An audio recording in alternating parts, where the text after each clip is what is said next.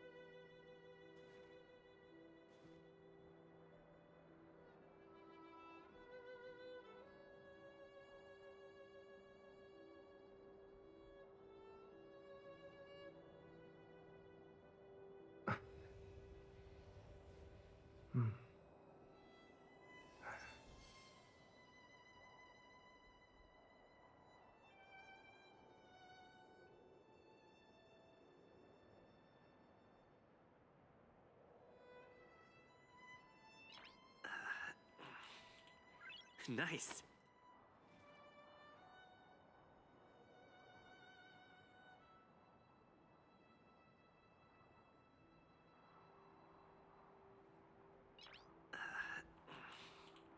Nice.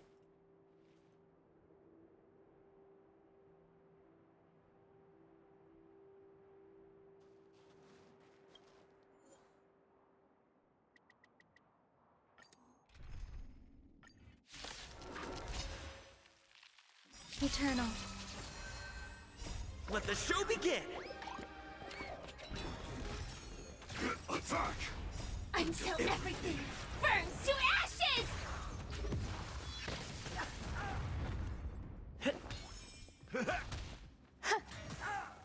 Fight to live! Let's improvise. Set the seas ablaze! Let the show begin! Fight to live! Dreams do come true. All will be swept away by the wind. Set the seas ablaze! Fight to live! My friends? Indulge yourselves! Set the seas ablaze! Let the show begin! I like the Let's confidence. improvise. Fight to live! Set the seas ablaze!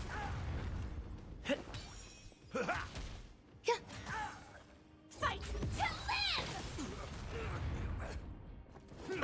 Dreams do come true. Let the show begin! Set the seas ablaze! Fight to live! All will be swept away by the wind. My friends? Indulge yourselves! Eternal. Set the seas ablaze! Fight to live! Set the seas ablaze! Let's improvise. Let the show begin!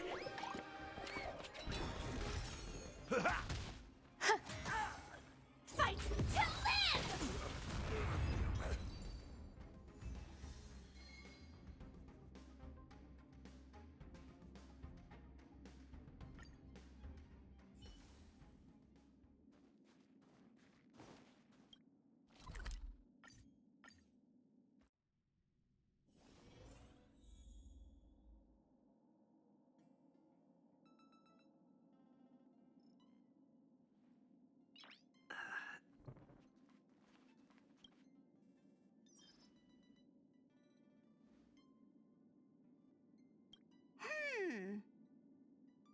Phew.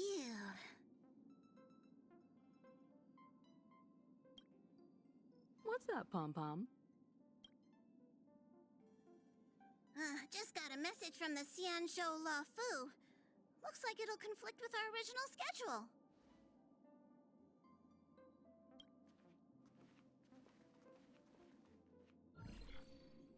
It's been a while, my friends on the Astral Express.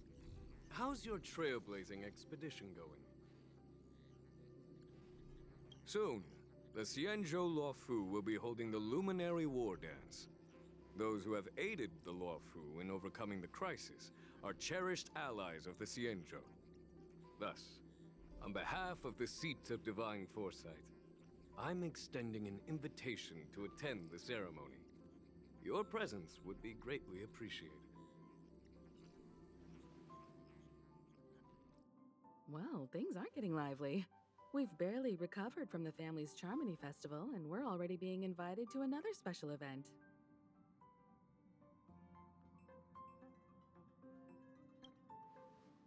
Why not think about it this way? Our trailblazing expeditions are turning into blast expeditions, where we eat, drink, and play wherever we go. Blast? Expedition? Yeah! Wherever we go, we eat, play, and have a blast! So we should leave March behind to take care of the Express? Hey! That's not what I meant! I'm all for some fun. I just hope there won't be any surprise party crashers, like Friday or Saturday.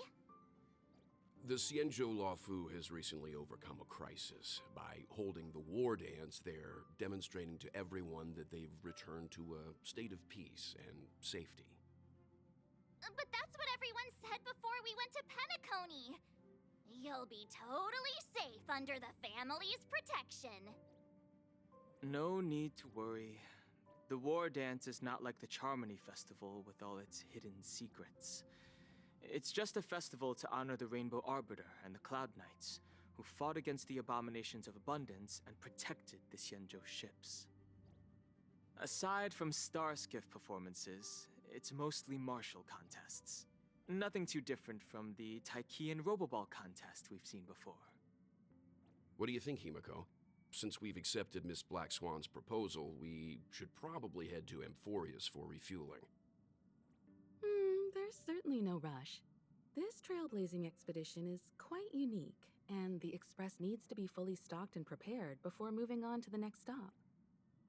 With Madame Herta's help, I was planning to deliver some Leviathan fossils from Kalinga Abyss to Ron May, member 81 of the Genius Society. It could earn us some favors before we set off. However, it may take a few weeks. Aw, so that means we're not going to the LaFu. Being an adult means maintaining relationships, whether we like it or not, March.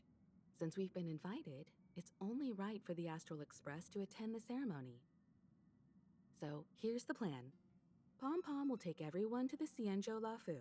Mr. Yang and I will meet up with Ron May and fulfill our promise. Meanwhile, you, March, and Don Hung will represent the Express and attend the war dance. What do you two think?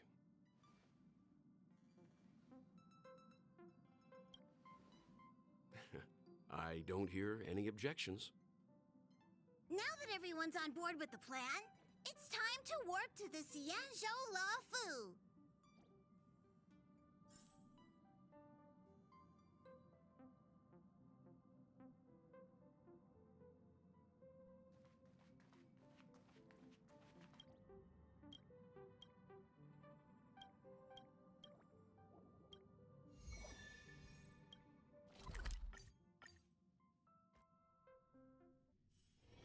It's still early.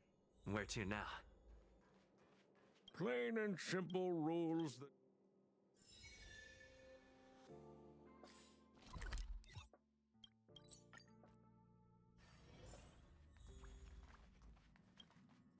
Himiko really knows how to convince people. Between Leviathan fossils and the war dance, the latter definitely sounds more fun. By the way, Don Hung, this time you'll be taking a stroll with us on the LaFu, right? And just let you two wander around aimlessly on the LaFu by yourselves? I don't think so. Plus, Mr. Yang is right. The Ambrosial Arbor crisis just ended, and both the long life and short life species are still feeling uneasy. And that's why Jing Yuan wants to organize the war dance, to show that the Xianzhou Luofu is stable and safe.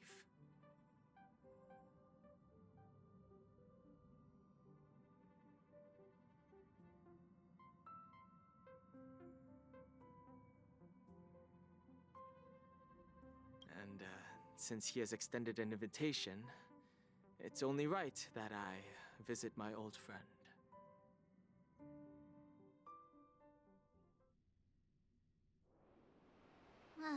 Coming back to this place brings back so many memories, you know?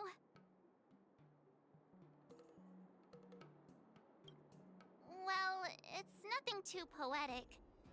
I was just thinking about all the twists and turns we went through when we first arrived at the Xianzhou ship.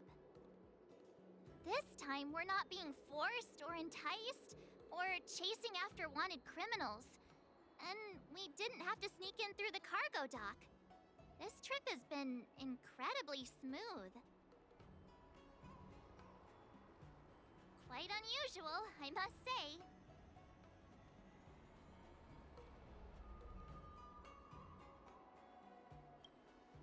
Such is the fate of us nameless, I suppose.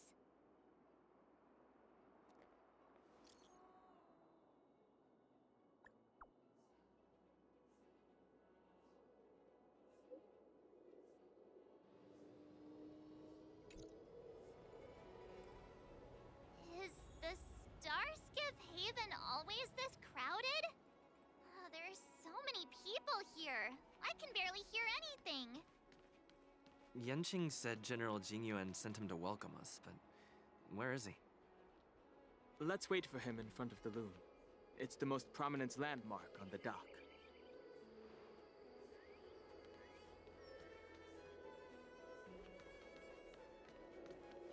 Hey, you guys! Hold on a moment.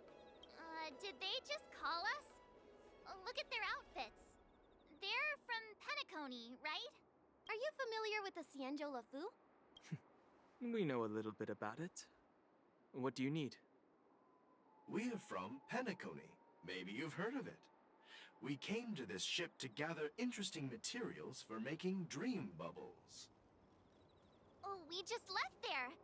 Oh, talk about coincidence. That's great. Do you know any must-see attractions on the Luofu? Exactly! We're Xianzhou experts. Most of the tourists around at the moment are here to attend the war dance. And that's why we're here too.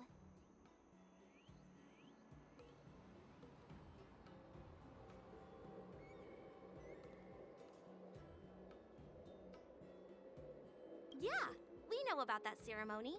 But isn't the fighting ring still closed?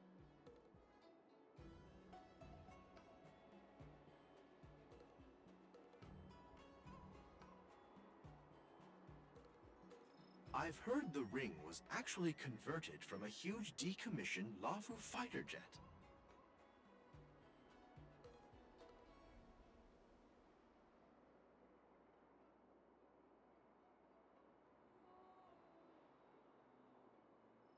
The radiant feldspar is bigger, I guess. But for now, all we can do is wait until the war dance starts in a few weeks, before we can board it. We've still got work to do, so we can't just sit around waiting for it to start. That's why we're asking you about some must-see attractions.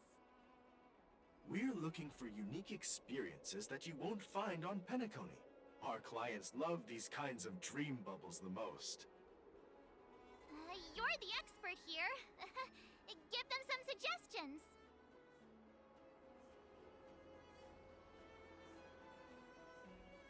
That's indeed a good idea.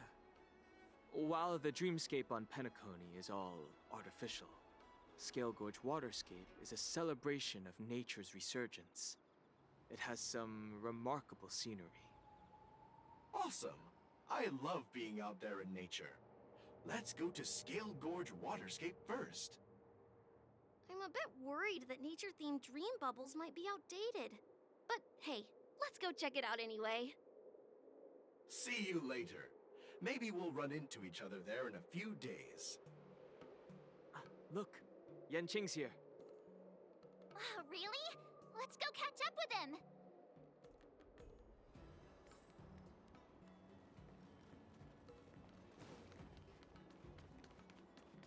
There you are! Everyone, this way! Hey, everyone. It's been a while.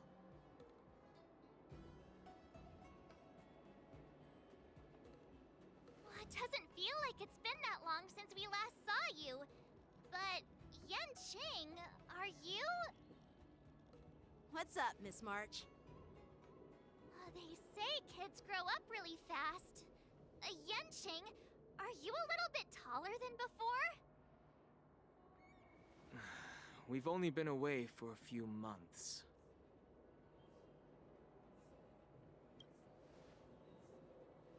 Long time no see. It's been a while.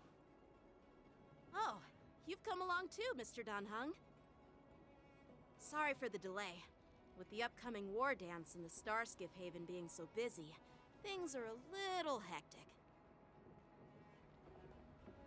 Seriously, I've never seen the Luofu so lively before.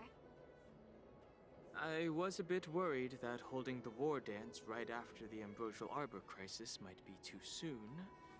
But seeing the bustling Starskiff Haven, I understand why General Jingyuan chose this timing. Yep. There's people from other delves and travelers like you three who have come from afar. With the war dance coming up, there's a huge number of visitors pouring into the Starskiff Haven. The Cloud Knights are working hard to keep the security tight. The General said this ceremony would help the Xianzhou Luofu recover from the crisis. It's a way to showcase our martial spirit, reassure people, boost morale, and attract visitors from other planets to promote trade and peace. By the way, the Xianzhou Alliance places great importance on this ceremony too. The Xianzhou ships, the Zhuming and the Yaoqing, have both sent messengers to offer their blessings.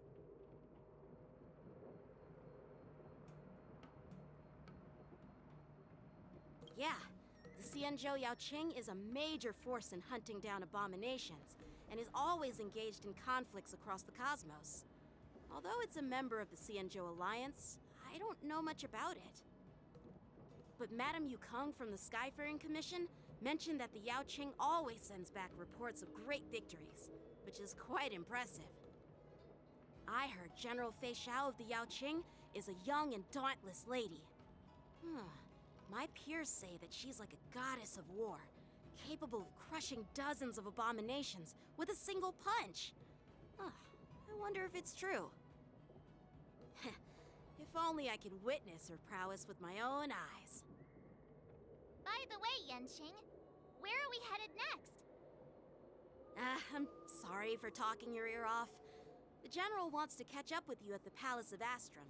He's been eager to hear about how the Express has been doing. It's funny how he tries to act all mature, but whenever it comes to something he's interested in, you can really see his childish side.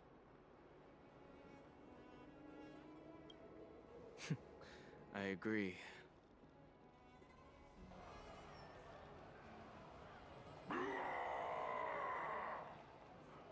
All units, assemble quickly! Get ready to protect the crowd! I just mentioned security, and now all of a sudden something's gone wrong. Excuse me, I need to go check out the situation.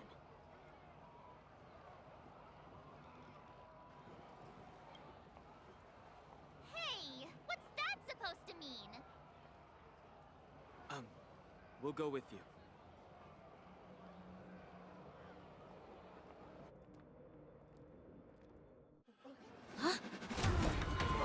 Watch out there!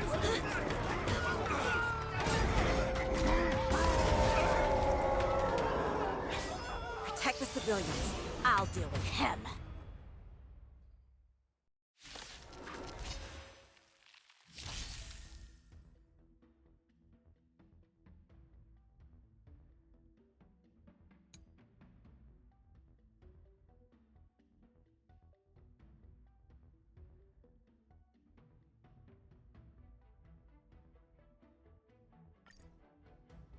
Borisin? Why are there Borisin here? Burns to ashes! This ends now.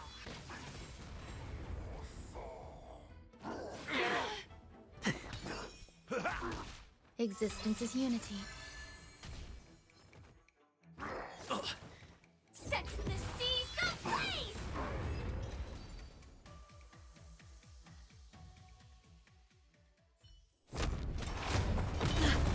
Not good.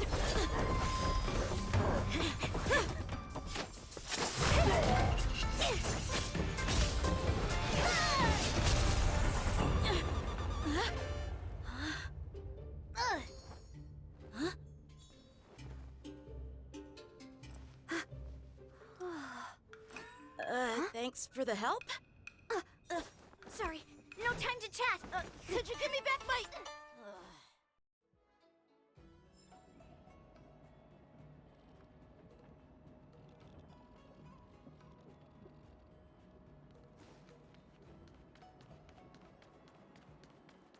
Wait, my sword! I'm sorry, but I'm afraid we'll have to put our plans on hold for now. I need to find out what's going on.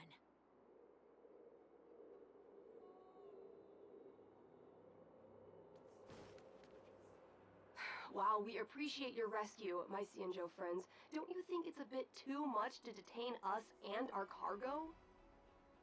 Sorry, but we've been ordered to detain you and your cargo for inspection until we figure out the source of the attack. Once we're done with the formalities, we'll let you and your cargo go. Oh, but this shipment isn't even meant for the Luofu. And it's IPC's patented technology. Who do you think you are to conduct an inspection? According to the protocol, all cargo arriving on the Luofu must go through inspection. Oh, but we didn't officially enter your dock at all. We just sought refuge in your dock because we were attacked by the Borisons. Looks like this argument could go on forever. Let's not get involved in a heated dispute that won't lead to a resolution.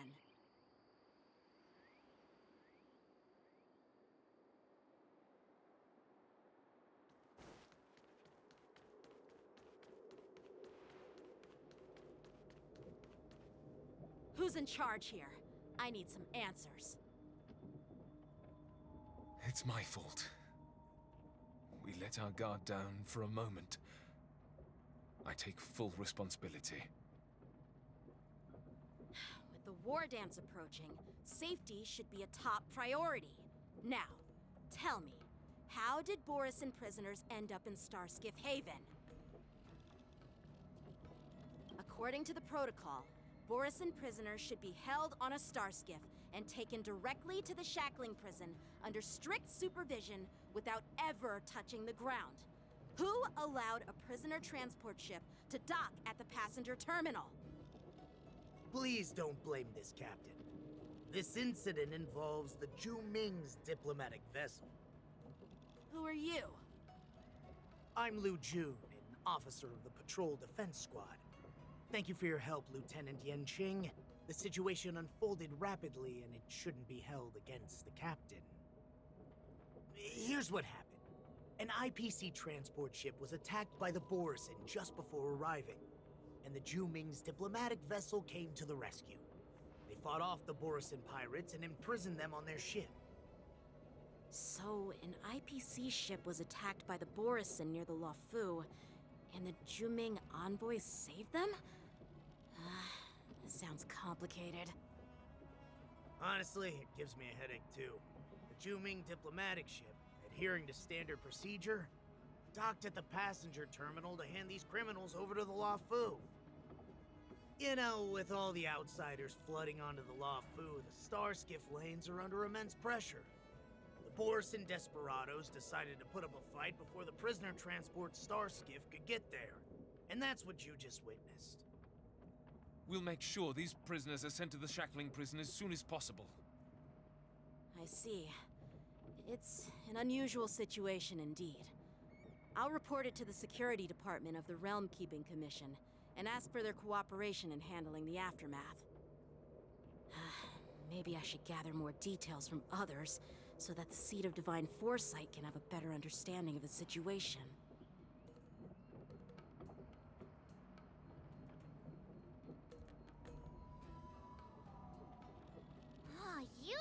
much maturer now, Yenshing. Please don't tease me, Miss March. The situation on the Xianzhou before the war dance is like a calm lake that can be disturbed by even the smallest pebble, capable of generating far-reaching ripples with even the slightest disturbance. What are those people?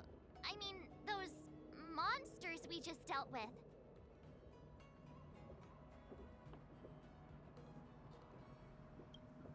Those werewolf monsters are known as Borisin. They are abominations of abundance, and we've been fighting them for a very long time. The Borisin have been a powerful force for a long time, plundering and enslaving many worlds. The threat they pose is just as terrible as the Swarm disaster, and the Alliance even had a fierce war with them 3 decades ago. Their presence has faded over the years, but who would have thought? According to that officer, they attacked an IPC ship near the Xianzhou Luofu. Such a brazen attack seems quite unusual to me. Yeah, that's what I find strange too. It seems like the IPC and the Borisin have some serious grudges. Well, enough with the chit-chat. The General wants me to take you to the Palace of Astrum. I'd love to chit-chat a little longer, but there are some things that can't be left unchecked. Is it a serious matter? Maybe you'll need our help in hunting down the Borisin? Thank you, but it's no big deal. By the way, that young lady who just appeared, she took my sword. I'm thinking of filing a lost property report at the Realm Keeping Commission to see if I can get it back. I doubt she did it on purpose.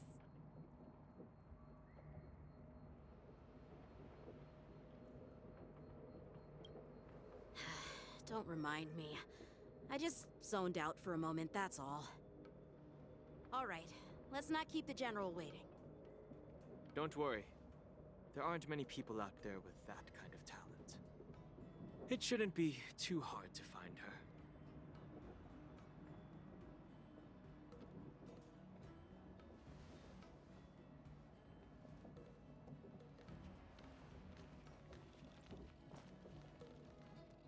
There sure are a lot of troublemakers around.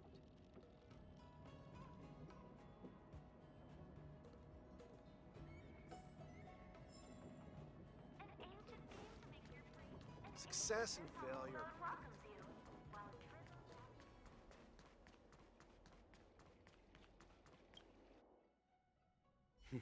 It's been a long journey, Elder Hwaiyan. Thank you for your presence. Don't mention it. Thank you for taking the time to welcome me.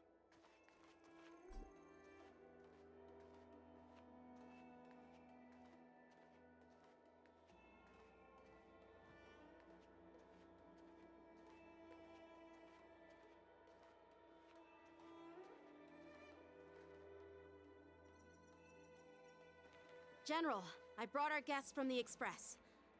Oh, I'm sorry for my bad timing.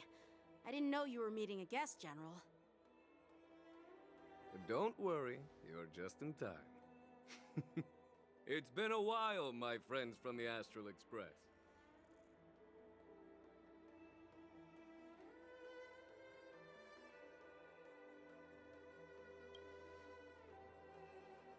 All is well when you have friends coming from afar. Allow me to introduce you to General Hwaiyan.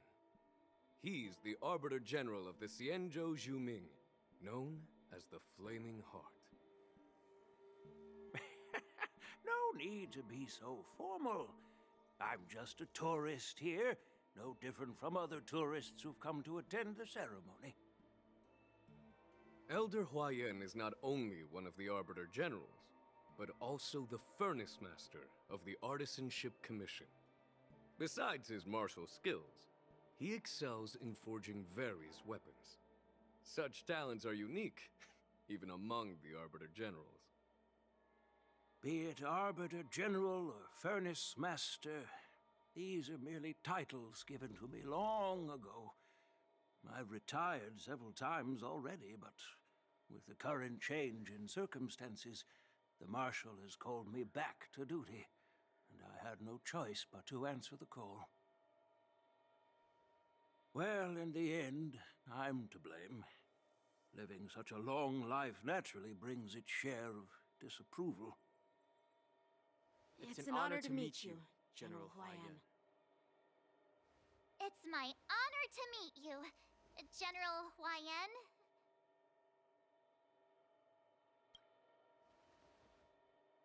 No need to be all formal.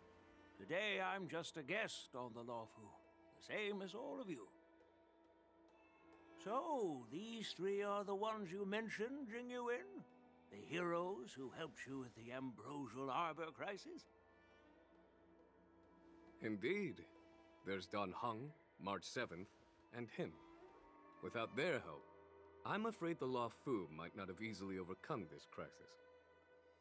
So, the Imbibitor Lune's reincarnation has returned to the Luofu and will attend the war dance. I'd love to have a drink with you should the chance present itself. You're more than welcome, General Huayan. And this young friend is? Yanqing, my apprentice. He remains by my side as my retainer due to his youth, which I hope will season him with experience. He will stand for the Luofu's Cloud Knights in the upcoming war dance, ready to take on all kinds of challenges. Great, great! It's a real treat to see so many talented young people around here today. Oh, I almost forgot. This is my apprentice, Yun Li.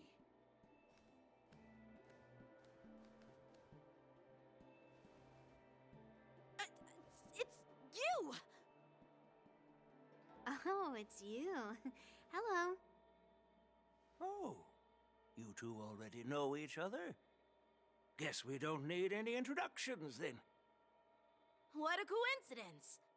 I was afraid I'd have trouble finding this girl. Oh?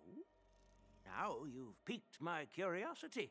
Tell me, how did you two become acquainted? She helped me capture the escaped Borisin prisoners at the Starskiff Haven. Allow me to express my gratitude for you. But when you left, you took my flying sword with you. Your flying sword? Oh, so that's why I found a dagger in my bag. Turns out it's yours. Yes, it is. Now that we've met again, I hope...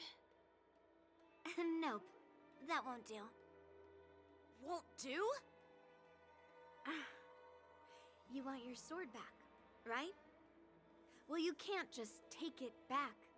On the Juming, when you lose your sword on the battlefield, you have to reclaim it on the battlefield. As for this little sword, it was supposed to strike that escaped Borisin prisoner. But unfortunately, its owner's agitated state caused it to fly off like a kite with a broken string, and it missed its target. By the way, if I hadn't caught it and helped it hit its mark, that Borisin prisoner would have gotten away. Hold on a sec, Yun Li. You took my sword without even asking, and now you're refusing to give it back? So much for Luofu swordmasters. What did you just say? If you just stepped up and took your sword back from me fair and square, I would have totally respected you. But nope, you tried to play it down, expecting me to just hand it back to you like it's nothing. In front of everyone. With all due respect, you don't honor your sword, so you don't deserve it. Hasn't anyone told you that taking without asking is stealing? If you want to settle this with swords, fine. Let's have a one-on-one duel right now. Yanqing. Well, that's more like it. Just be careful, because I'm not as easy to handle as the Borisin. You two, be quiet and apologize to Yanqing. Hey! Whose side are you on, Grandpa? I don't take sides. It's a small misunderstanding, and an apology would be too much. I've heard about the Zhu Ming's incredible swordplay and craftsmanship, most notably the legendary Flame Wheel Octet. Seeing Miss Yun Li, who is among those ranks today, well, I must say she definitely has that fiery edge. Such grandiose names.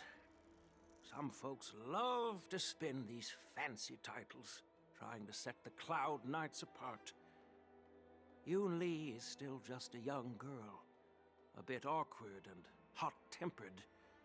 So please forgive her if she's being rude. Well, everyone, Elder Huayan and I have some business to discuss. For now, Yang Qing, why don't you entertain our guests and take Miss Yun Li to the inn?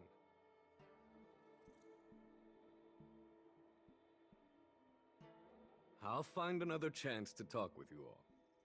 I'd like to express my gratitude to the Astral Express for helping the Law Fu during the crisis. That's so kind of you. I mean, you've already thanked us so many times. Please forgive me for coming at an inconvenient time.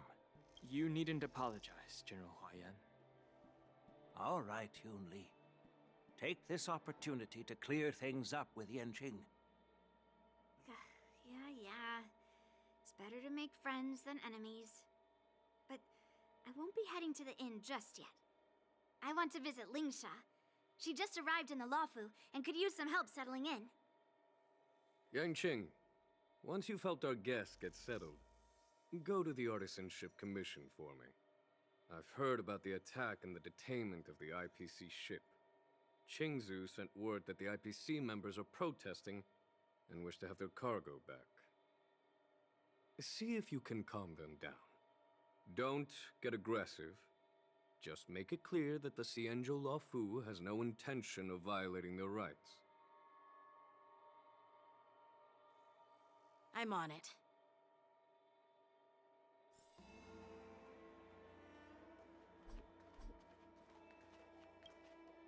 This is the report Qingzu just sent me.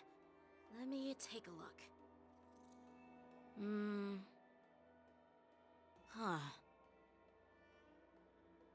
Looks like the General has given me a tough challenge. He wants me to try and help put the IPC's mind at ease. Well, it's not exactly a test. As Cloud Knight officers, we not only learn the art of war and martial arts, but also occasionally have to handle diplomatic disputes. It's just, you know, talking things out isn't as straightforward as duking it out with weapons on the battlefield.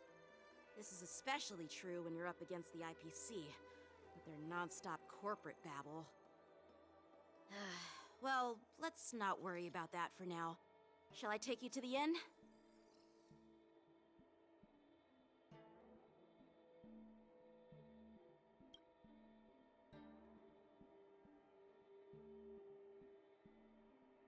It is the Law Fu's honor to have you in attendance at the war dance.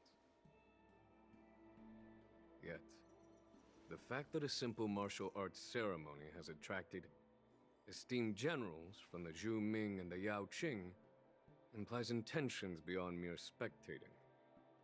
Might there be any specific instructions from the Marshal? You're overthinking it, Jinyuan. As I said, I'm here to broaden my granddaughter's horizons. I have no ulterior motives. However, I have no clue what the Yaoqing Arbiter General has in mind. Do you remember when you accepted this position? I told you that an Arbiter General's battlefield goes beyond the physical one. You'll need to lead and manage everything on the Xianzhou. The title of Arbiter General holds a weight far greater than its literal meaning. So many years have passed, and you've done well. However, Longevity for the Xianzhou people can be a curse. Living too long means that every mistake you made will lurk in the shadows. And one day, they'll eventually catch up to you. The Marshal knows everything that has happened on the Luofu. As for the Merlin's Claw of the Yaoqing, she has come specifically for you. Speaking of which, why hasn't she arrived yet? They say the Merlin's Claw strikes like lightning. Being late isn't her style. That's not true, General Huayan. She's been here a while, but I'm sure you've heard of her unbridled nature. As soon as she disembarked from the star skiff, she mentioned having something to attend to and simply disappeared. You must be the messengers from the Xianzhou Yaoqing, I assume. We are Jiaoqiu and Moza, retainers of the Merlin's Claw. It's an honor to meet you in person, Arbiter Generals. Now this is interesting. A guest who doesn't come to visit but sends a message instead. What does she mean? Tell me, what could be more important to her than coming here? Master heard about a spectacular view in Scale Gorge Waterscape. I believe she went there to enjoy it. A spectacular view? Ha! Did you hear that, Jingyuan? This person is being sarcastic. Please do not misunderstand me, General Huayan.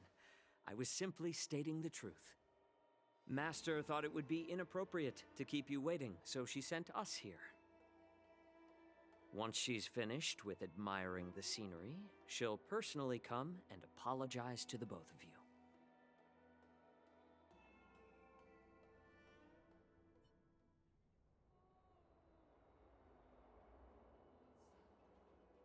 Drat, I forgot to ask Yunli to return my sword.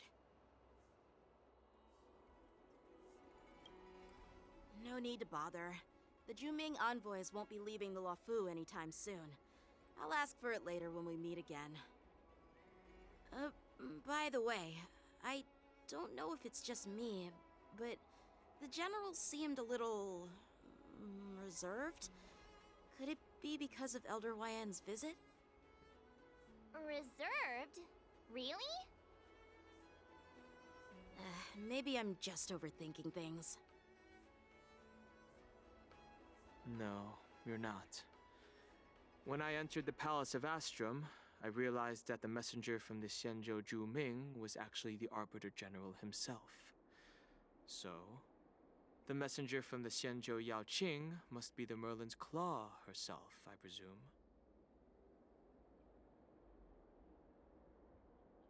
That's right. Well, that's what makes this entire thing so unusual. What's so unusual about it?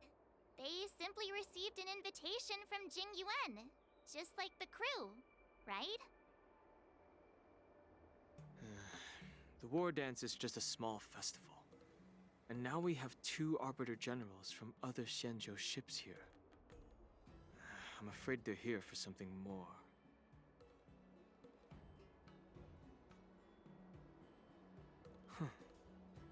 Maybe they've come to hold Jingyuan accountable for the Ambrosial Arbor crisis?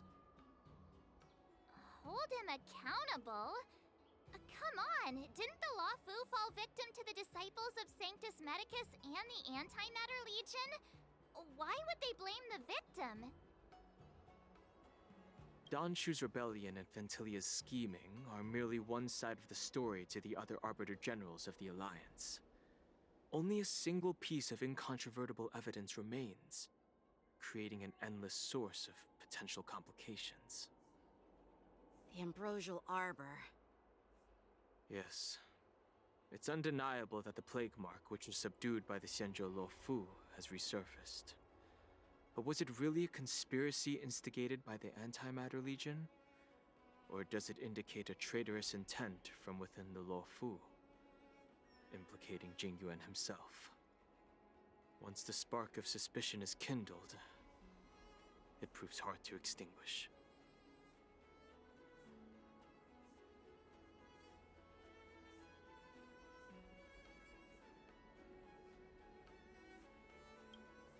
The General must have had that in mind when he invited us to attend the war dance.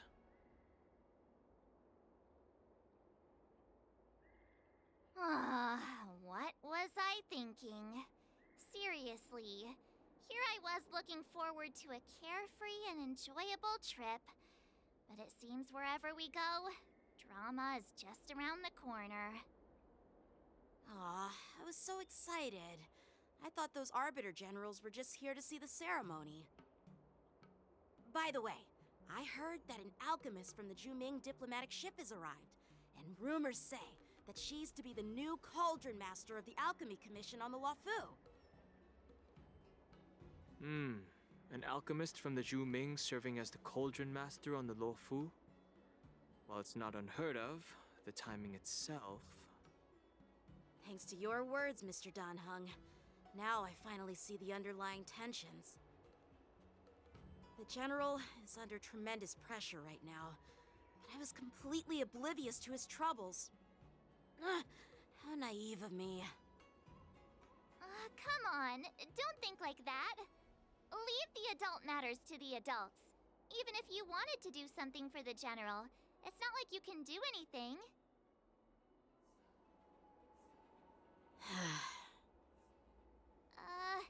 Did I say something wrong? Again?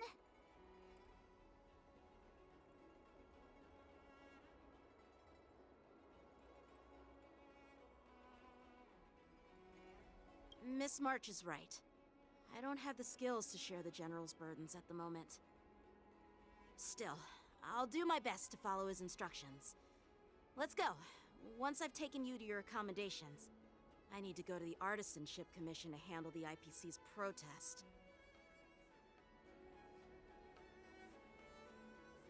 He looks like he has a lot on his mind. We can't just let him go alone. Why don't we accompany you to the Artisanship Commission? This is too much trouble. While I appreciate your kindness, dealing with the IPC's workers could be tricky. I'm afraid this will cause trouble for the Express. No worries. We're pretty experienced in dealing with the IPC. You've heard of the 10 Stone Hearts? We've dealt with quite a few of them, right?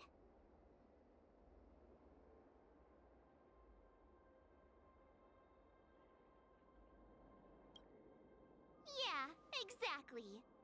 Are you being sarcastic? Well, since you're willing to help, I won't decline your kindness. Let's head to the Artisanship Commission and meet them.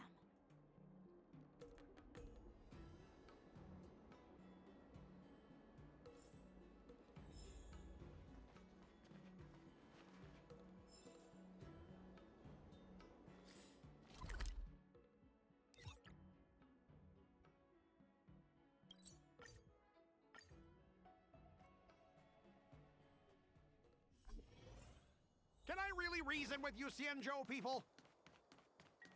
I think I get it now. In your words, this is called looting a burning house, right? But I am trying to reason with you here.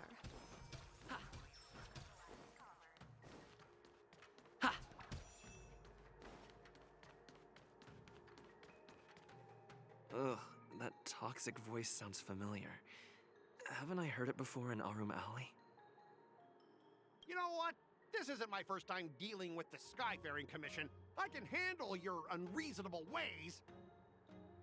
But straight up snatching IPC cargo, isn't that going a bit too far?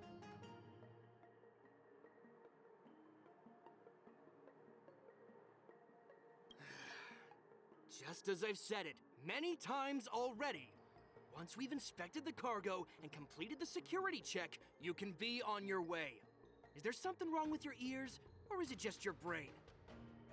I'm hearing you loud and clear. I'm thinking clear. And my answer is crystal clear. Not a chance. keep detaining my cargo, and I'll file a complaint directly with your general.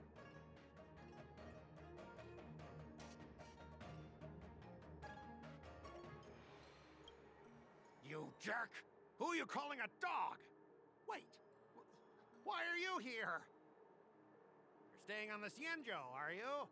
What terrible luck! Wherever you go, disasters aren't far behind. Aren't you the guest from the Astral Express? What brings you and Yanqing to the Artisanship Commission? Trouble caused by the IPC? I'd say it's caused by the Skyfaring Commission. Looks like you've met this IPC worker before. I'm not sure if that's a good or a bad thing. I was sent here to deal with the IPC protest, Miss Shikui. What's going on here? As you know, this IPC transport ship was attacked by the Borisin and rescued by the Juming's diplomatic ship. Then the Cloud Knights were instructed to bring it back to the dock for repairs and inspections. And this is Mr. Scott, the person in charge of this transport ship. So, you're Scott. I've heard him mention you. Weren't you kicked off the Luofu before? Why did you come back? Like I wanted to come back. I thought I'd just dock at the harbor for repairs and leave this forsaken place for good. Little did I know, as soon as the ship entered the harbor, a bunch of Cloud Knights showed up and snatched all our cargo from the hold.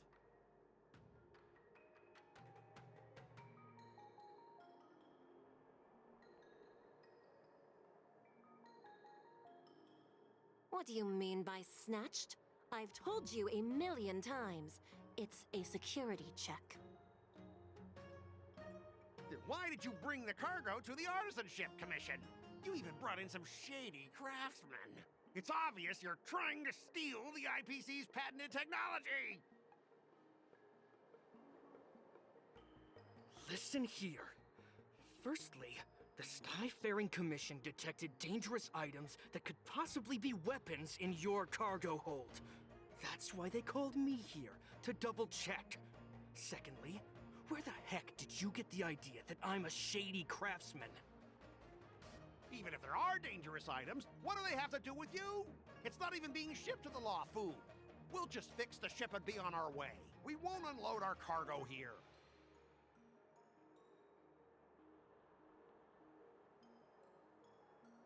But you'll have to stay in the port for several days before your ship is repaired and you can take off again.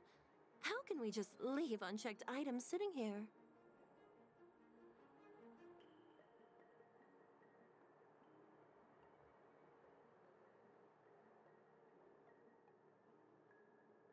I understand, but we don't need to disassemble the cargo if it's just a security check, right? In most cases, we don't. However, our scans discovered that the cargo doesn't only contain machinery, but also some substance that resembles biological tissue. Biological tissue? Does this crate contain living things? I'm afraid we'll need to wait for the Alchemy Commission for further confirmation. In any case, according to our regulations, we need to unseal one of the crates for further examination. But this IPC specialist has been hindering us on the grounds of patent secrecy.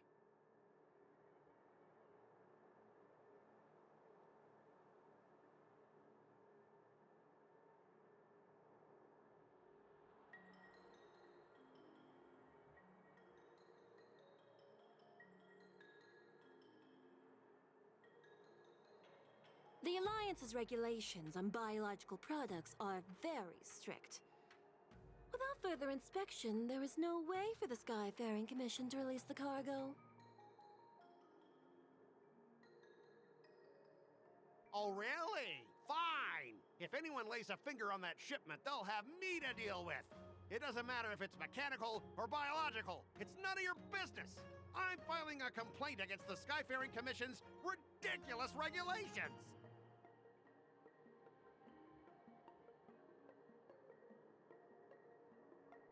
This This Mr. Scott seems stubborn and difficult to persuade. Honestly, I really don't want to have a vicious confrontation with the IPC.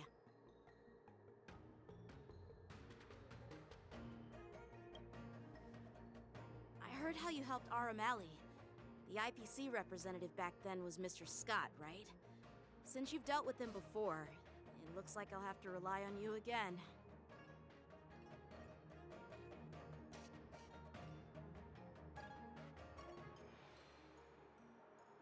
What are you guys whispering about over there?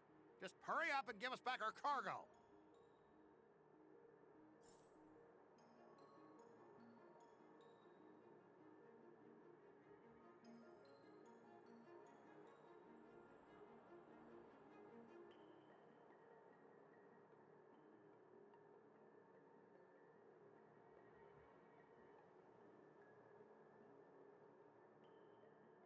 Good quality, good price. Hassle-free chartering. High-end barge. The best choice for galactic commerce.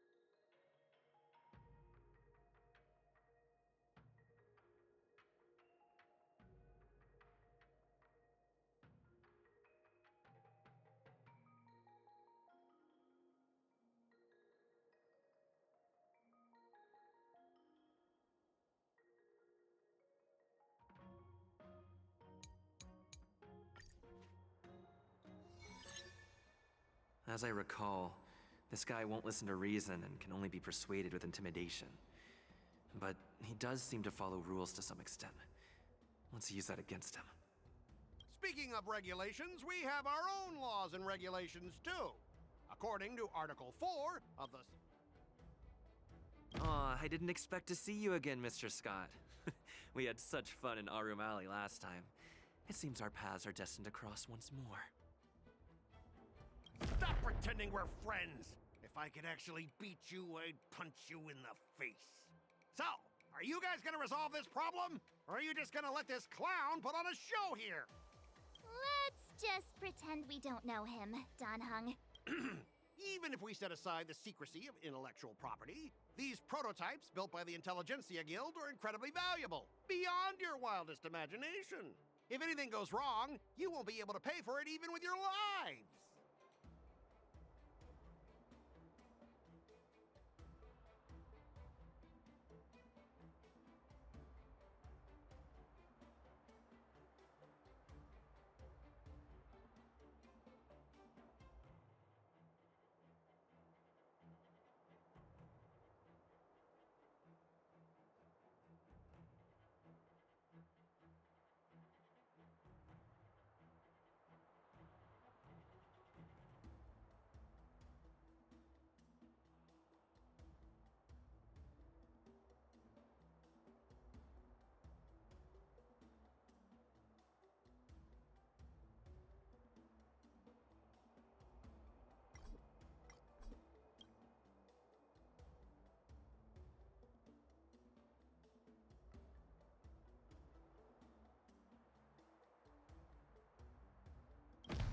I've taken Herta's curios and even destroyed Ramme's experimental subjects. But have I ever paid a penny for them? And now you think you can just come and ask me for compensation. Listen up, brat.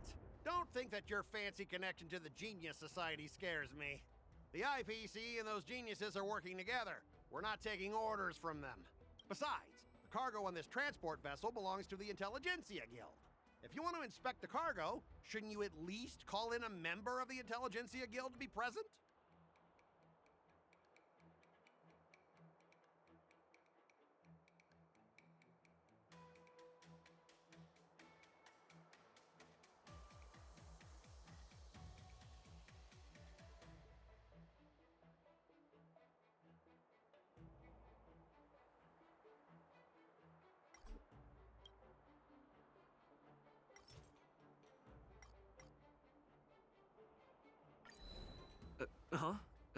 Could you repeat that? I didn't quite hear you.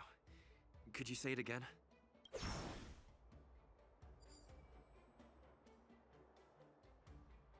Don't underestimate Xianzhou technology. Even if they need to dismantle your cargo, the Artisanship Commission can easily put it back together. Yeah, go ahead and brag about their skills. After all, you're... But I'm different. I'm an IPC member, and my fleet has accepted this transportation order.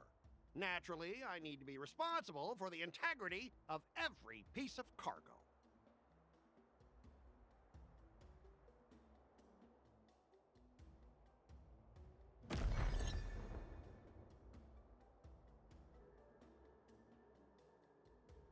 All right, that's enough. I'm not going to repeat myself 100 times.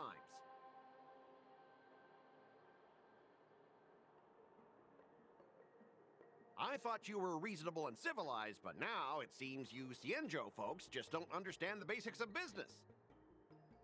We've signed a confidentiality and security agreement with the Intelligentsia Guild, and if we breach it, we'll have to pay a hefty sum. Even if we sold the souls of every employee in the marketing development department on this planet, it still wouldn't be enough to cover the costs.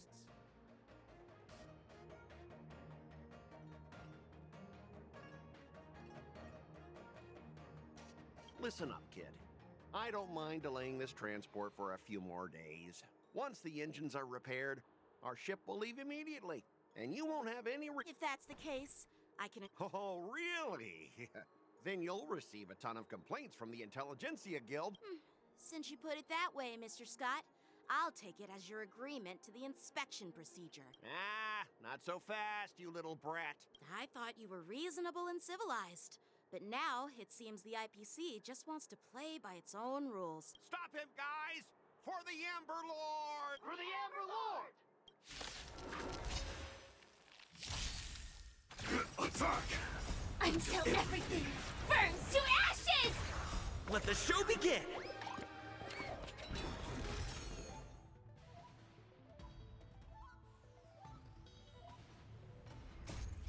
My friends? Indulge yourselves! Set the seas ablaze!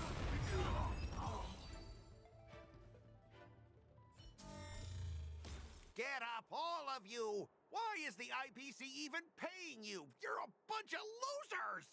Just be grateful that that little brat showed you mercy. At least your staff aren't seriously injured. How do you IPC cronies have the audacity to fight Cloud Knights? You practically assaulted law enforcement officers. Another one? Who the heck are you? I may be a bit late, but the good news is, I'm here now.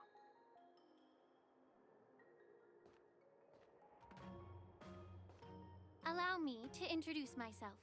I'm Lingsha, Cauldron Master and head of the Alchemy Commission on the Lawfu. Could she be? Yeah, she's the new Cauldron Master assigned here from the Xianzhou Juming.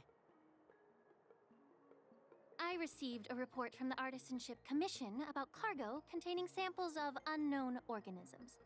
It said they needed help from the Alchemy Commission. I had nothing better to do, so I came myself. It's fine, Mr. Scott.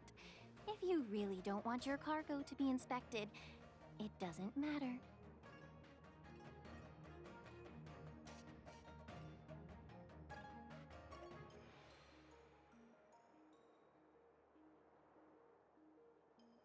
It doesn't matter? How can you say that?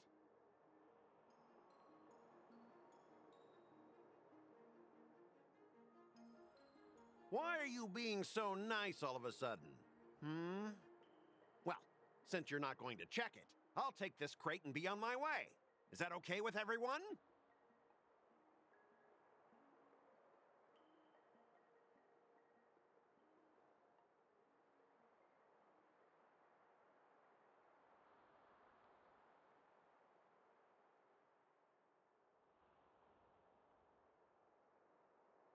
Yeah, sure. Why should I object? Not only this sample, but all the goods on the transport ship are yours to keep. Like I said, we won't inspect them. Wait a minute!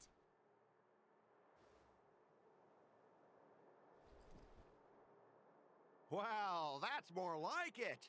If only the young displayed a more reasonable attitude, we could have sidestepped that altercation just now.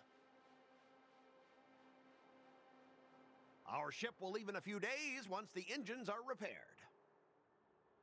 Your ship can leave whenever you want, but I'm afraid I can't say the same for your cargo.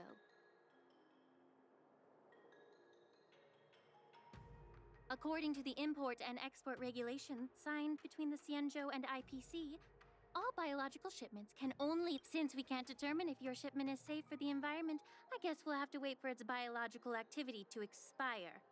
Let me check the previous cases. Normally, it'll only take around 47 star calendar years. Only 47 years? Why so surprised?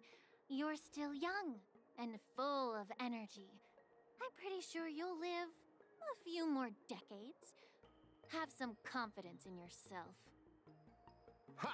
Typical of a long-life species. Your words are dripping with sarcasm. While you may not care about time, I do. I'll be demanding double compensation from the Skyfaring Commission for every minute wasted. Sure thing, Mr. Scott. You seem pretty confident that your career and life will last long enough to witness this victory unfold.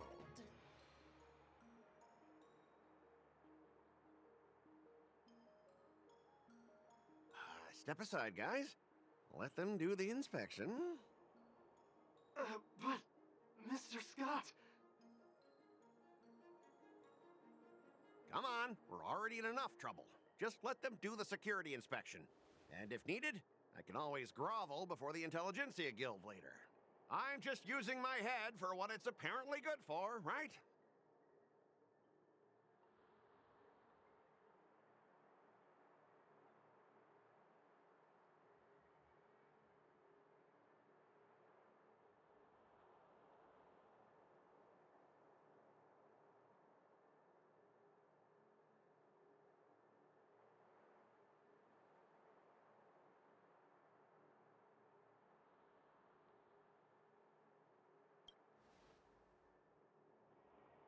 Well, honestly, at least you're not as annoying as that woman. Bro, just do the inspection. This lady is really something else.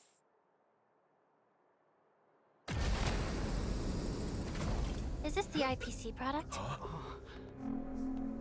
Listen up. Any damages caused by inspections will be filed with the IPC.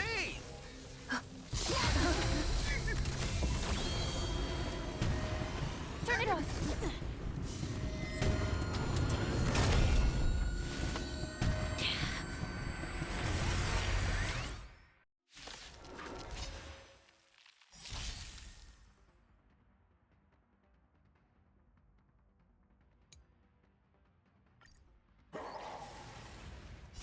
How unexpected. Away by the wind. That was a surprise. Detonate. Until everything burns to ashes!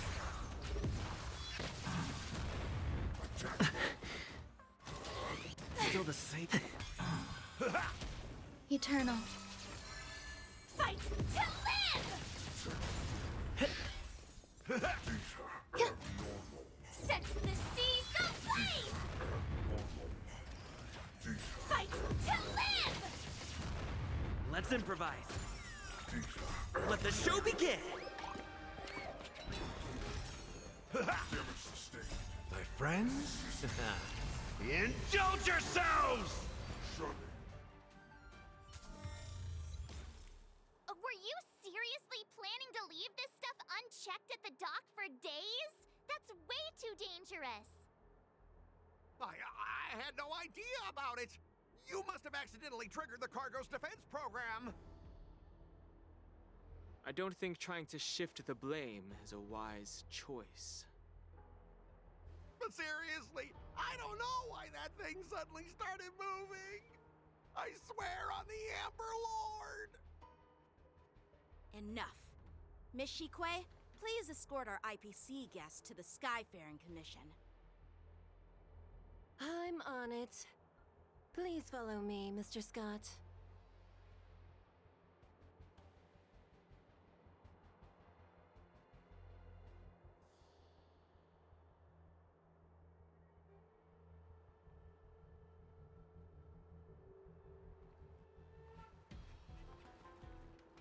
Gentlemen, our preliminary inspection shows that there is indeed hidden biological tissues inside, just like the craftsman feared.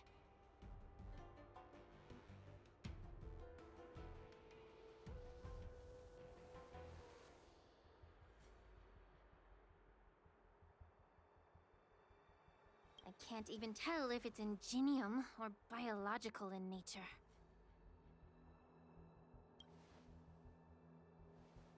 The core of this device is what they call wetware in industry slang. To put it simply, this machine operates with a kind of biological nerve as its control center. I'll take some samples for the alchemist to analyze and figure out where the biological tissue comes from. Why would the Intelligentsia Guild use such unethical technology? Perhaps they're trying to create a new weapon? Whatever the reason is, it's probably why the Borisin attacked the ship. No wonder the IPC were trying to obstruct our inspection. I'll contact the Ten Lords Commission and ask the judges to come and give their final verdict on this. According to our rules, all prisoners and weapons involving dangerous creatures must be taken to the shackling prison for further sentencing. After all, it's the safest place on the Luofu. As for you, Mr. Craftsman, please go with the Cloud Knights and explain the situation to the judge.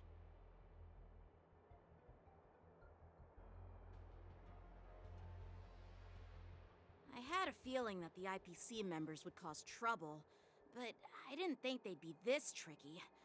Thanks for your help, Miss Lingsha.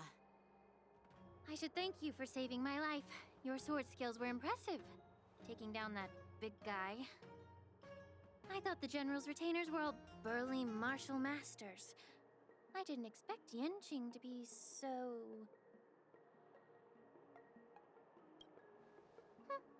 Can't argue with that. As for you, you must be the guests from the Astral Express, right? Saving the Luofu from that crisis. It's so impressive. It wasn't a big deal. Really. It's still early, so why don't we get some tea at the Alchemy Commission? We can discuss your suggestions for revitalizing the commission.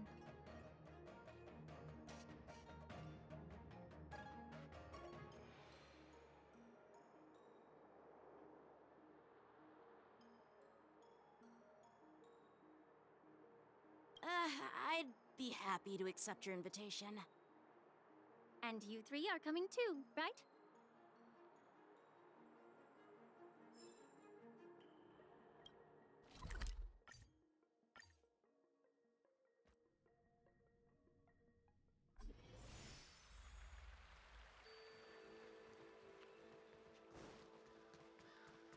I'm here. The news is spreading pretty fast. All these years, and the view at the Alchemy Commission hasn't changed a bit. The tides come and go, but the ancient sea remains the same. For us Vidyadhara, there's nothing more nostalgic than our homeland. You're a Luofu native, Miss Lingsha? Yes, I grew up here, listening to the sound of waves while researching prescriptions with my mentors and peers at the Alchemy Commission. It's kind of sad, isn't it? Everything changes, but somehow remains familiar. Just like you, Dan Heng, I traveled far from home, and now I've returned. Seeing the familiar scenery brings back a hint of nostalgia. The view here would be even better without the ambrosial arbor. Oh, really? I think that towering tree looks pretty impressive. Even if it's impressive, it's a plague mark. The Xianzhou have been fighting abominations for thousands of years. And now that the ambrosial arbor has been reborn, It's only natural for everyone to feel uneasy. Well, once a seed is planted, no matter how long it takes, it'll eventually sprout and bear fruit. In my humble opinion, the rebirth of the Ambrosial Arbor and the resurgence of the disciples of Sanctus Medicus were inevitable. The seed was already planted when the ancestors of the Xianzhou sought immortality.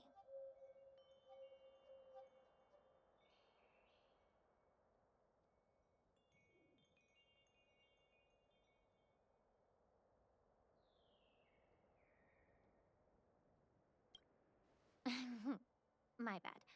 Well, since you went through the entire Ambrosial Arbor crisis firsthand, Dan Heng and Lieutenant Yan Qing, I'd like to discuss something with you. What would you like to discuss, Miss Linksha?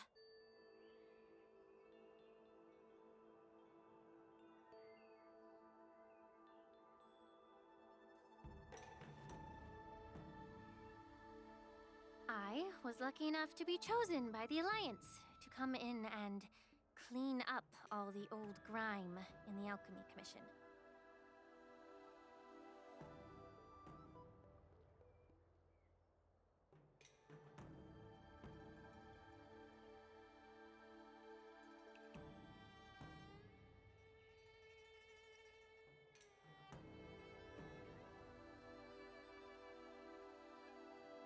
Honestly, the Alchemy Commission is riddled with problems and has reached a point where fixing it seems impossible.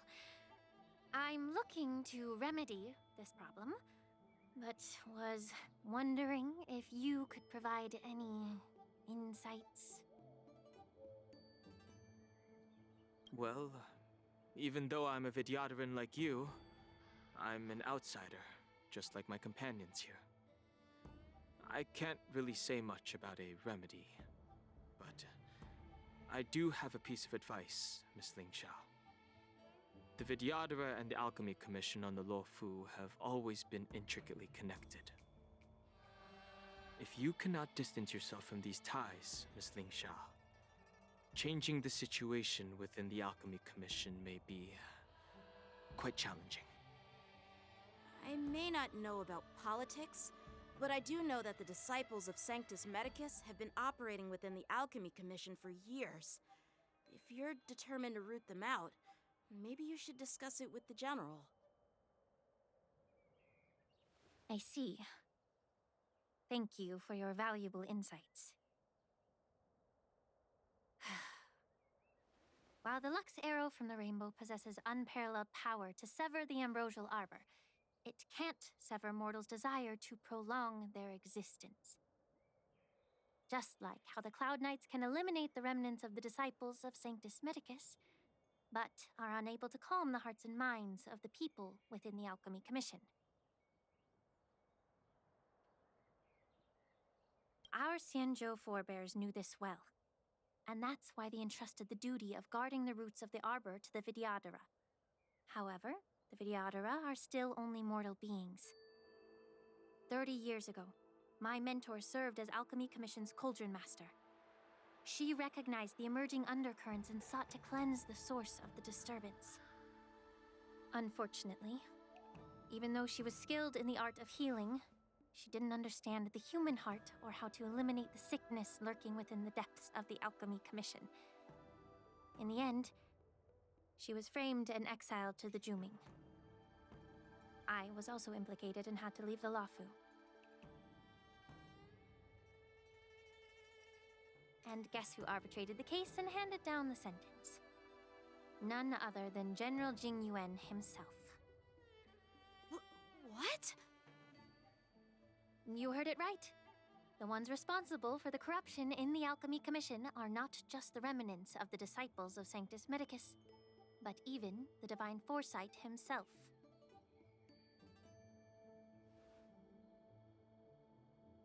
Alas, why is your face turning pale, Yanqing?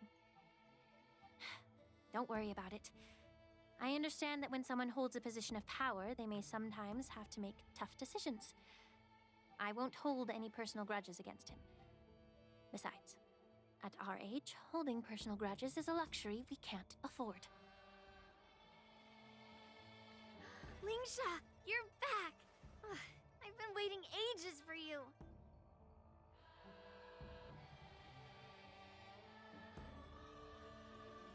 Yunli, why aren't you with your grandpa? What brings you to the Alchemy Commission? Well, let me take this opportunity to introduce you to Yanqing. What a small world. You stole my sword! Give it back!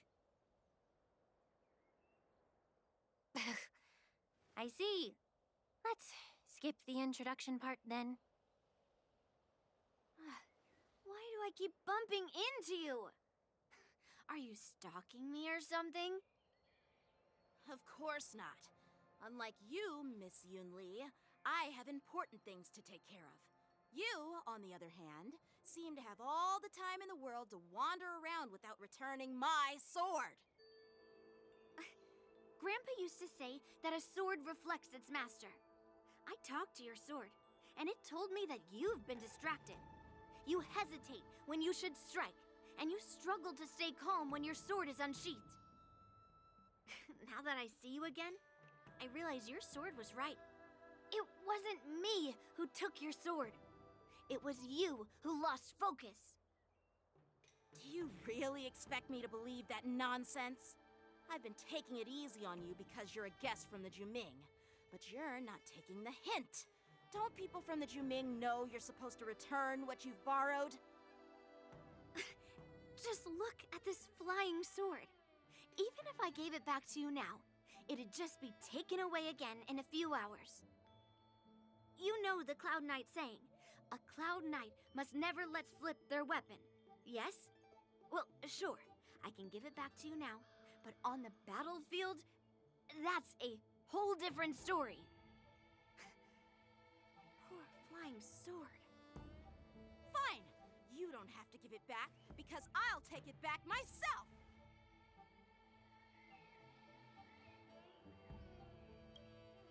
Between these two, who do you think is tougher, Dan Heng? Don't get me wrong. I'm just curious. Get ready to separate them. It is my first day at the Alchemy Commission. A brawl is definitely not how I imagined celebrating it. Well, since you don't approve, I won't draw my sword here.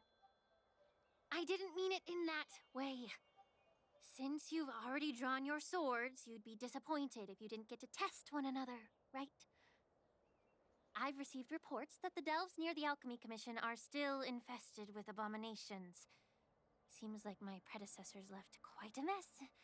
So, if you two want to determine who's better, why not focus on them instead of each other?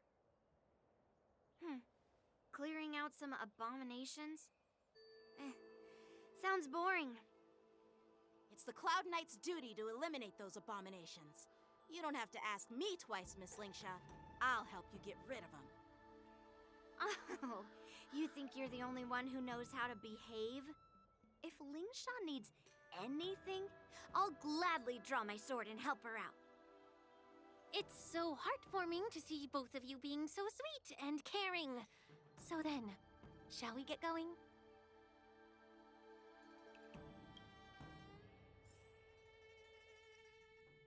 Ever since the disciples of Sanctus Medicus were eradicated, their experimental abominations have been festering here. If you want a contest, I'll be the referee. The one who kills the most abominations within an hour wins. Lingsha, as always, you're still an expert in making unpaid work sound so noble and grand. It's for your own good, little Yunli. While you desire to compete against each other, I don't want to see either of you getting hurt. That's really thoughtful of you, Cauldron Master. So, are you both ready?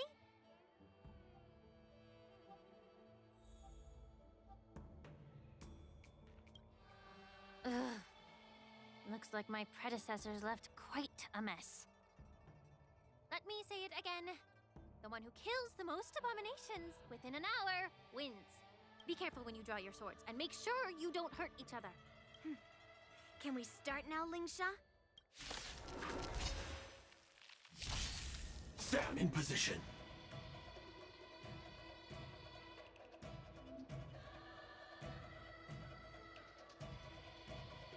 Attack! Until everything burns to ashes! I didn't expect someone who can't even hold on to a sword to actually have some skill. Eternal.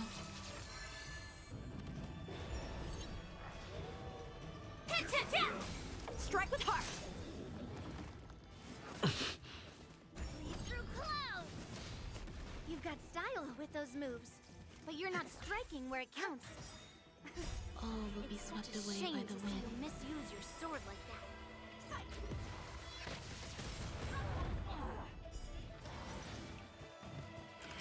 Enjoy yourself. Blade and flight! Let the show begin!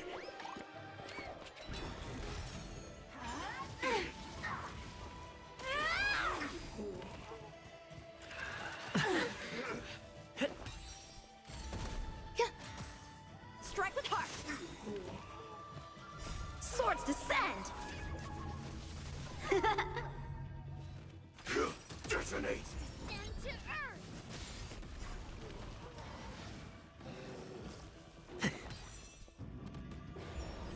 Existence is unity. Blade and flight! Let the show begin! Strike with heart!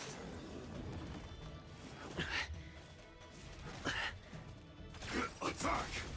Until everything burns to ashes! All will be swept away by the wind.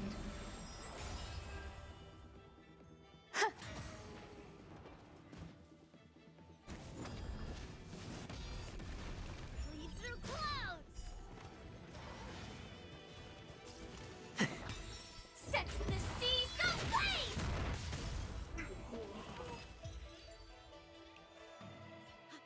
I win, Miss Yunli! You got lucky. Why don't you just give me back my sword, sincerely apologize, and then go cry your eyes out to your grandpa? Consider yourself lucky that I'm not interested in your rusty sword, as I don't have the nasty habit of snatching other people's weapons. All you did was chop down a few monsters. Don't get carried away with yourself. If you think you can just take this sword from my hand, go ahead and try.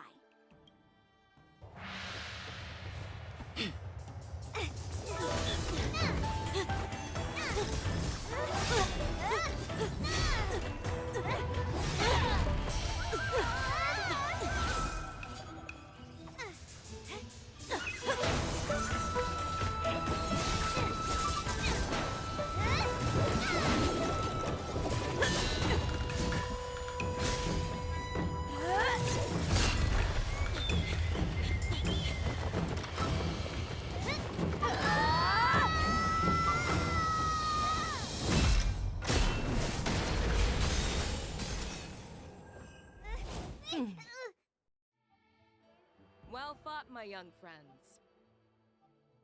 However, both of you have shortcomings. One of you focuses on dodging and weaving, while the other relies on brute strength, trying to take down targets with a single strike. Who are you? Me? I'm just a patient seeking medicine from the Alchemy Commission. A passerby, if you will. I thought I'd see my fill of impressive fights during the war dance. Yet here I am, able to witness a remarkable fight at the Alchemy Commission, of all places. Well, the Lawfu is never short of surprises. However, I have a small suggestion for you. Why don't you settle this dispute fair and square in the war dance's ring? That way, you can resolve your differences with a proper duel and put your grudges behind you. Grudges? No, not at all. Yunli and I, we were just sparring. Sparring? You summoned your flying swords, and she swung her sword with full strength. No grudges between you. I don't believe it. Aha! What brings you here, Lady Fei Xiao? Have you finished your health consultation with the Dragon Lady? Fei Xiao? Grandpa always talks about you. Could it be that you're... The Merlin's Claw of the Xianzhou Yaoqing? Looks like I'm quite famous on the Zenless Fu, too. Of course. Everyone has heard of the great general. Known to all, and unbeknown to none. Great General? Isn't that title a bit too narcissistic? I don't like it. Ooh, I heard there's a dozing general on the Luofu, so I came up with a humble nickname for myself. The Lacking General. Lacking in worries, regrets, and rivals. Sounds much better, right? Yeah, that's a befitting title that sounds both humble and impressive. Now that the sparring session is over, Yanqing and Yunli, shouldn't you politely thank General Fei Xiao for her guidance and bury the hatchet? Here's your sword. Keep it safe. Or it might get taken away again. By the way, we haven't settled the score yet. I'll defeat you fair and square next time we fight. This is how she apologizes? Now that I finally got my sword back, I should report to the seat of divine foresight. I'll take my leave, General Fei Xiao.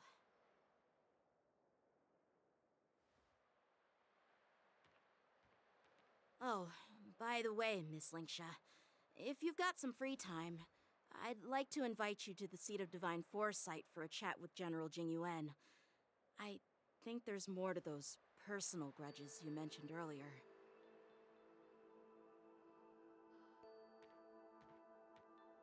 Thanks for stepping in, General Fei Xiao. Otherwise, I'd have had to knock them out with my incense. Not at all. Just doing what you asked. How about we call it even as payment for the healer lady's consultation? Sorry, but even a general needs to pay their bills. We don't do credit here. And let's not forget, you'd have been waiting decades for a chance to see the Dragon Lady if it weren't for me. Well, you can always send the bill to the seat of divine foresight and say it's for mentoring those kids. After all, it was quite the effort splitting them up. I nearly had to get tough. Now, if you'll excuse me, I need to find a spot and get some fresh air.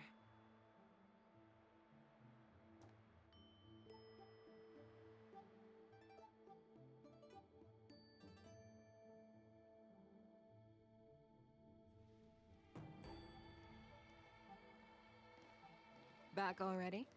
You've met with Jingyuan and wandered around for a few hours. So, what do you think? It appears that the Divine Foresight is using this war dance as a show of strength to convince everyone that the Luofu is prospering after the Ambrosial Arbor crisis. But... I know you're going to say but, right? But the influx of people attending the war dance is like a breeding ground for disorder and rumors. One wrong move, and the Luofu could be in a world of chaos. The Cloud Knights on the streets remain vigilant, so at the very least, General Jingyuan is aware of this. As for other matters, I'm unable to say. I'd prefer to be excused from future meetings with generals. I'm just a military healer. And now all of a sudden I'm thrust onto the center stage having cordial chats with two generals? My work doesn't lend itself to being in the limelight either. Just stop whining. At least you're in one piece, right? Before getting in touch with General Jingyuan, I wanted to put aside my assumptions and see his momentum. That includes the overall bearing of the Cloud Knights on the street, what people are saying, and how those close to him behave. The might of an army dwells not within its pawns, but within the force of its collective momentum. Recognizing this fact reveals the true measure of power. Thanks for enlightening me, General. A perfectly clear statement turned confusing thanks to your translation. You've made me lose where I was now. Anyway, this is how I operate in battle, so you might as well get used to it. Are you treating General Jingyuan as your enemy? The longest-serving general of the Zenless WoT. Do you think he'd have only a few enemies? By the way, General, you met the healer lady, yes? Could you show me the medicine she prescribed you? Well, the healer lady couldn't do anything about my condition. She just told me to enjoy some tasty food. So not even the famed healer lady could help? Don't worry. I'll fulfill my promise and find a way to cure you. Actually, I've found some leads. Well, life and death, Jiao Cho. It's all predetermined. Upon starting my military career, I made a pledge that the rest of my life would be dedicated to being the Zenless spearhead, hunting down the abominations of abundance till the end of my days. As long as I can fulfill that deep-seated desire, I don't care how long I live. You asked if I view General Jingyuan as my enemy. No. My real enemy has always been myself.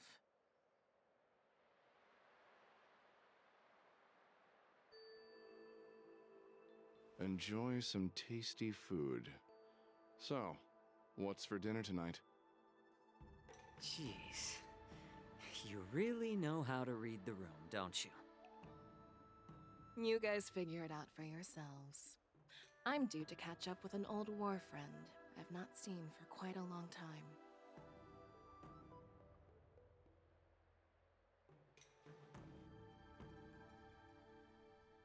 Hey! Was that the Yaoqing general who just dropped in out of nowhere? Oh, she's so awesome!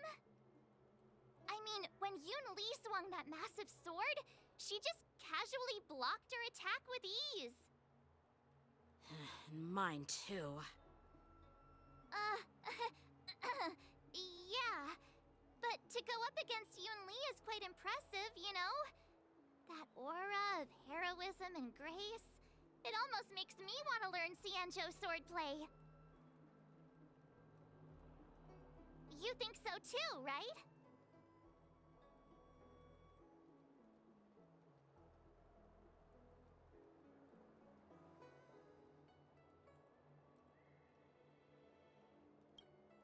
I agree. General Fei Xiao is indeed impressive. I was actually hoping you'd give Yanqing some praise.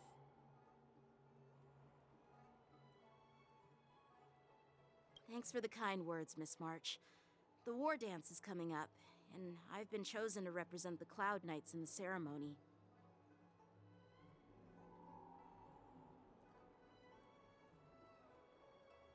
I've had my fair share of defeats lately, and even though I know there are always more skilled swordmasters out there, seeing General Fei Xiao's skills today has made me feel a bit uneasy again.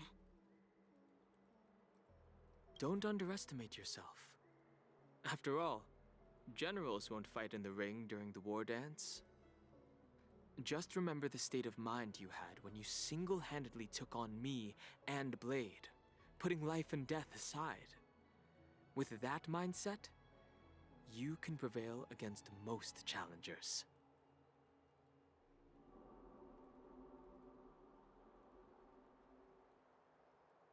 I see.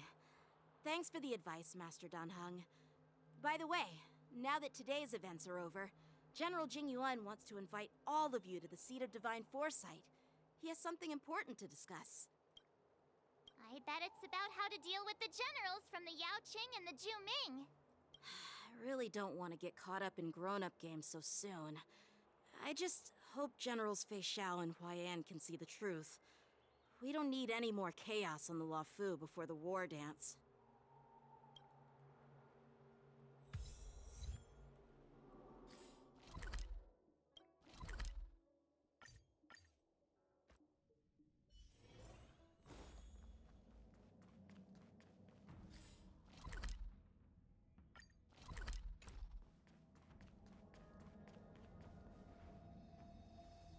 Earlier at the Palace of Astral, I introduced these guests from the Astral Express to you, Elder Huaiyan. But with all the people around, we only exchanged pleasantries. Now, I'd like to officially introduce them to you. These three braved great dangers, accompanying me to perilous places, defeating the chief culprit Vantilia, and uncovering the conspiracies of the disciples of Sanctus Medicus. If you wish to know more, please, feel free to ask us. Well, I skimmed through the reports about the Arbor's rebirth from the Master Diviner Hu Xuan. She's been summoned to the Yuchue for questioning. There are a lot of doubts within the Alliance about this whole situation. But despite all that, I believe in you. Since you joined the ranks, you have repeatedly achieved remarkable feats. After the High Cloud Quintet each went their separate ways, despite the many criticisms within the Alliance, the Marshal still stood firm against the dissenting voices and entrusted the Luofu to you. Over the years, you've served the Alliance with loyalty and wisdom. You've taken down abominations in Thalassa, rescued the Xianzhou Yuchue from a siege, and destroyed the demonic planet summoned by the denizens of abundance. I still remember those battles vividly. There are fools who doubt your loyalty. They're happy to see the divine foresight fail because it gives them some kind of sick satisfaction. They haven't achieved anything of their own, so they feed off the failures of others. But I've seen enough failures in my time, and I want to believe that your loyalty has never wavered. So, General Fei Xiao of the Yaoqing is the only one investigating the Ambrosial Arbor crisis on behalf of the Alliance? No. I am too. This old man's words always catch me off guard. The Marshal ordered me to come to the Xianzhou Luofu, but the document only says, attend the war dance and listen to Fei Xiao's questioning.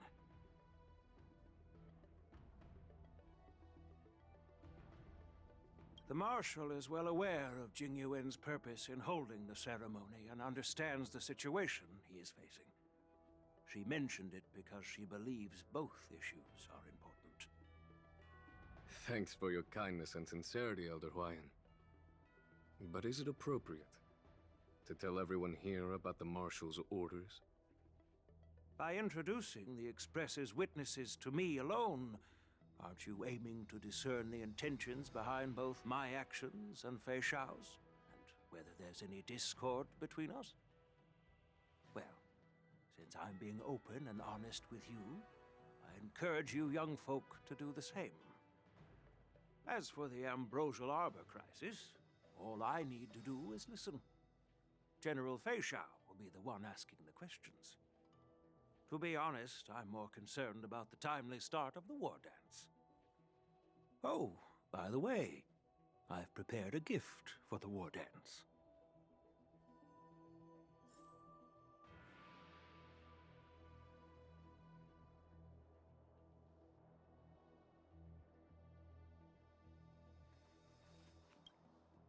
Yes, it's this case right here.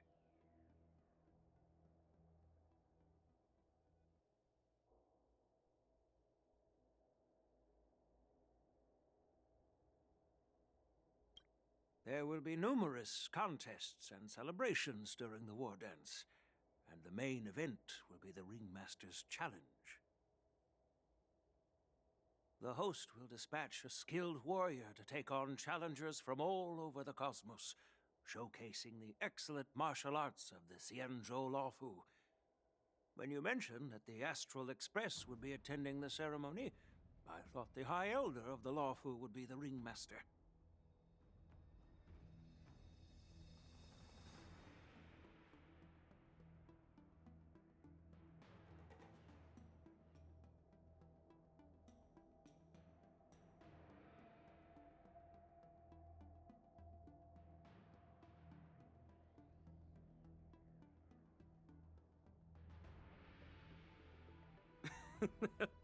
You humor me, Elder Hwaiyan.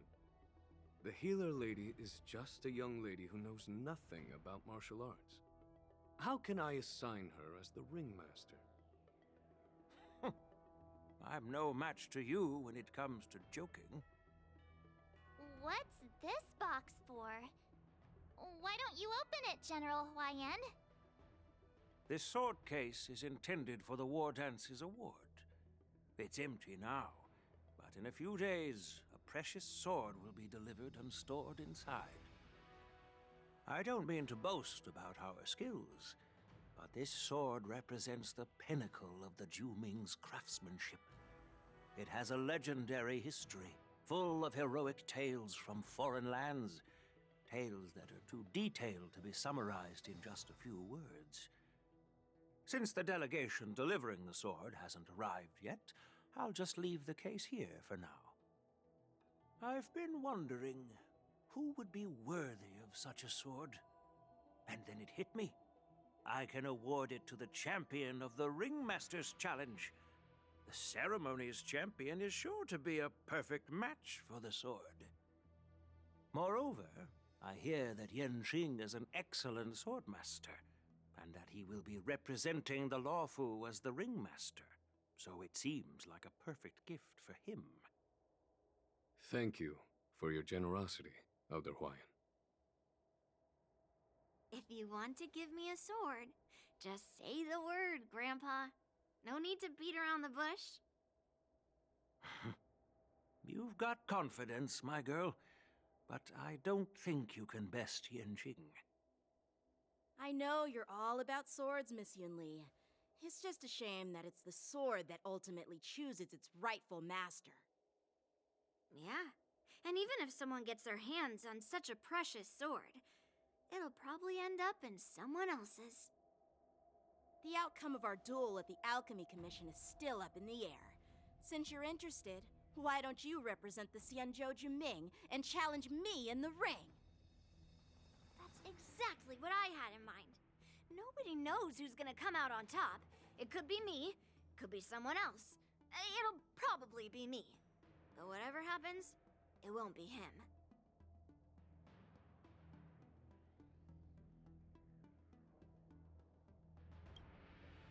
Not to be rude or anything. We've been watching their drama. I'm dying to find out who beats who. Quiet down. We have other guests here. I've prepared this sword to add some excitement to the ceremony, not to have you two squabble. It's not a good look for the Alliance.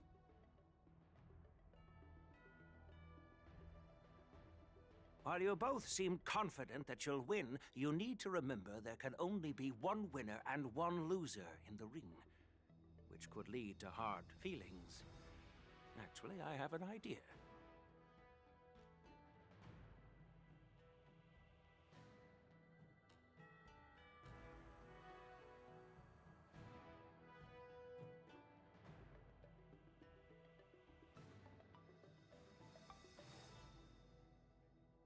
We don't know who the winner will be, and it might not be either of you. But if you're eyeing that prize, you'll need to work together. I want you to take on an apprentice who will take part in the war dance and win at least one match. How does that make sense?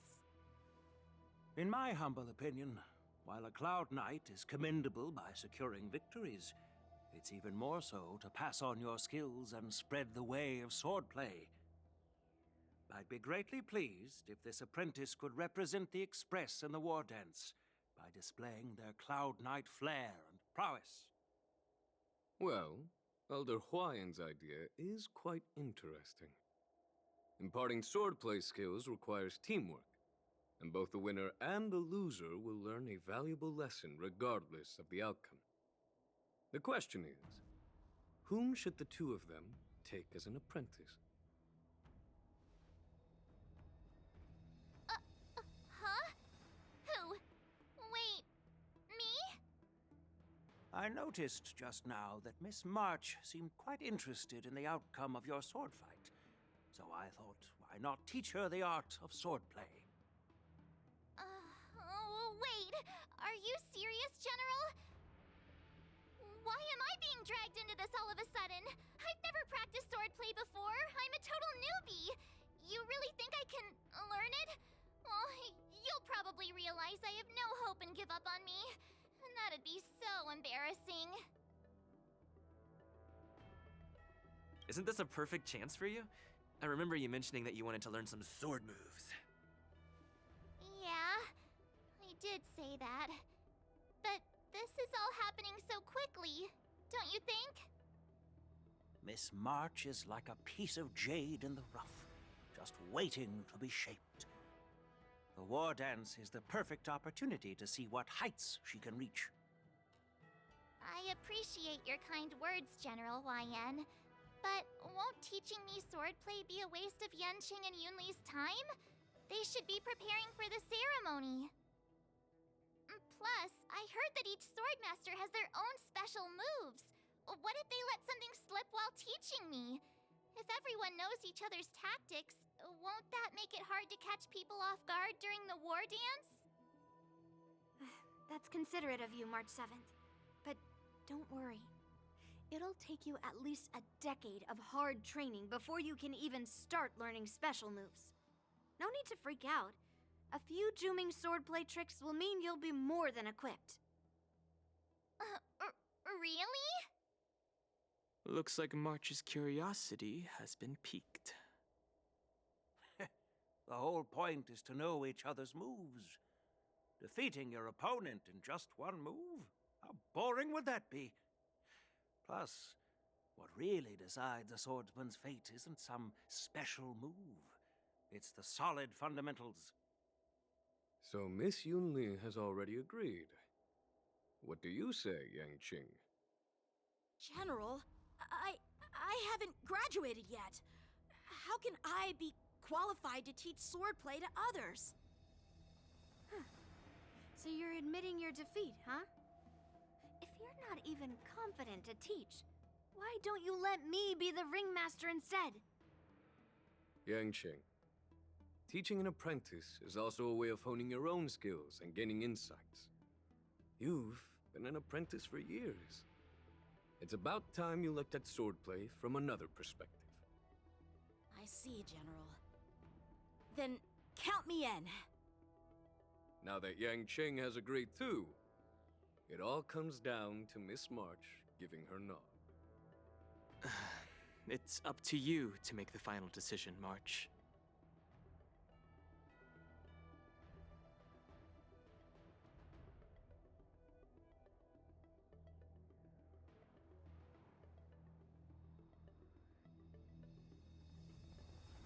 At least that way, I won't have to worry about you accidentally shooting me in the butt all the time. Hey, I've never missed my target. Then I'm on board. Thank you for your kindness, General YN. Great! Starting tomorrow, Yanqing and Yunli will teach you the basics of the Cloud Knight's swordplay. Yunli and I will head out and purchase some sword practice equipment for Miss March. Think of it as a little initiation gift.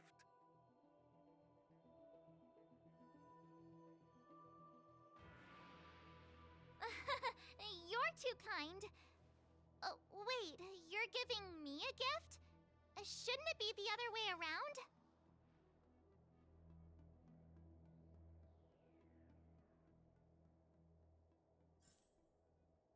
General YN's gone. Wait, why does something feel off about what we talked about?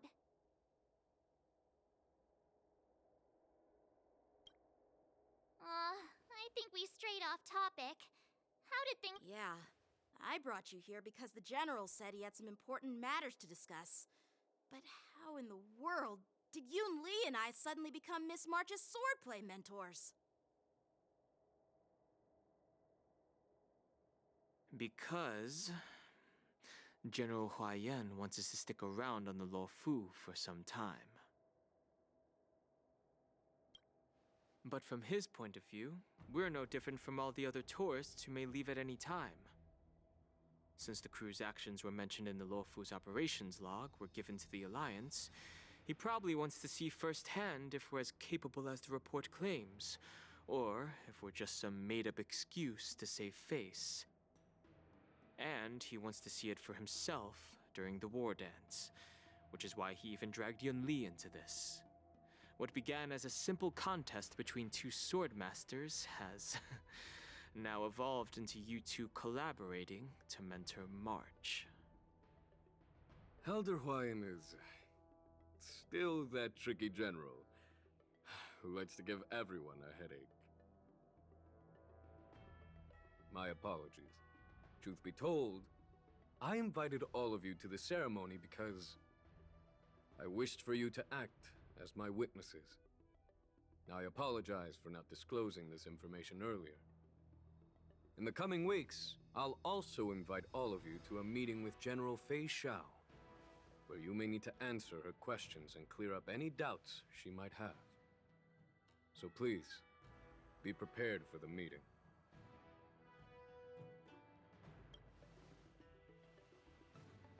Don't worry, General.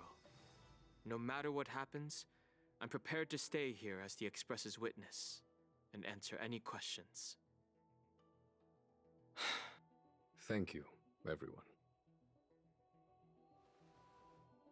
General, I know there isn't much I can do to share your burden, but as the Luofu Ringmaster, I won't let anyone defeat me in the war dance. I know.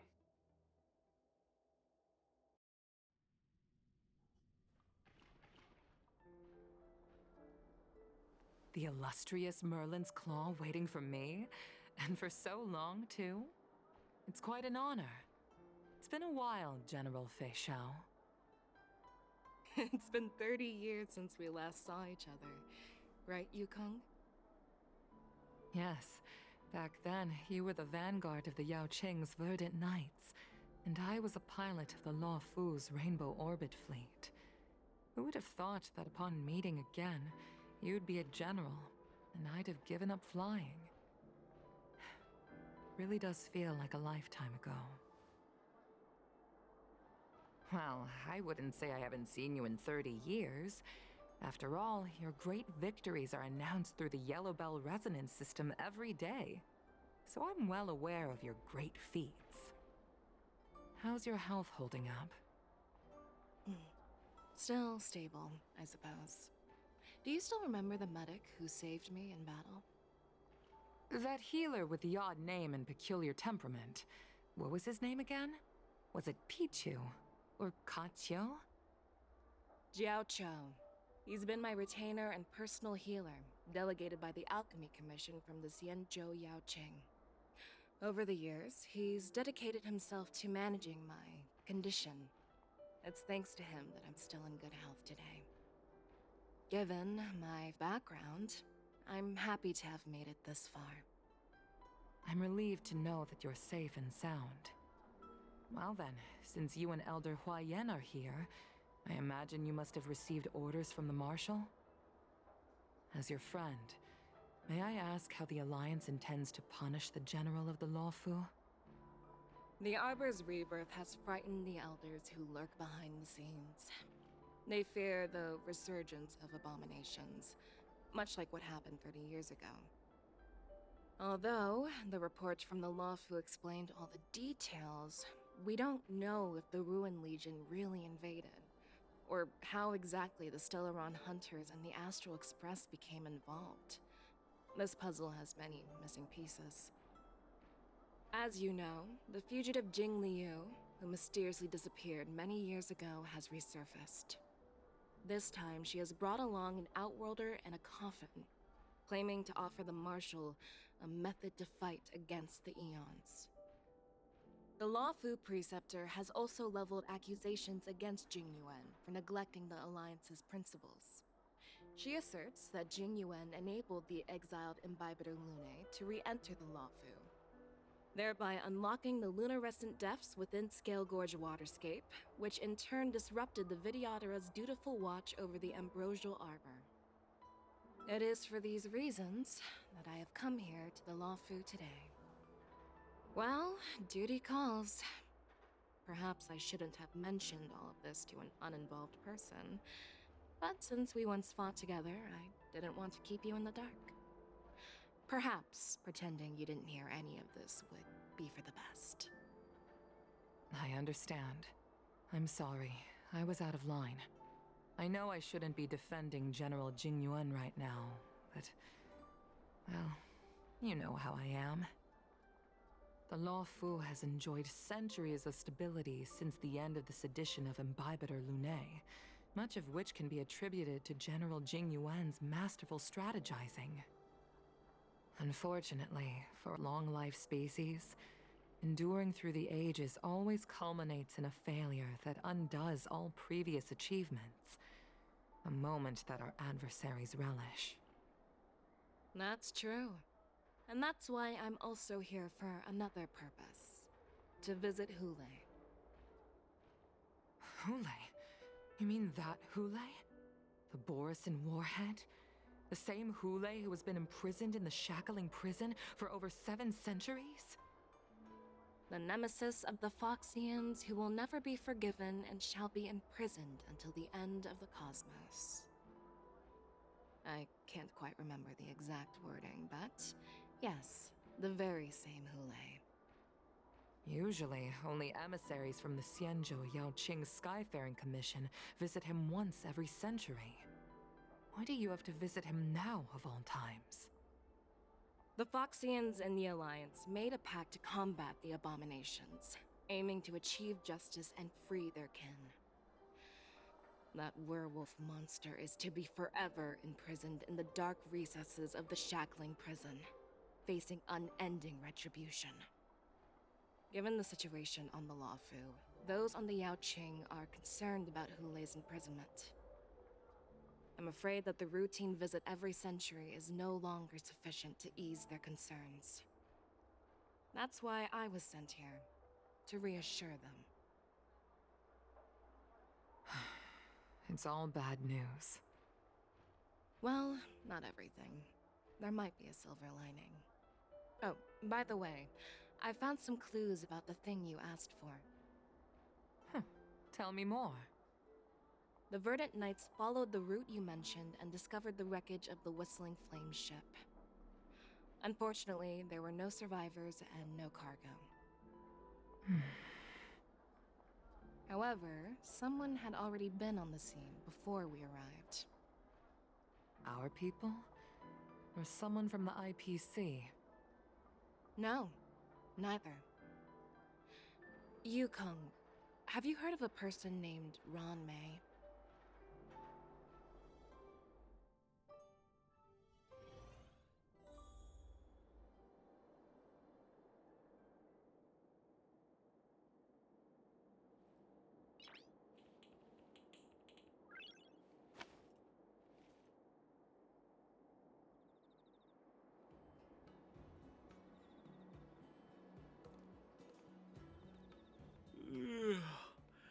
I'm still feeling sleepy. Did I oversleep? Where did March and Donhum go?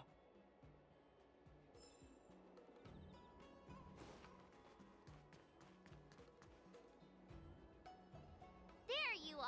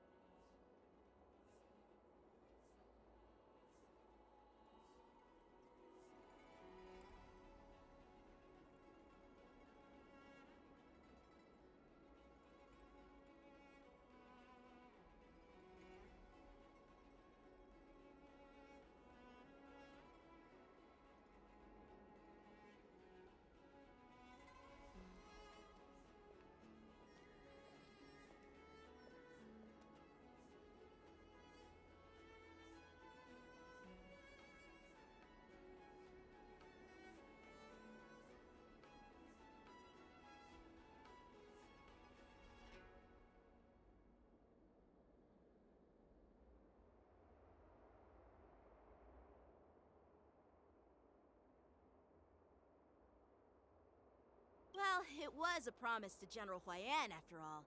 I woke up especially early so I can start teaching Miss March swordplay. Hey, why are you blushing, Master Yanqing? This is, the first time someone has called me Master. I need to, get used to it. Let me make it clear.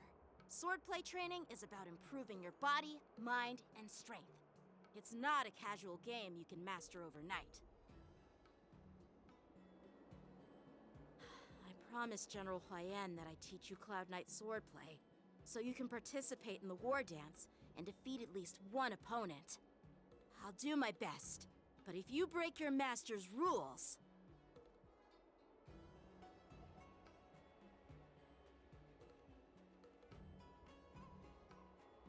Fine. A promise is a promise. Since I promised to study hard, I'll do my best starting today. Great! That's the spirit. March is in your hands now, Yanqing. Don't be too easy on her. Danheng, do you even have a heart? Did you lose it somewhere? By the way, where's Yunli? I've found a quiet spot in the back garden of the Palace of Astrum for our first lesson together.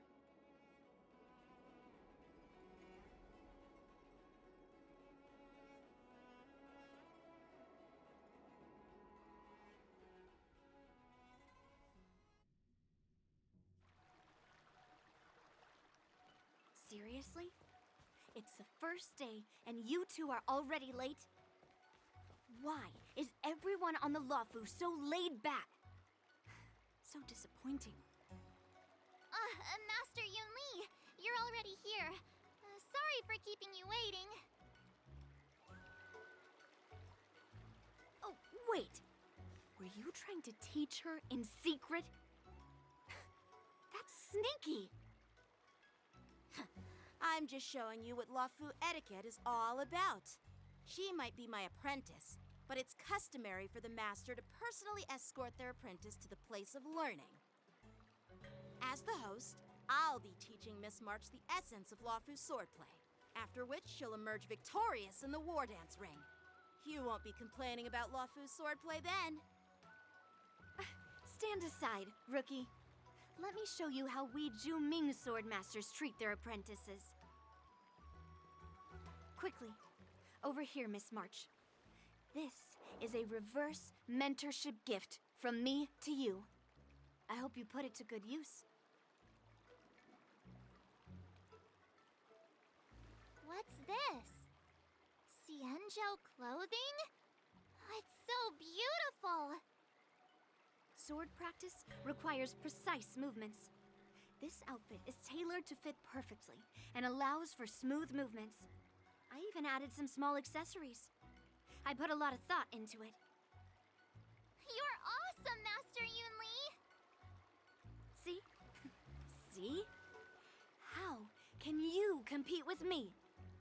I'll teach March 7th the essence of Zhuming swordplay so she can win the contest with my sword skills.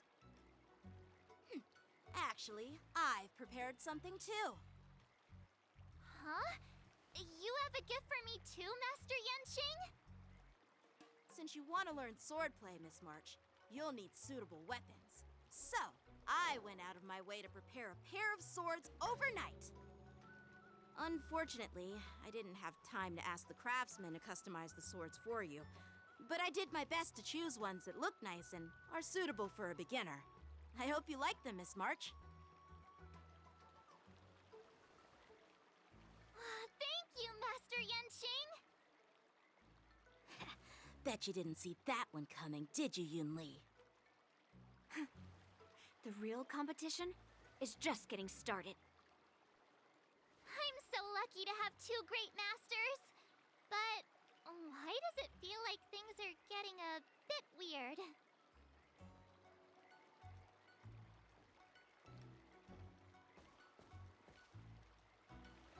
So what do you think, masters?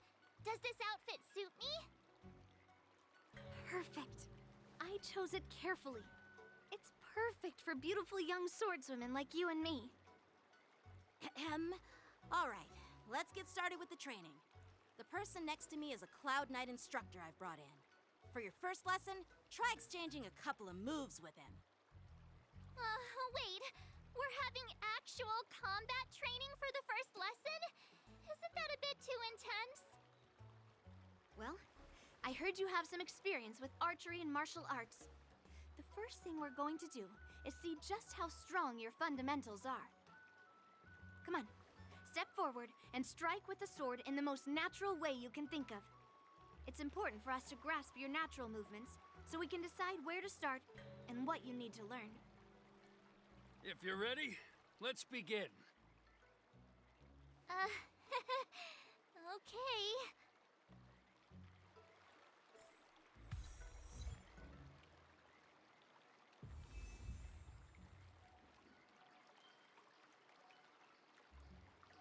Peach blossoms and divine sword descend. Sa. Ha. Shing. Shing. Sa.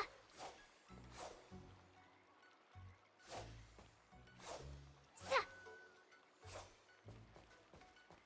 Ha. Sa. Shing. Sa. Sa. Shing. Ha. Shing. Are you ready?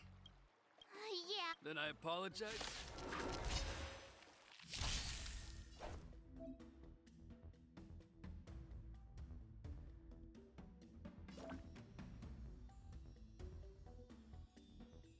Please have some tea. Pay close attention, Miss March. Lawfu's swordplay is all about being swift and agile in your movements.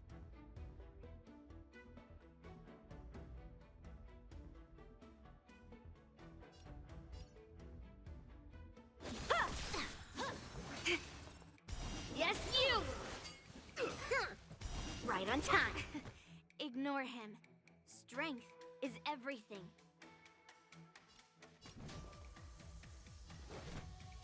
Strike! Yes, you! Like this? 10 of you. Well done! Here you go, Master.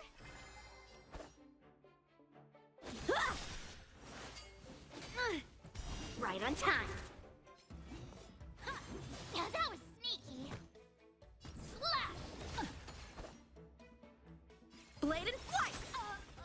Ready to... Yeah! Yes, you! How many can you block? I could take 10 of you. I'm starting to get the hang of it. Strike with heart! Swords descend! Melt!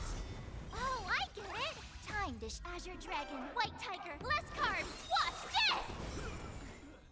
What Are you with a true heart and focused mind? Here I come! Right on time. Blade and flight! You'll make good practice. Nice job! Yes, you! Right on time. Strike! Descend to earth! Time for swordplay! Ready to... Yeah! Yes, you!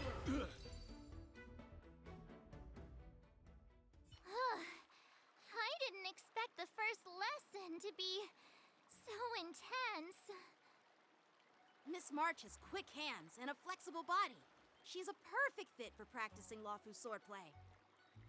However, she lacks strength, and her strikes were a bit unfocused.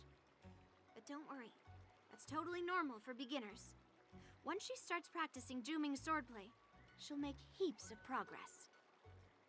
Given the situation, I believe Miss March should start by working on her strength. Seriously, do you actually know anything about swordplay, or what? I could ask you the same thing. Dual swords require agility. So what's more important than footwork? Instead of focusing on her strengths, we should address her weaknesses. The drawback of wielding two swords is not generating enough force. What good is being quick on your feet if you don't have strength? It's not like we're dancing here. Skilled sword masters know how to play to their strengths and work on their weaknesses. Start with what you're good at, then tackle your weaknesses. That's the right way to learn. You're quite the theorist, huh? Theorist? You claim to be able to talk to swords. So what does that make you? A lunatic? Hey, it's only my first lesson, and you're already arguing. Come on, calm down, masters. I'll have to improve both my footwork and strength anyway, so it doesn't matter which one comes first. But it does matter! Just listen to me, March 7th! Aww.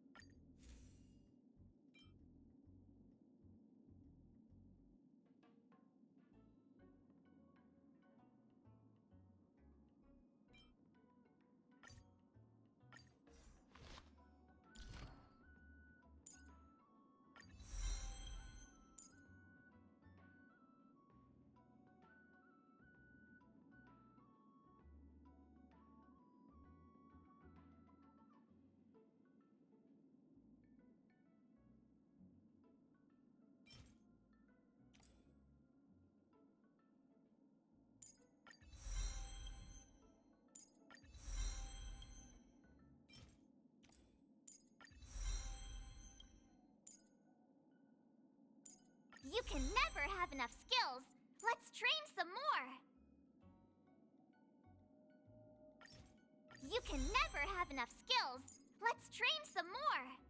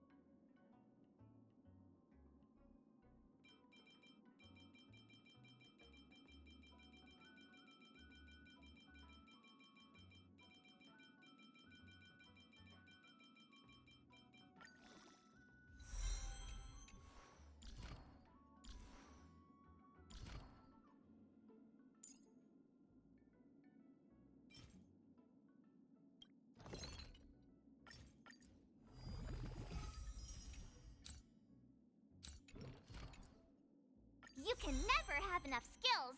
Let's train some more.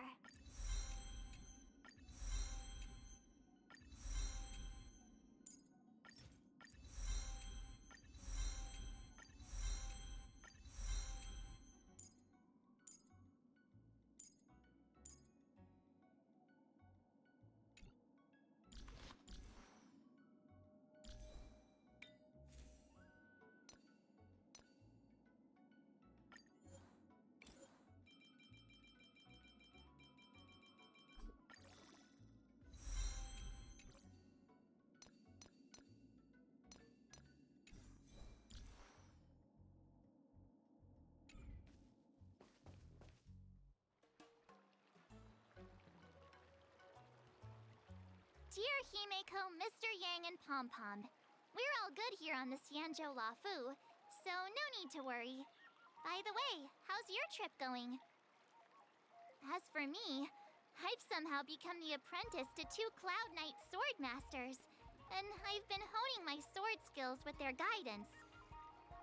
One of them is Yenqing, the boy we've all met before. The other is Yun Li, the granddaughter of General Huayan from the Xianzhou Juming.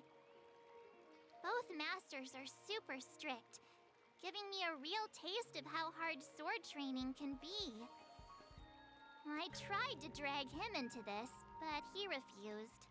Then I tried to rope Dan Heng in, but Master Yenqing wouldn't have it.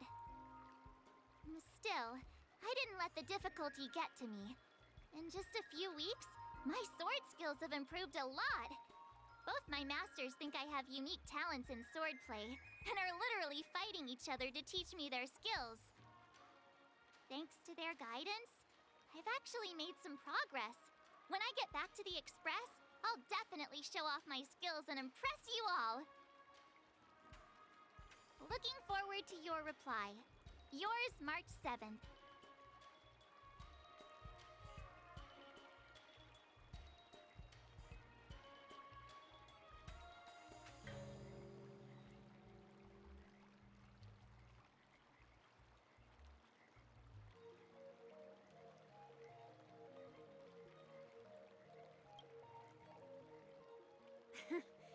Well done. Let's call it a day.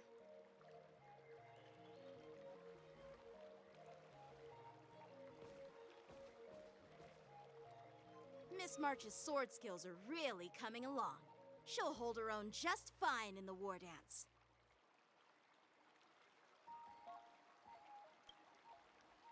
Just you wait and see. I'll show off my skills in the ring and win a match. I'll make both of you proud. Can you believe it? March 7th has actually become a pretty decent swordmaster in such a short time. Now I understand why Grandpa always had a grin on his face while training me. Are you sure he wasn't laughing at you? Oh, shut up. It's all thanks to your amazing guidance, Masters. Miss March, you're really getting the hang of wielding dual swords. If you're keen on advancing, trying out different Xianzhou blades could improve your touch. Oh, let me see. Which sword is the most powerful? Single sword? Great sword? Or maybe a flying sword? There's no such thing as the most powerful sword. It's all about the skill of the swordmaster. Yenqing wields several flying swords, while I only wield one. But remember how I kicked his butt at the Alchemy Commission? First, you didn't kick my butt. Second, you'll never kick my butt. Third, how about we settle this right now and see who kicks whose butt? Yeah, I'm up for that. And if I kick your butt, you'll drop out of the war dance. Deal? Why are you two arguing again? I thought things had been improving between you lately. The was talk that the leading disciples of the Luofu and Juming generals were supposed to face off in the war dance, but for some reason, they suddenly teamed up to train an apprentice of their own. Turns out, the rumors are true.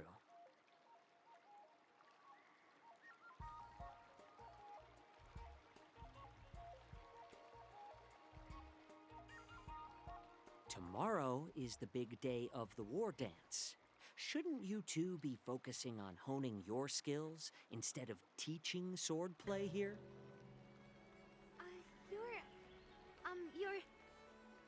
Oh, that's right! You're the pink-haired fox from the Yaoqing!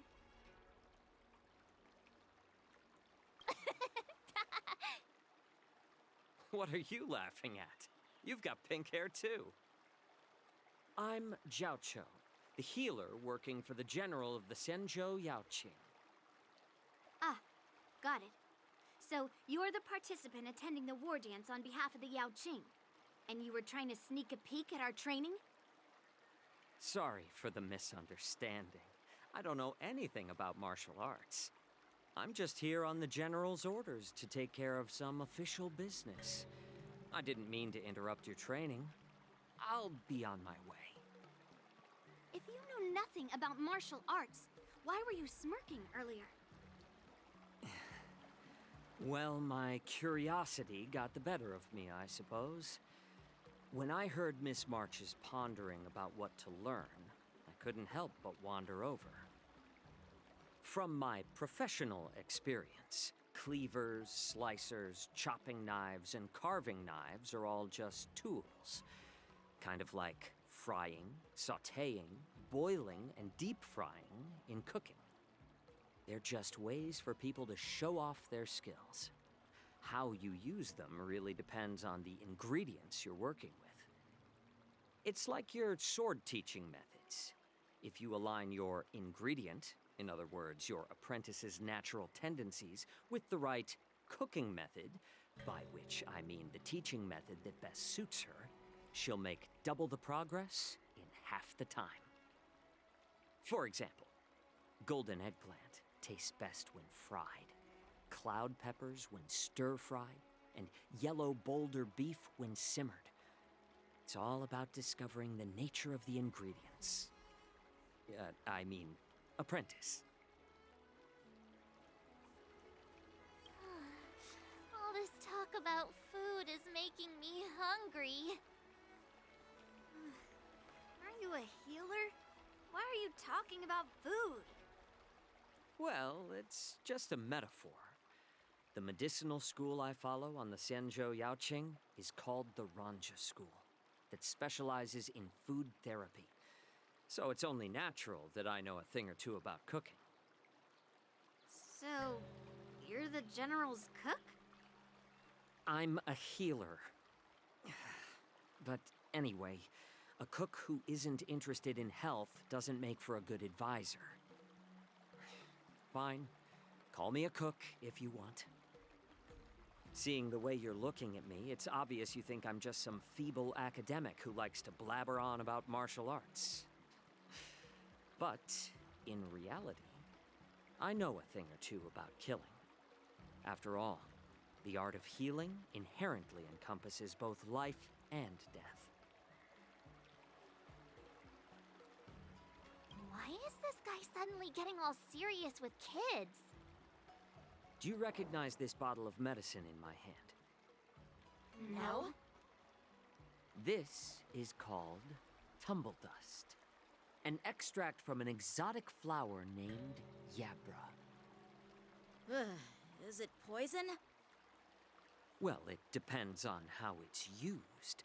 With just one drop, it's able to numb a patient's body during surgery, making them painless throughout the entire process. However, increase the dose or the potency, and it'll slow the metabolism, making the blood thin and resulting in the loss of all senses.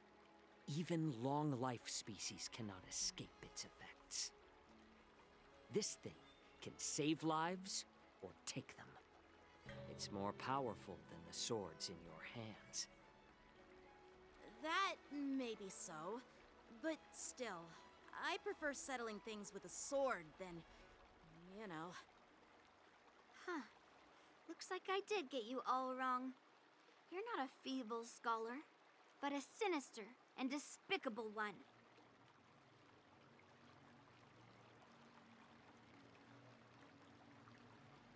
Hey, why the insults all of a sudden? I'm just sharing some medical knowledge here, not persuading you to poison anyone.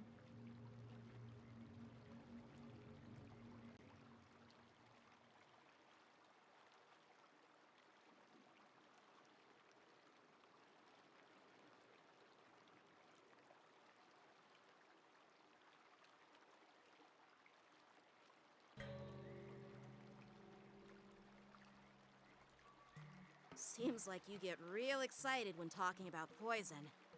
I can't tell if that's an honorable thing or sinister. Picture this. 2 individuals. The one standing is full of malice. The other lying down is honorable and righteous. How can the one who's lying down label the one standing as sinister? In the throes of combat, where life and death hinge on a singular moment, every idea fades into nothingness. The only thing that matters is staying alive. Surviving the battlefield reshapes all notions of worth, be it integrity or treachery. In my eyes, their significance is negligible. Perhaps you've underestimated Yunli and me, Mr. Jiaoqiu. We may be young, but we've seen our fair share of war. Well, then you should know that the war dance is nothing more than a contest. So why are you so focused on it? When I was appointed as the ringmaster for the war dance, I asked the general, we Cloud Knights are supposed to charge into the fray and slay enemies. Why do we have to swing swords in a ring just to please an audience?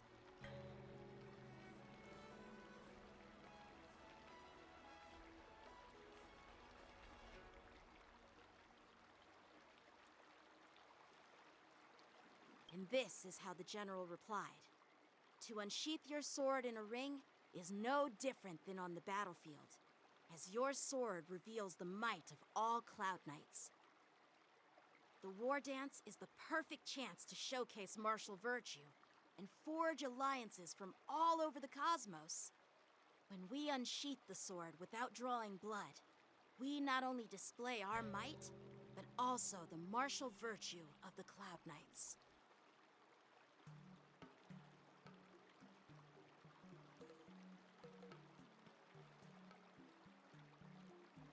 That's quite an insightful statement, Yanqing. Well, my apologies for being so short-sighted. I've been on the Luofu for quite some time, but I haven't had the chance to see the ceremony venue for myself yet.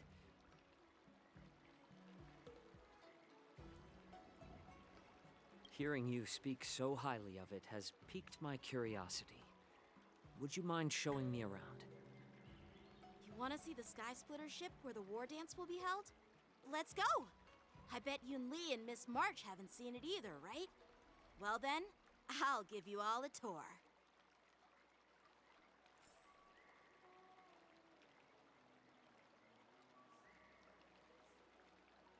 Let's go.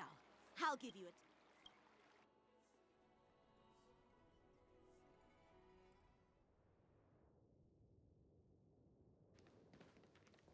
Looks like a lot of other visitors have also come to catch a glimpse of the Sky Splitter.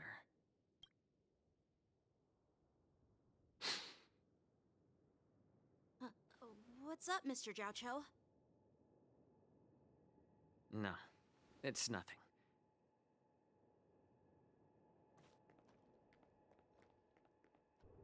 Do you see that airship in the distance?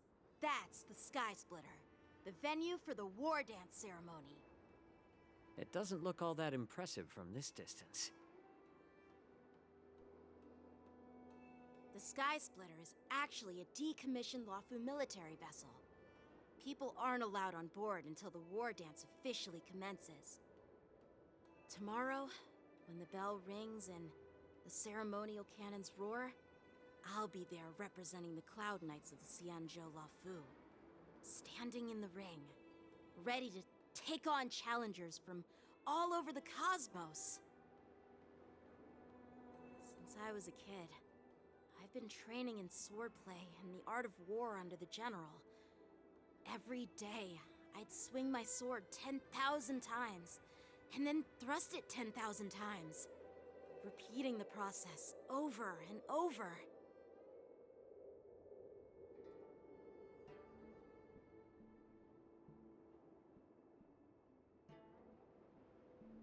I understand that I'm not like other kids. I never envied the toys and freedom they all had. I never found sword practice boring or hard.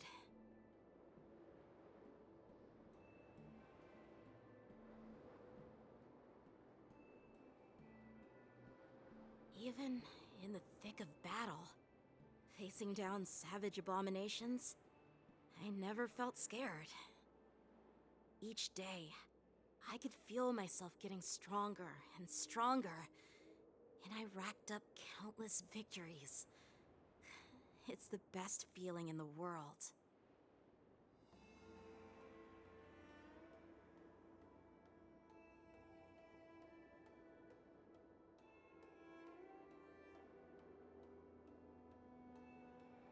But then, I faced a really tough opponent. And just one slash shattered my confidence into 1,000 pieces. That's when I felt true fear for the first time. Maybe that's what Mr. Zhao Cho meant by life and death hinge on a singular moment. Every idea fades into nothingness. After that, I had to pick up the pieces and try to put myself back together. But no matter how hard I tried, I couldn't seem to find my old happy self again.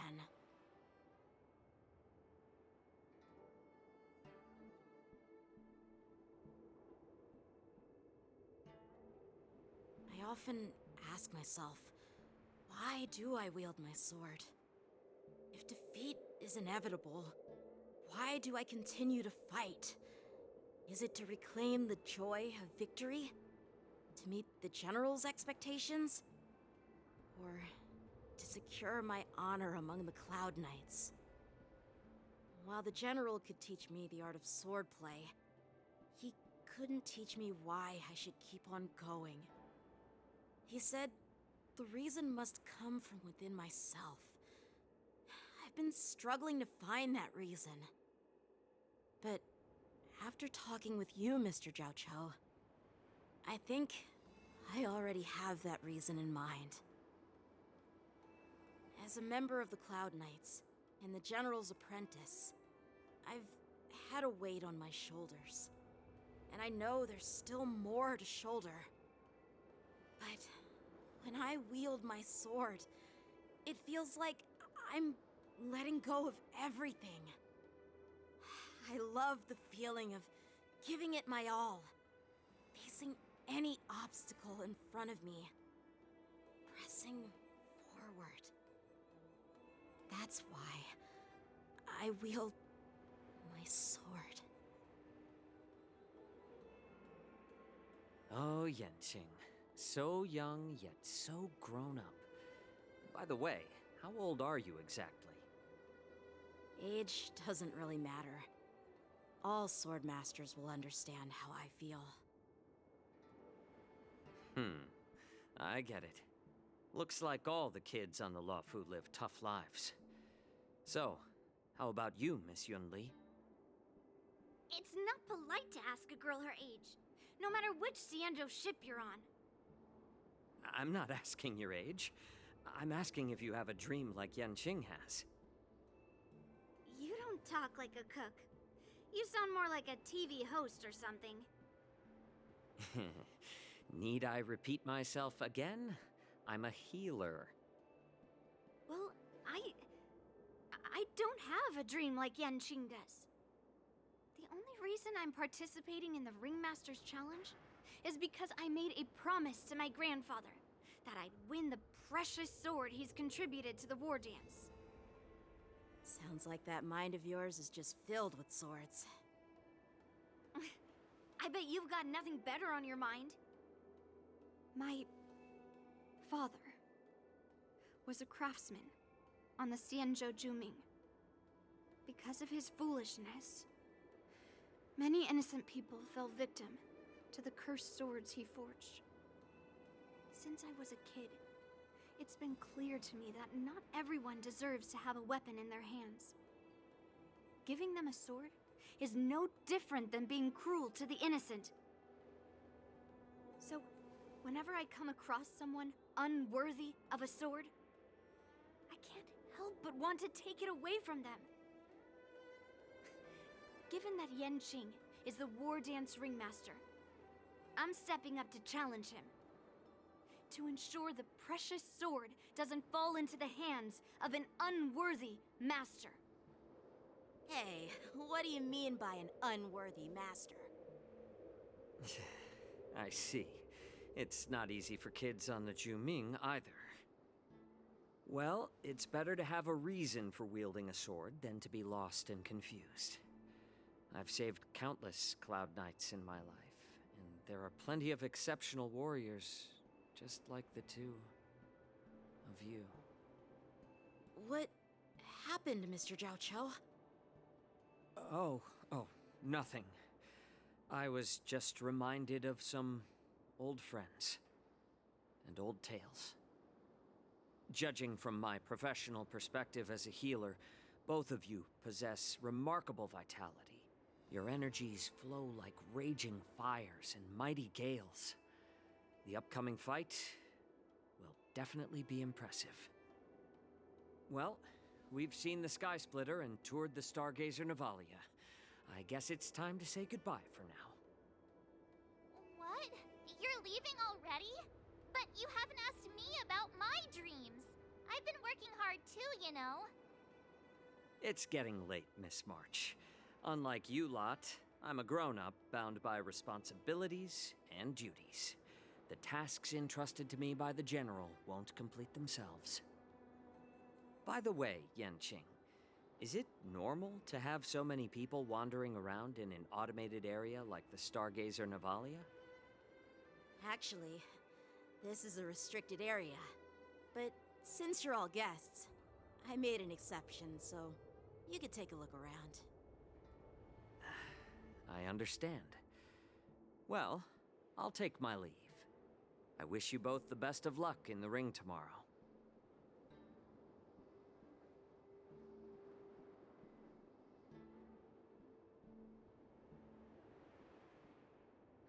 Seriously? I just spent so much time thinking about my dream, but he didn't even ask me.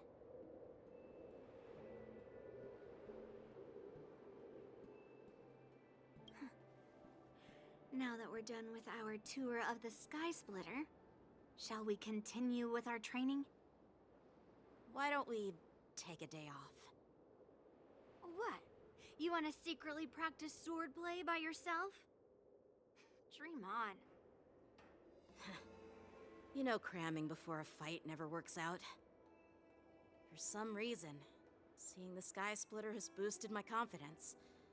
So, I've decided to conserve my strength for tomorrow. All right, I'll take you out of the Stargazer Navalia.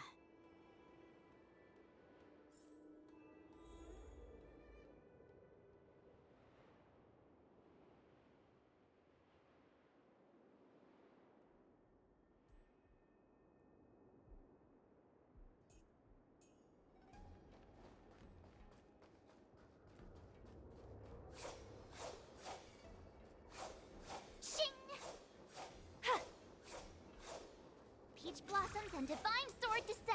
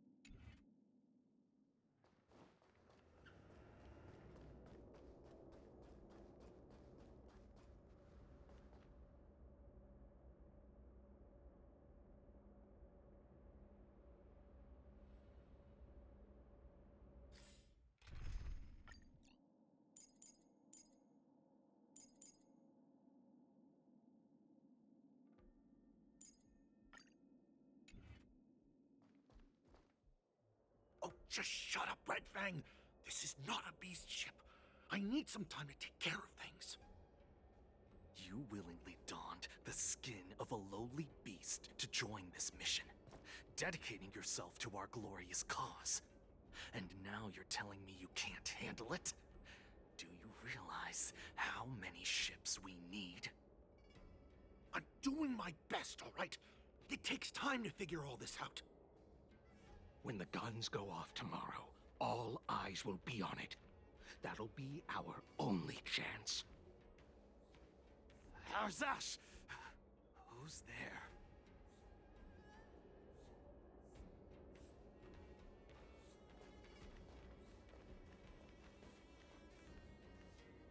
Who are you guys?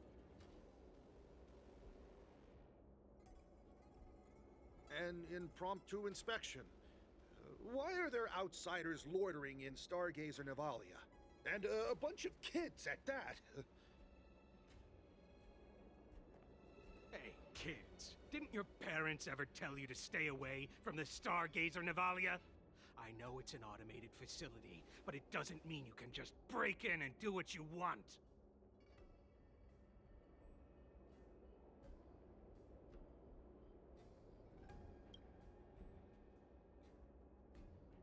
Sorry. I'll take the little ones away right now. Big sis, let's go. I want to play in Everhunt Plains.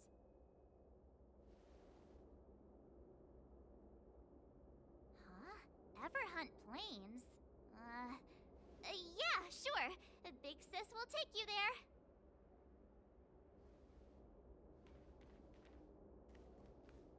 Shuha! You should have let me. Shh, the overhaul is done, and everything looks good. We should leave.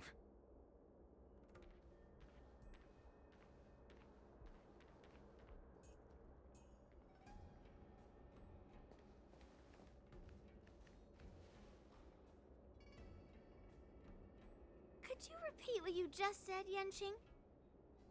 What did I say? Big sis, let's go. I want to play in Everhunt Plains. Come on. Can't you read the room? Something is definitely off about the 3 people we just met. Yeah, anyone could see that. I just wanted to hear you say it again. That pink-haired fox tried to say something. I'm pretty sure he sensed something fishy. Since he's not familiar with this place, he just dropped us a hint.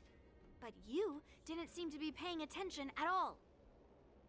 I knew that from the beginning. They said they were doing an overhaul, but it looked like they had no idea how to operate the Starskiff production line, right? And it's suspicious how they suddenly finished their overhaul and walked away as soon as they laid eyes on us. A Cloud Knight, a member from the Skyfaring Commission, and a craftsman. They're from various departments, and the reason for the overhaul seems legit. But one of them blurted out some weird language just now. Did you hear that? I have a feeling that if we secretly tail them, we'll definitely catch these guys in the act. Follow my lead, and be careful not to blow our cover.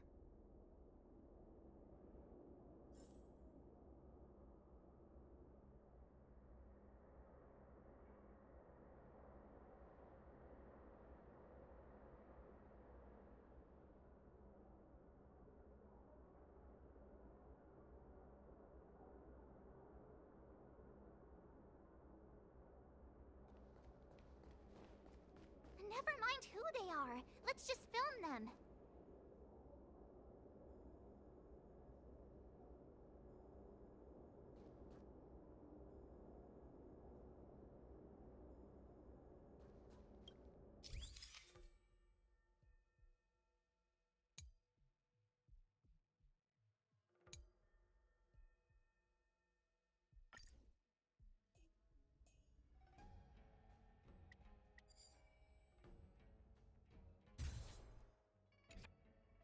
We should have just killed those lowly beasts.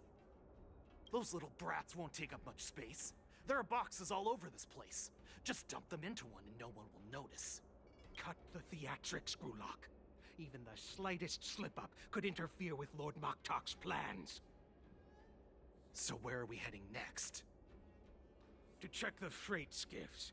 We've got a lot of preparations to do. Also, don't forget to take those crates with you. Weapons, supplies. We've got to be well prepared. Otherwise, we're screwed. So, are they smugglers? What exactly are they up to?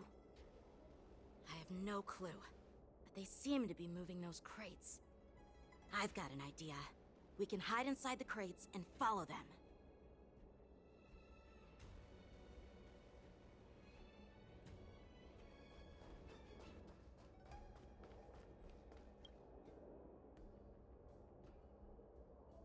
Ugh, so cramped in here.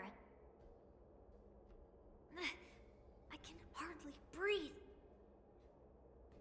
Just hang in there.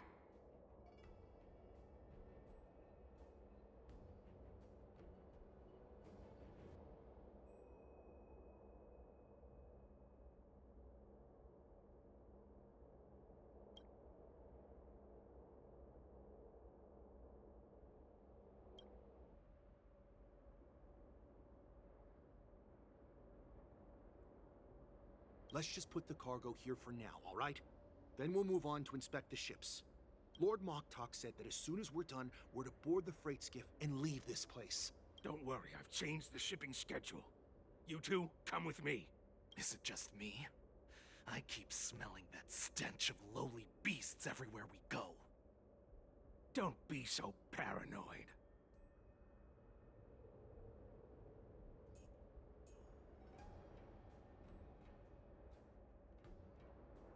Looks like they're planning to escape on the skiffs in Stargazer Navalia. They keep talking about their plans, but where do they come from? And what do they want to do on the Xianzhou? They're definitely up to something bad. Wait, they disappeared. Let's catch up to them.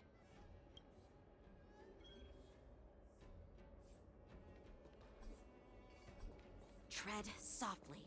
Breathe quietly. And make sure to keep an eye on them. Hide out of sight as soon as there's any sign of activity.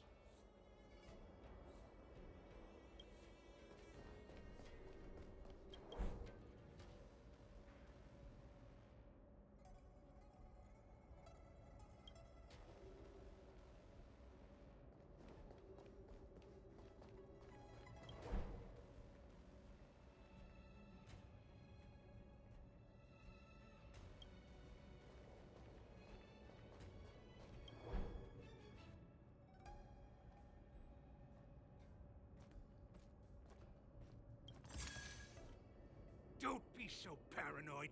We're running out of time. Get over here! Shuhard, I'm coming!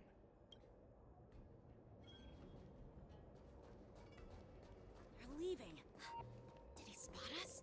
Quickly, hide!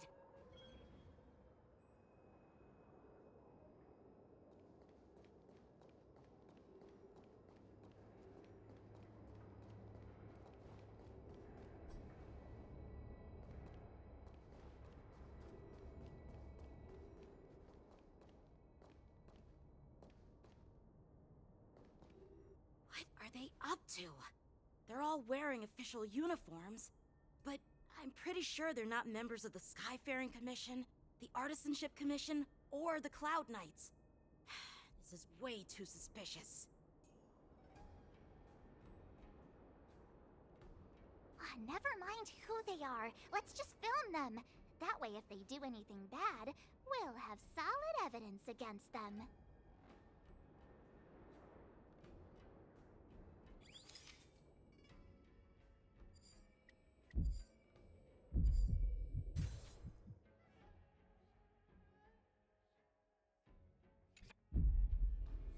Look at this.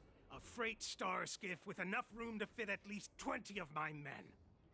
I'll let the others know and have them prepare more star skiffs. Once we're past the checkpoint, there will be beast ships waiting for us. Lord Moktok is ready. The revival of our ancient bloodline all hinges on this operation. What did he just say? Beast ships?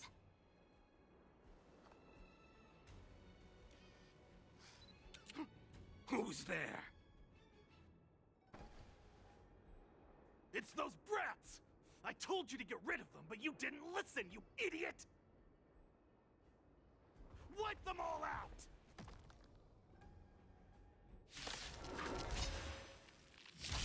Borison? Adusa! Die, you lowly beast! Attack! Until everything burns to ashes!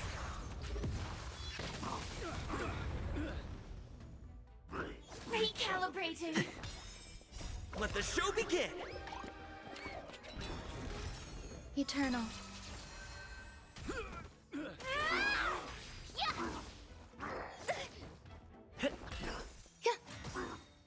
All will be swept away by the wind. Fight to live!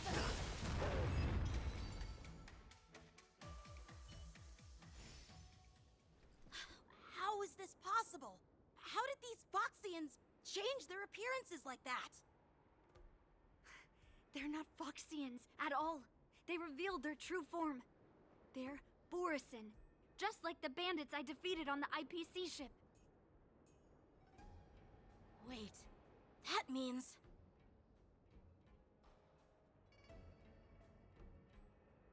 Well, how did the Borison manage to infiltrate the Zenjo? It's not just a simple disguise of wearing our clothing and shaving their whiskers. They're somehow able to alter their appearance to be indistinguishable from Foxians.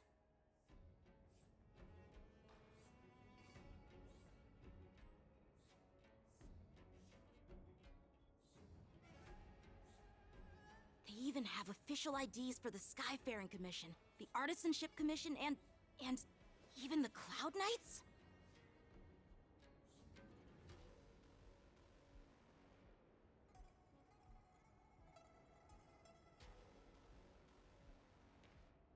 Let me check this fake Cloud Knight's tag.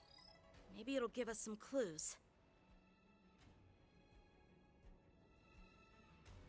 Lujun, an officer of the Patrol Defense Squad? Wait! What's the matter? I encountered a patrol officer named Lujun before. It was a few weeks ago, when we were transporting the Borison prisoners.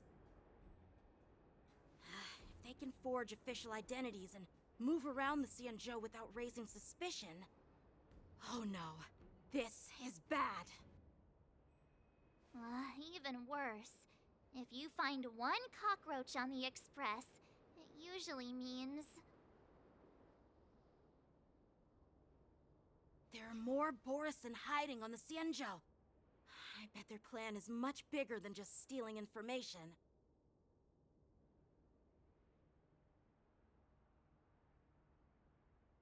We've got to report this to the Seat of Divine Foresight.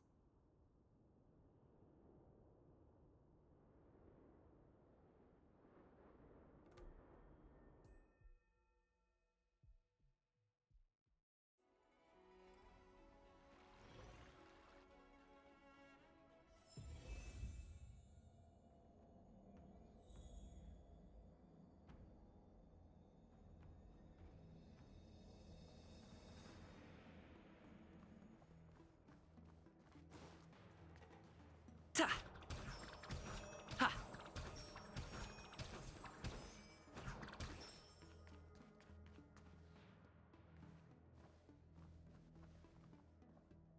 I am glad to finally meet you in person, guests from the Astral Express.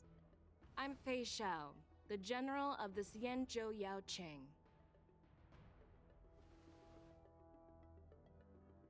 Let me introduce our guest to you. The one dressed in green. He's the reincarnation of Imbibitor Lune, and the person behind him is the newest member of the crew. I've heard a lot about you. Outside the reports from the Luofu, the Skyfaring Commission of the Yaoxing has also gathered plenty of information about both of you. I've been eager to meet you face to face for reasons that I'm sure General Jing Yuan has explained, right?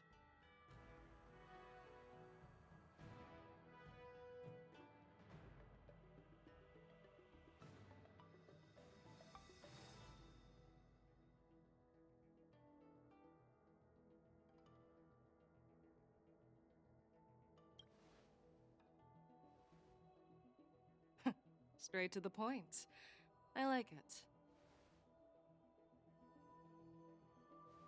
According to General Jing Yuan's report, the Ruin Legion is to blame for the Ambrosial Arbor crisis, and all Arbiter Generals should pay attention to the Ruin Author's movements. Over the years, the Destruction's minions have wreaked havoc on countless worlds, and the Alliance has been keeping an eye on them. But no one expected them to join hands with the remnants of the Abundance.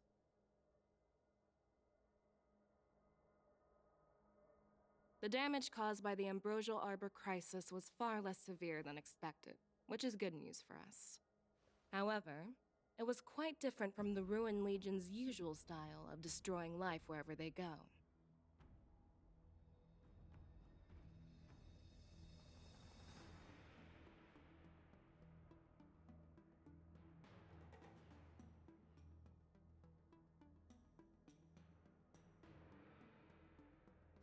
While I trust the bravery of the Divine Foresight and the Nameless, I'm curious about some details missing from the report. I'd like to take this chance to have an exchange with both of you.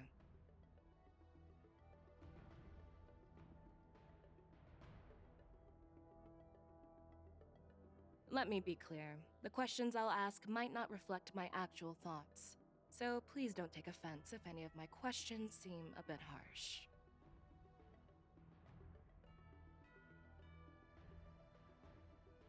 Please go ahead, General. But keep in mind, we can only answer based on what we know. And perhaps you already have the answers to your questions in your heart. You have a clever tongue. I like it.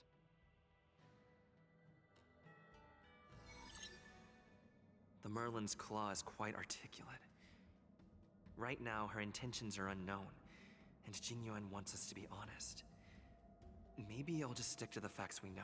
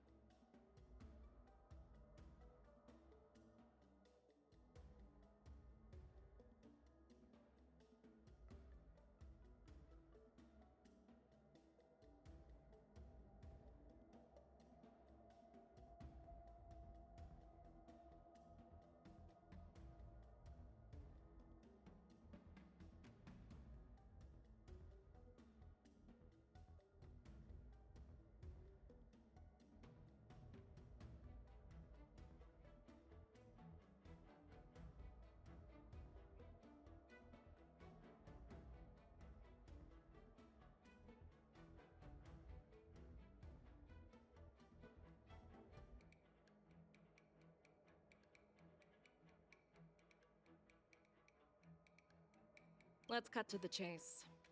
Before the crisis struck, the Astral Express was guided here by a Stellaron hunter, a wanted felon, in an attempt to resolve the Stellaron crisis.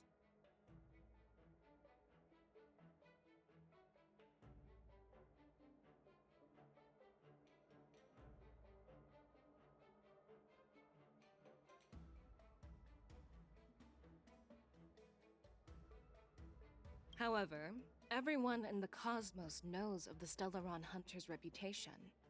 So, why did you place so much trust in them? Could it be that some of you have a connection with them? Apart from the Lafu, there are many other worlds suffering from Stellaron corrosion.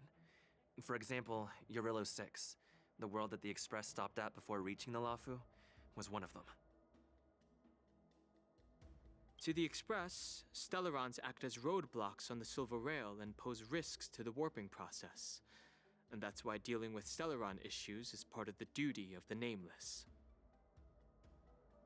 Ah, I've heard about those problems caused by Stellarons. The Express connects various worlds, so it makes sense for you to take care of this. The cosmos is a mess, and the Trailblazers are just doing their best to fix it. I understand. Let's move on to the next question. The reports suggest that Don Shu, the master of the disciples of Sanctus Medicus, colluded with the Lord Ravager and used the power of the Stellaron to resurrect the Ambrosial Arbor.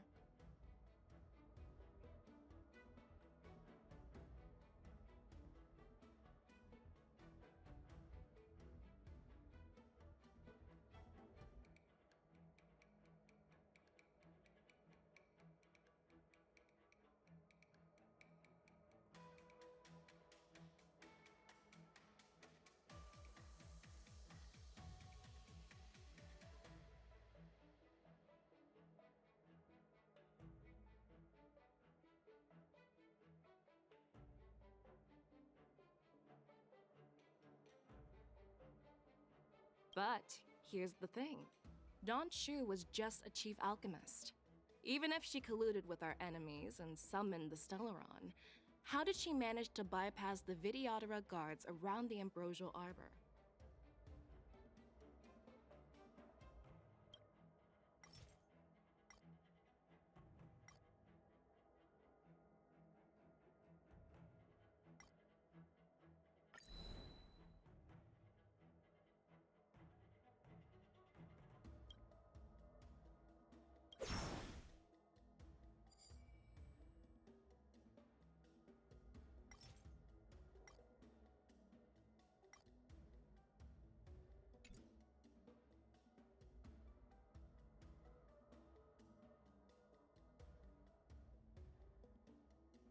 I personally met Don Shu once. Her closest friend was killed during the war on the Fanghu, and she harbored deep hatred towards the hunt. So she spent years making preparations in the Alchemy Commission, in order to take revenge on the Xianzhou. Revenge is also a form of the hunt. However, that doesn't explain how she managed to bring the Stellaron into the Scale Gorge waterscape, which was guarded by the Videodora. Well, you should ask Don Shu herself for the answer. Unfortunately, Don Shu is dead, and even her corpse has crumbled into ash. That's one less clue we can pursue.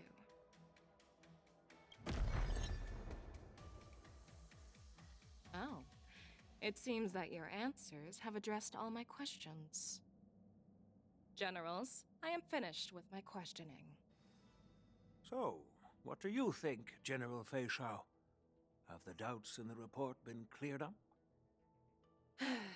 The two Nameless have been honest in their answers.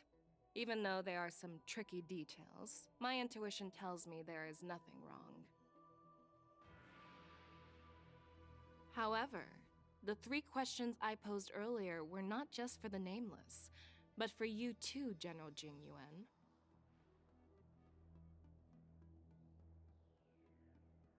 First, the disciples of Sanctus Medicus grew uninterrupted on the Law Fu, yet the 6 charioteers were not aware of it.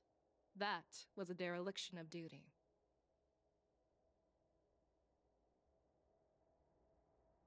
Second, you believed in the Stellaron Hunter's prophecy and entrusted outsiders to solve the crisis, even granting them access to the Plague Mark. That was a dereliction of responsibility. Third, you insist on holding the war dance right after the Ambrosial Arbor crisis, putting the Lawfu back in the spotlight. That is a dereliction of wisdom. Merlin's Claw. Is this your line of thinking, or the Ten Lords? From the moment I walked in, I made it clear that the questions I'd ask might not reflect my actual thoughts. The disciples of Sanctus Medicus were deeply rooted and had been plotting for a long time. I admit it was my negligence for not noticing it earlier. As for the Stellaron Hunter's prophecy, I didn't believe all of it, but in the end, the Lawfu did survive the Ambrosial Arbor crisis. So, I think it's safe to say that Elio's prophecy about the future holds some merit. And as for the war dance, do you think I'm unaware of the risks? However, risks can also be opportunities. The Lawfu has lain low for too long. I believe it's time to stir up the dregs hidden in the depths and wash them away once and for all. Just as I expected from our sophisticated divine foresight. You have a way with words. I like it. But, unfortunately, ever since the report was submitted, the Alliance has been filled with rumors and speculation. Even within the Lawfu, there are people accusing you of neglecting your duties, resulting in the Ambrosial Arbor's resurrection. So what are your thoughts on all of this, General Fei Shao? As a fellow Arbiter General, I fully understand the difficulties of this position. Personally, I think all these rumors are meaningless drivel. Across the sea of stars, the divine foresight knows better than anyone else what happened on the Lawfu and the meaning behind it. Just as what happened on the Xianzhou Yaoqing recently. You mean the Xianzhou Yaoqing is also... The scouts of the Verdant Knights have sent back reports that Borisin are making trouble again. The Borisin packs that were once divided and scattered have started swallowing each other up, forming larger and larger packs. Moreover, there's an entity named Mongus behind it all. An entity? According to the report, this entity isn't actually a Borisin. It's a woman claiming to be the messenger of the Master of Immortality. She's described as having 12 faces and 12 pairs of fangs, as cruel as poison and as elusive as quicksand. The Borisin believe she'll give them a chance to rise again.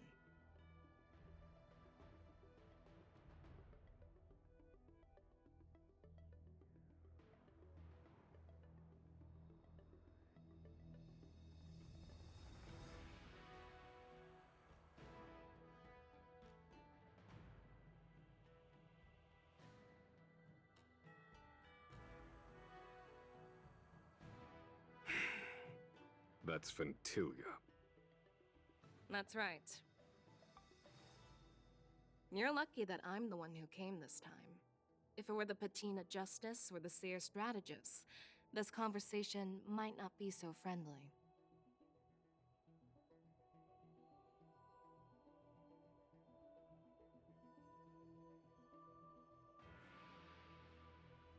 I've always had faith in my instincts, so I don't doubt your good intentions.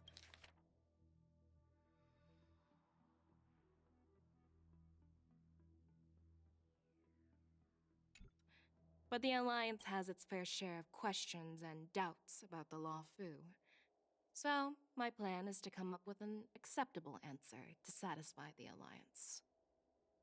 What's in this plan, General Fei Shao?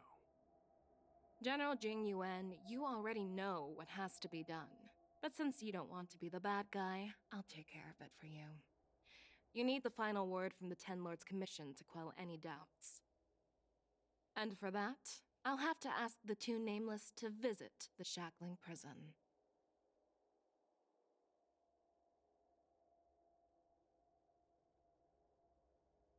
No, I'm not imprisoning you. While you're there, I'll ask a judge in the Ten Lords Commission's Interrogation Division to record a detailed testimony with the karmic mirror from both of you. We'll fill in the gaps that weren't covered in the report, and silence any protests within the Alliance. I'm okay with that. Your willingness to help is truly heartwarming, youngsters. Then, as the Merlin's Claw requests... Oh, there's one more thing. This testimony is for silencing the voices of opposition within the Alliance, but I would like to urge General Jing Yuan to listen to the pleas of the Foxians on the Xianzhou Yaoqing.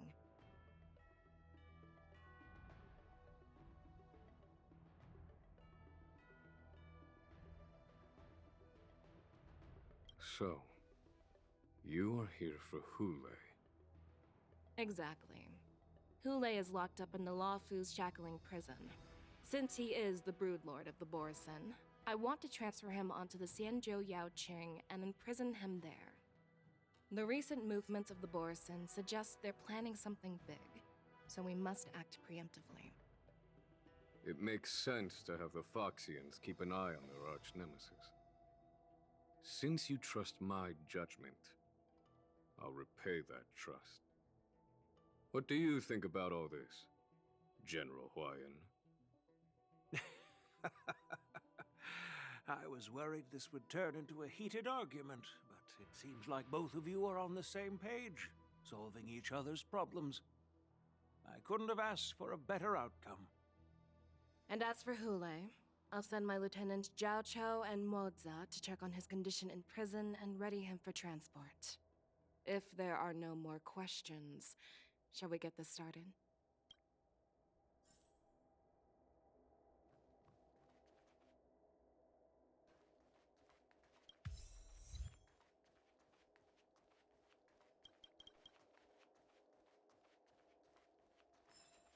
Well, I'm glad we managed to talk this out.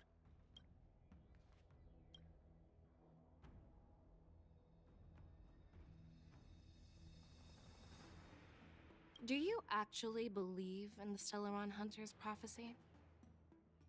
Yes, I do. That's why I'm here. I understand.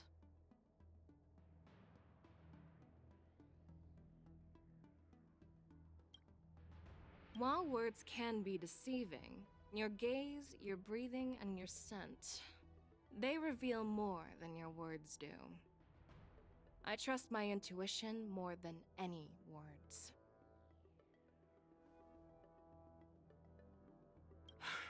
I'm really sorry about all this. But the testimony in the shackling prison won't take up much of your time. I'll call for a messenger to take you to the interrogation division. You just need to give your testimony, and then you can head back. So no need to worry. As you wish, General.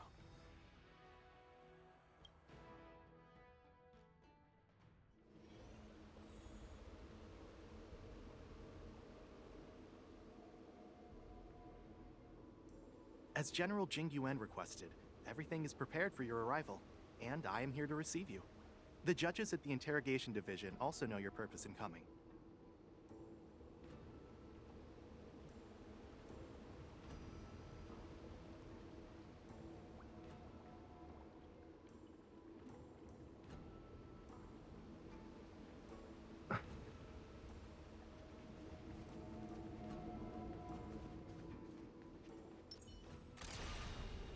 Firefly Type 4, activate! Attack! Until everything burns to ashes!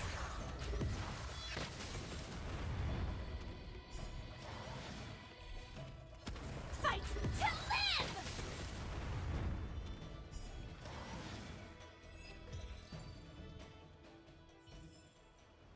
Every victory is hard won.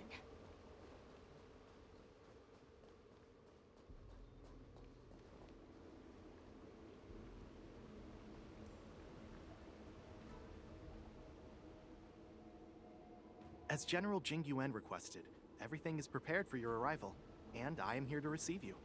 The judges at the interrogation division also know your purpose in coming.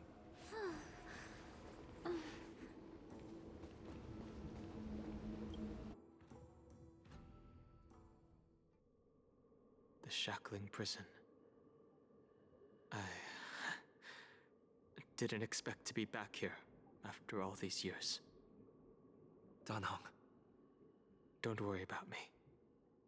If you're ready, I'll open the gate for you.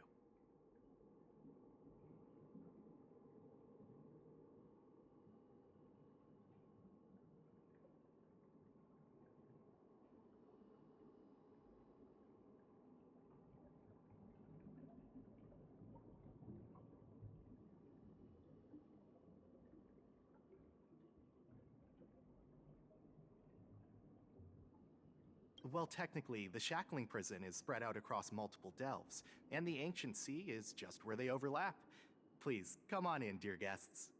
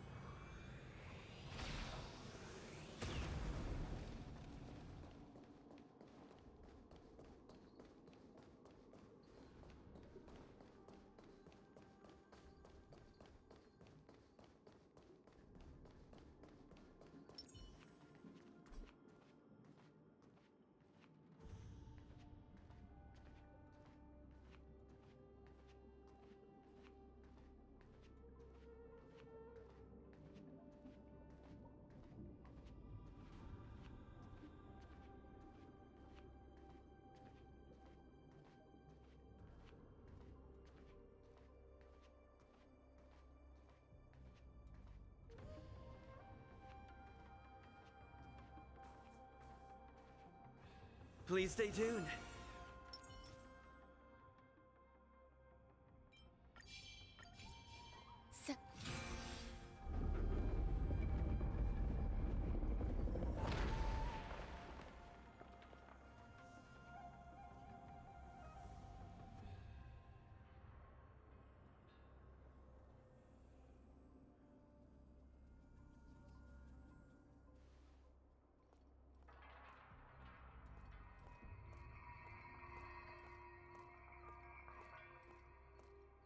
What are you looking at? The shackling prison on the Luofu is completely different from the one on the Yaoqing. It's completely underwater. Whether it's in the clouds or underwater, breaking free would still be a piece of cake for me. Still thinking about your old jailbreak tricks, huh? Forget it. You're free now. Just don't do anything stupid, or the judges will throw you back in there and lock you up for a few hundred years. You'll see me again in just a few days. Taking Hule back to the Yaoqing means a lot to the Foxians on the ship, and to the General herself. So stay alert.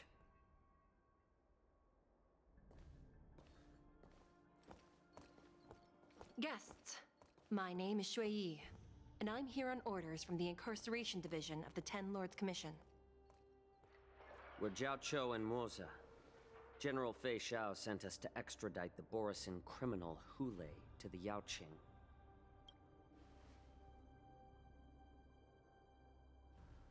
We're here to inspect the conditions of his imprisonment and make preparations for the handover and transportation. I assume you've been briefed, Your Honor. Your visit request has been approved. I'll be your guide for this trip. Prisoner Hule, the warhead and brood lord of the Borisin Abominations of Abundance and the arch-nemesis of the Foxians, is responsible for 2,123 wars of aggression and countless associated crimes. Due to his heinous acts, he has been imprisoned in the depths of the shackling prison and subjected to the punishment of the Forest of Swords until the end of time. He shall never be pardoned. No need to repeat his crimes and sentence, Your Honor. He is the greatest enemy of us Foxians. The stories of his atrocities are used to terrify our children. I'm well aware of every crime he's committed. Let's move on to the next step. When it comes to visiting criminals, there are rules in place to ensure your safety. I know you've heard legends about Hule since you were children, but your knowledge about him is likely very limited. Only the judges of the Ten Lords Commission truly know what kind of abomination is locked up at the bottom of the shackling prison. It has been centuries since Jing Liu, the former sword champion of the Luofu, captured Hule. And during all those years, we never provided him with any food. Yet he somehow managed to stay alive. It defies all the documented physical characteristics of the Borisin. The Forest of Swords, forged by the Punishment Division, is a device of intense torment, used to execute sinful abominations. Most Borisin die within 3 days in the forest, but Hule is different. Every time the blades pierce him, his body instantly heals. Despite the brutal punishment, he somehow manages to survive. The complex rules are there because of his abnormal characteristics. Do you understand now? I apologize for any offense caused. Please continue, Your Honor. I've given you the instructions regarding Hule's visitation. Please make sure you read them carefully.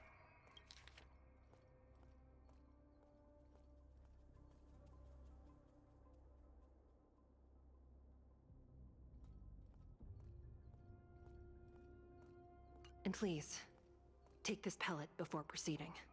No, I'm not taking random medicine. Then you won't be allowed to visit Hule. Just swallow it already. Hule is like all Borisin. He can release a pheromone called lupatoxin that induces fear.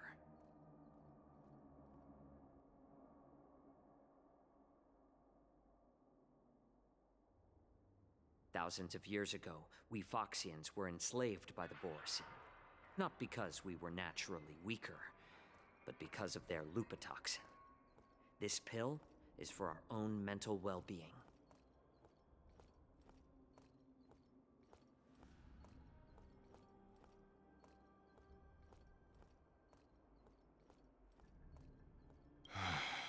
I understand.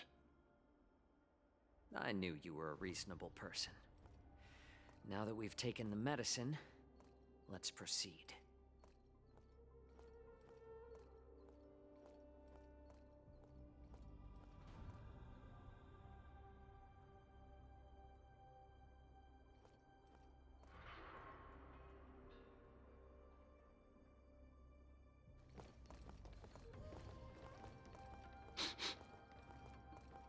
Your Honor. What is it? No, never mind. Maybe I'm just imagining things. Let's keep moving.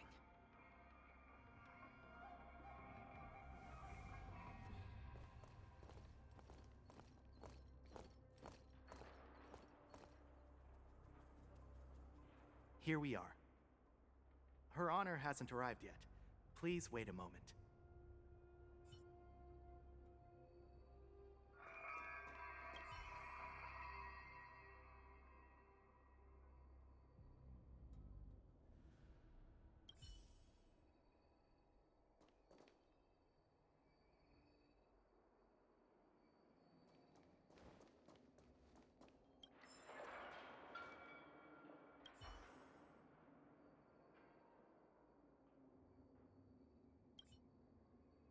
Welcome, dear guests from the Express.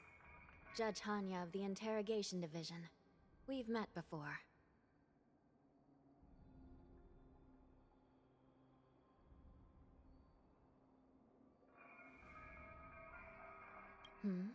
You don't want to see me? Well, in that case, I can call in the judge who's an expert in acupuncture, or the one who's handy with axes and saws, or the one who knows all about whips and ropes. We've got plenty of options here, and we'll find one that suits your taste. Just kidding. We judges work in shifts, and it just happens to be my shift. maybe we're destined to cross paths. Please allow me to express my gratitude to you again for subduing the demons in the Fixtral Garden. Looks like while March 7th and I were clueless, you already made many friends on the Xianzhou Luofu. Even though you and I have met before, we can't show any favoritism under the Ten Lords. So, please do as I command as we head to Scrivener Hall and beyond. Don't do anything without my permission. This is not a place for ordinary mortals. You and Mr. Danheng, please come with me. Please lead the way, Your Honor. Please let me activate the mechanism before we all move forward. And please, watch your steps.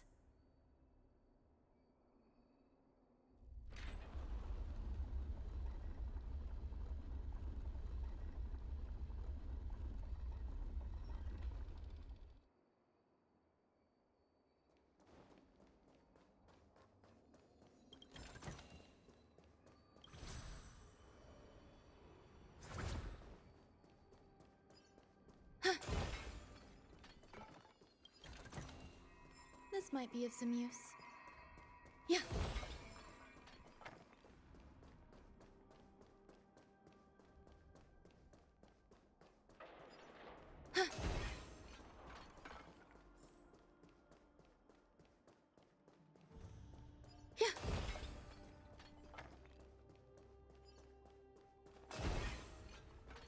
Sound lingers. Yeah.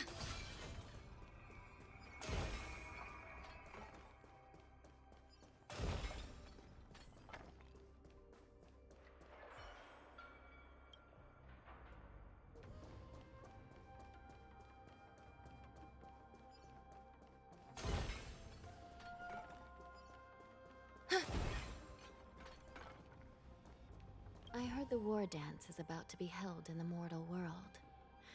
I remember watching a sword duel at the war dance with my sister when we were young. The Cloud Knight, who was the Luofu's ringmaster, was an amazing swordsman, and their sword flashed like lightning. The Outworld Challenger had fiery red hair and a hand made of steel, which roared like thunder. They battled for a long time before a winner could be declared. Time sure flies. Now, both my sister and I are residents of the Netherworld, and we will never again feel the thrill of a competition. Are there a lot of people in Starskiff Haven due to the war dance? Sounds amazing. It's a shame I'm too busy to attend. But even if I could, I'd probably just scare people off with my current appearance. Let's get going then.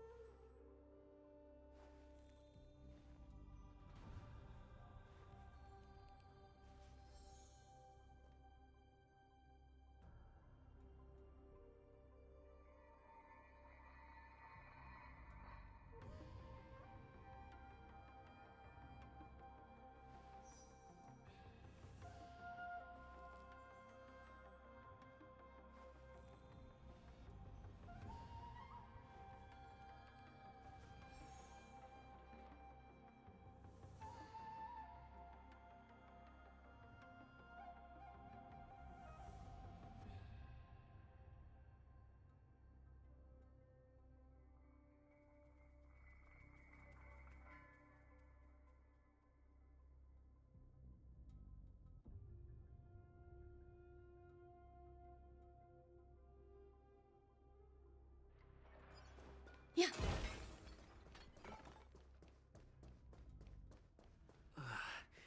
It's freezing. This place is filled with the cold air from the northern peak of the polar delve. Even the toughest long-life species would have a hard time enduring this.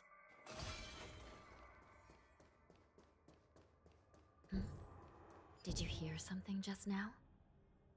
Let me check it out.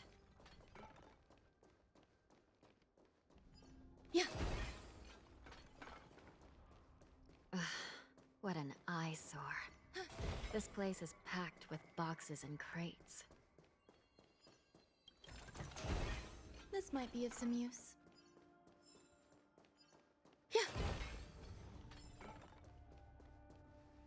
These crates, they look oddly familiar. A few days ago, the Spiritfarers received reports about an IPC transport ship that was attacked by Borison. Then, a bunch of those abominations were dumped into this place. I had a feeling there would be trouble during the war dance. But throwing both the pirates and the cargo in jail? That's a new one. I heard the Intelligentsia Guild crafted something dangerous. We have many records in the Hall of Karma about these wise ones. They love to tinker with forbidden technologies, always trying to push the limits of ingenia. I caught a glimpse of the mechs in those crates, and they bear a striking resemblance to Borison. I wonder what they're planning this time. Well, business first. Let's keep moving.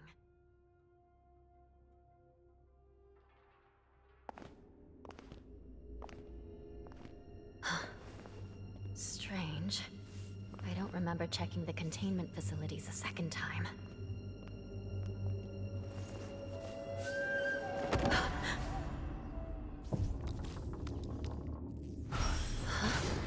Watch out!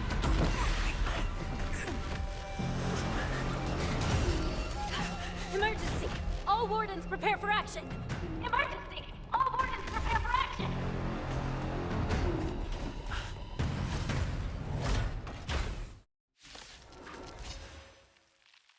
What's happening here? Eternal. Why are these things moving on their own? Something's wrong. The guards aren't responding.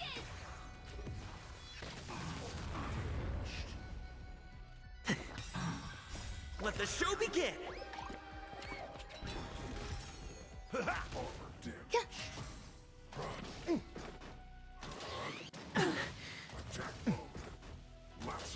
Attack detected! This thing is going wild, just like a Borison. Looks like we're on our All own. will be swept away by the wind. My friends? Indulge yourselves! Dreams do come true. Set the seas ablaze! But how is this even possible? The Spiritfarers follow the protocols, cutting off power to the mechs and sealing the crates. How could these mechs still start moving? It's just like what happened in the Artisanship Commission before. These goods went haywire and attacked everyone in sight. The Alchemy Commission members examined them and found some unusual structures within. These things showing up in the shackling prison can only mean one thing. A prison break. And whoever delivered these goods clearly wanted them to go through the Xianzhou's strict inspection process to show the Skyfaring Commission and Cloud Knights how dangerous they were. They wanted these mechs to end up right here, in the shackling prison. If these things already started taking action while nobody was paying attention, then the whole prison is in trouble, I'm afraid. And to make things worse, another group of visitors just entered the depths of the shackling prison, the messengers from the Xianzhou Yaoqing. And the prisoner they came to visit might be the target whom these wolf-shaped mechs were delivered here for. If that vicious beast manages to break free, it will be a catastrophe for the Xianzhou Luofu.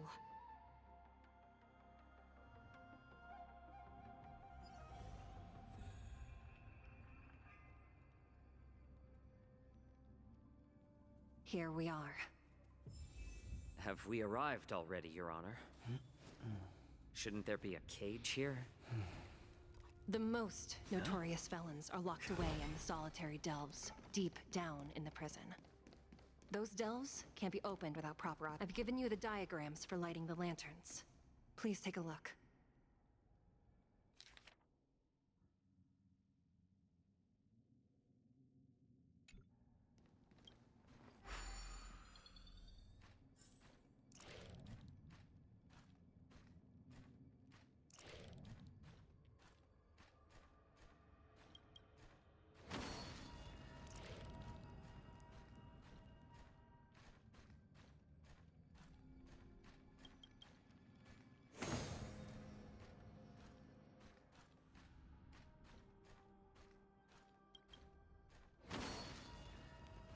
Not bad. It could even use some more intensity.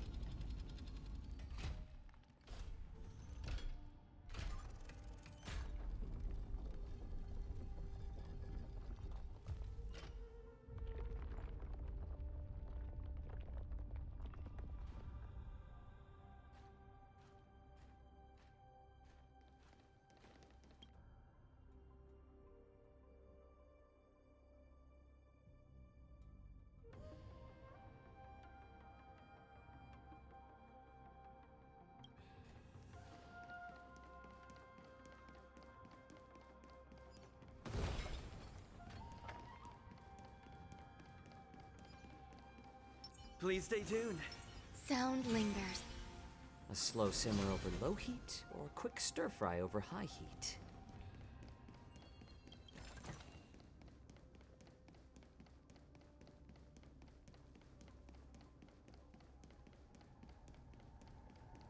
The path is open. Once we descend to the bottom of the prison, please do not do anything reckless.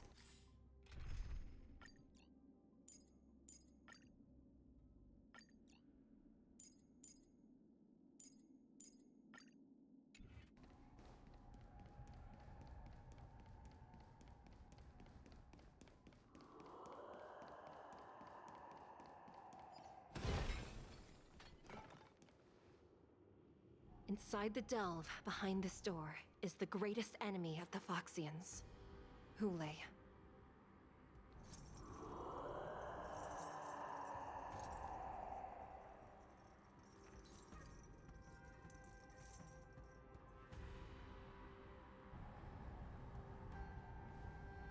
According to custom, envoys from the Yaoqing visit the Xianzhou Luofu once every century to check on this abomination's imprisonment and condition. Even though the Ten Lords Commission sentenced WuWA to the Forest of Swords, suffering every day for the rest of his life, I understand that the Yaoqing messengers want to see him dead.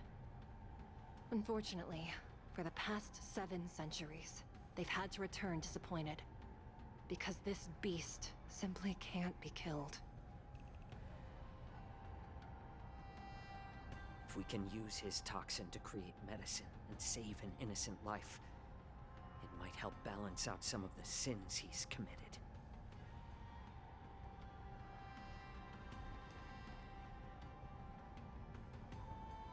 Could you be the key to a cure for the General, WuWA?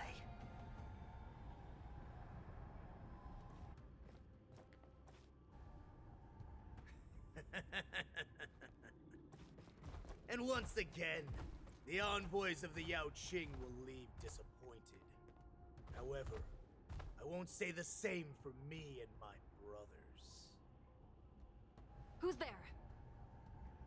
I'm just a humble counselor of the Rhino Hound Pack. You can call me Mock Talk.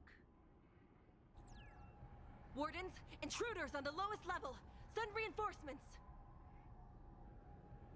Nobody will hear you here, at the bottom of the shackling prison. Thank you for opening up the prison for us, Your Honor. We'll take it from here. No wonder I kept smelling that familiar stench. So it wasn't just my imagination. Do your thing, Morza.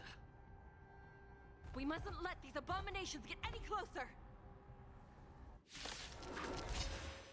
This has to be There are too many of them. Once we were inside the shop, Burns to ashes!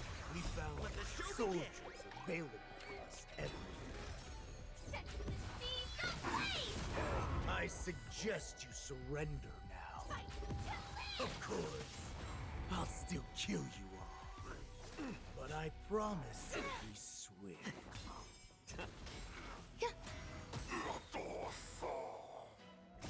All will be swept away by the wind. Set the seas ablaze! How presumptuous. Die now! Leave if you can, Mosa. It's not time yet. Let the show begin! Yeah.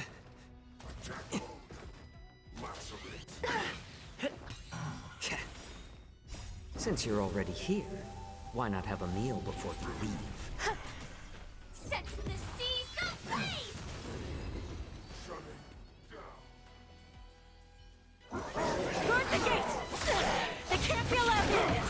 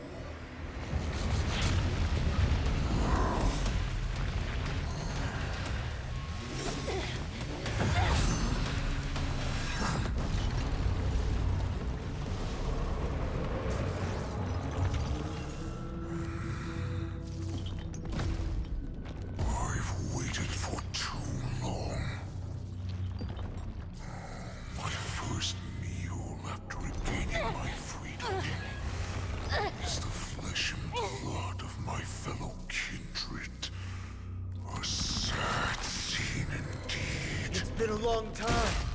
Boy, welcome back.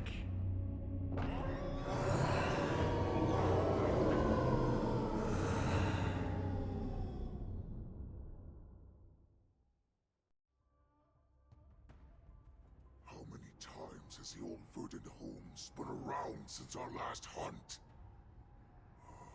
Duran's whelp, tell me your name. Oh, great Hule, nemesis of the Foxians, and the hunter of all beings. I'm Moktok, a humble counselor of the Rhino Hound Pack. I am only one insignificant heir spawned from your bloodline. It's been at least 7 centuries since you led our pack through the hunting grounds of the stars. I'm thrilled to see that you are as cunning and skillful as ever. 7 centuries. 7 centuries have passed. But why have Duran's whelps grown to look like this? Tell me, Moktok, why have you grown to resemble our most despicable slaves and enemies, the Foxians? I've been commanded to release you from this cursed prison. It is Senjaya's will. That's why I had to take a magic pill, don the skin of a lowly beast, and play along with their hypocrisy. Since you have an escape plan, tell me, what's our next move to get off of this ridiculously large ship? My brothers and I will lock down this prison, trapping the prison guards inside. This will buy us some time. The rest of my crew, who are undercover like me, will secure the vessels for our escape. According to the plan, we only have a tight 2-hour window to get out of here. Originally, I intended to carry out the plan tomorrow, but they're planning to transfer you to the Xianzhou Yaoqing now. So I seized this opportunity to set you free.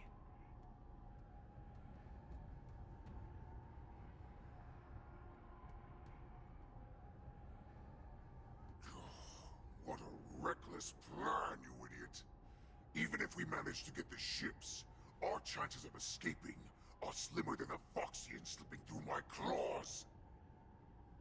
we have no other choice. The angel serving under the Master of Immortality sent me with a message. Only your return will end the prolonged divisions among the Borisin. Every one of my crew is ready to lay down their lives if it means setting you free.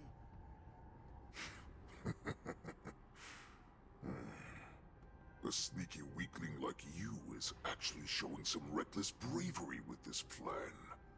Fine. You'll get what you want. And all of Duran's whelps will too. Well then, my lord. We should leave now. Before we go, give me one of those magic pills. My lord, you seriously want to don the skin of a lowly beast? That would be a disgrace to your greatness, my lord. You idiot. Greatness means nothing without freedom. Once I get out, I'll need a disguise that won't raise any suspicion. As you wish, my lord. Is that Foxian slave my meal? No, he's an envoy from the Xianzhou Yaoqing. I plead you to endure him a bit, my lord, as he's more valuable as a hostage. Take him, guys! Time to move out!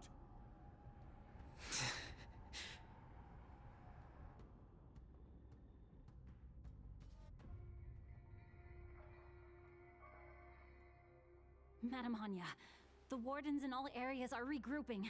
Those Ingenium enemies are wandering around and causing heavy casualties. And to make things worse, those iron wolves broke open the cages and let the criminals out. We've called for backup, but it seems like all communication is jammed. Let's preserve our strength and first take down the isolated prisoners. By decree of the 10 Lords, all prison breakers and intruders shall be apprehended, dead or alive. Just a short time ago, the nether key mechanism was activated. It was probably Madame Shui and the Yaoqing messengers, heading to the bottom of the prison. Given the situation, I'm afraid that area is exactly where our enemies are targeting. We mustn't let that vile beast escape from its cage. We've gathered all the prison guards who can still fight, and we'll split up and secure each floor.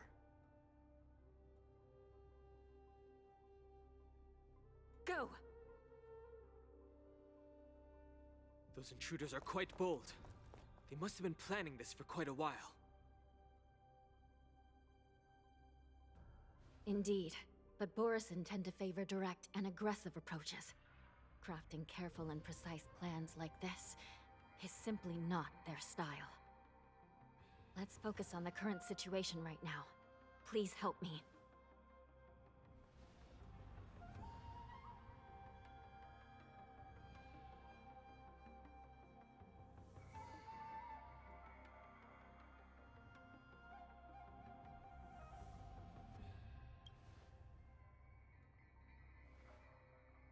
What's the fastest way to the bottom of this prison, Miss Hanya? If we don't get there quickly, we'll soon be outnumbered by all the enemies inside.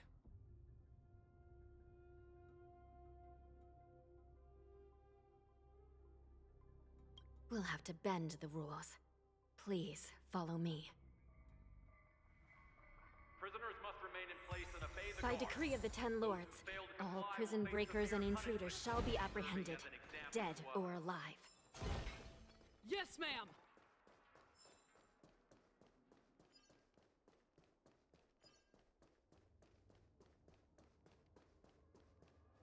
Sound lingers. Please stay tuned. Hold your position here. Yes, ma'am.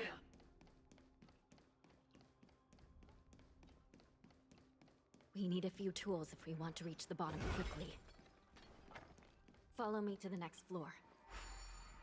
The path is cut off. Someone must have altered the mechanism. No matter. It'll just require a bit more work to get through.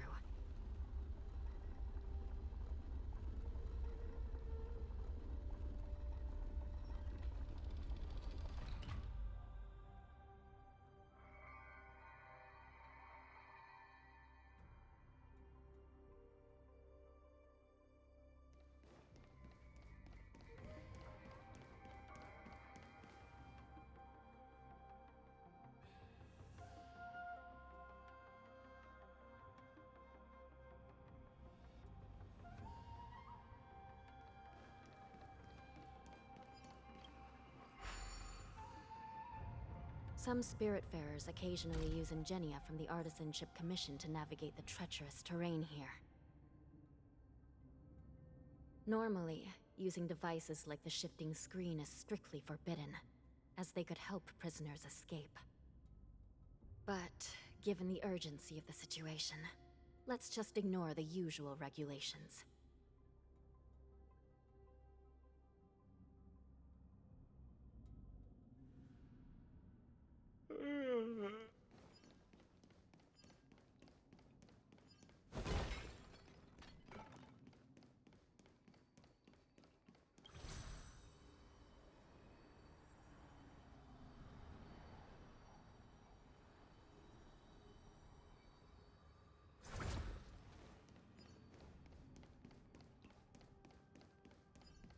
The Nether Key has been activated. I hope we're not too late. Hang in there, sister.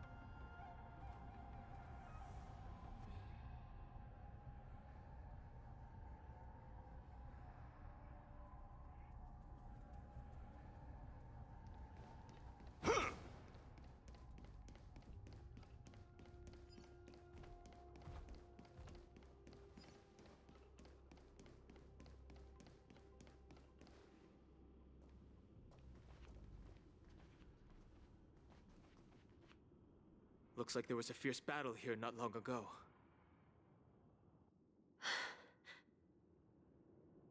The gate to the prison delve is wide open. Hule has managed to break free. Where are the Yaoqing messengers? And where's my sister? Are they still alive? Let's look around. Maybe we'll find some clues.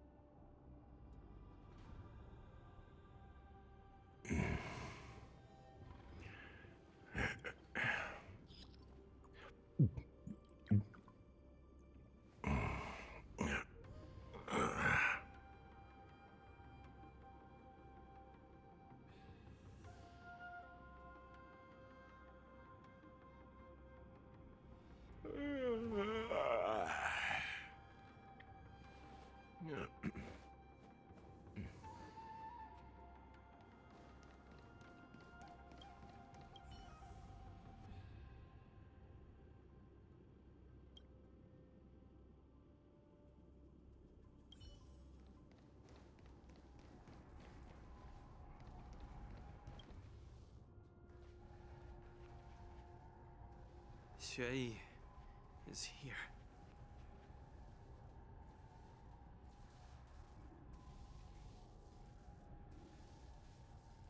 Miss Xueyi briefly sacrificed herself.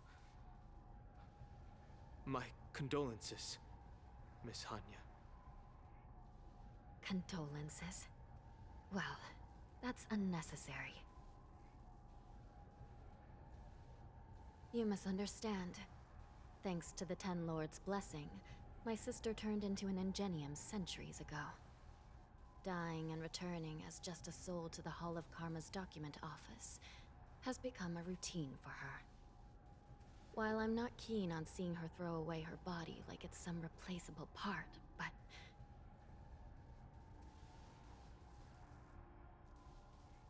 By the way, have you seen bodies that might be the Yaoqing messengers?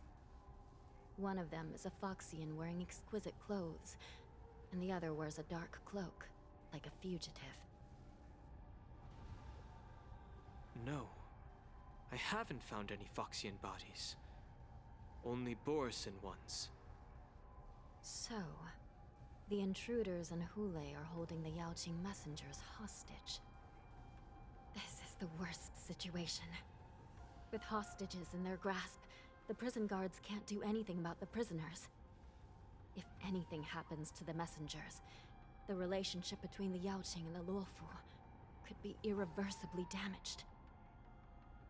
We must rescue the messengers, get out of here, and spread the news. We mustn't give up as long as there's a glimmer of hope.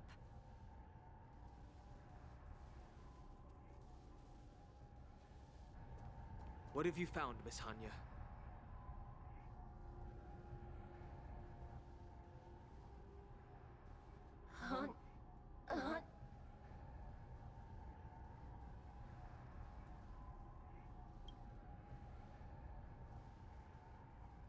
Reconstruct.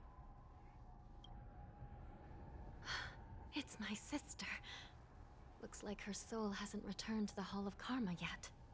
At such a critical moment, her death can give us information that we can turn into an advantage.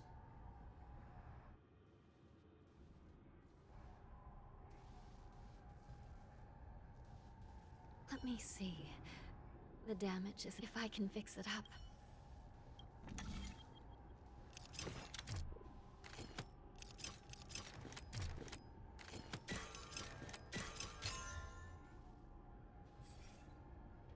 Hanya, I'm back.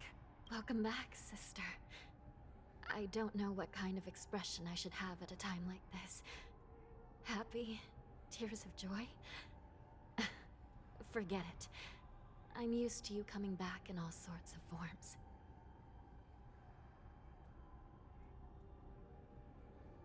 Now is not the time for jokes. This side crane can't hold all of me. Sister, what did you see when you were killed? One of the Yaoqing messengers escaped, and the other one was taken hostage and brought upwards? Besides the Borisin, there were other intruders. Invisible.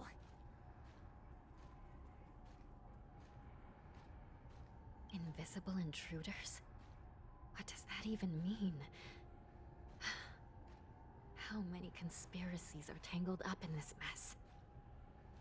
Do me a favor, sister. The intruders have cut off all communication between inside and outside the prison. And now you're the only person, the only bird, who can slip out undetected.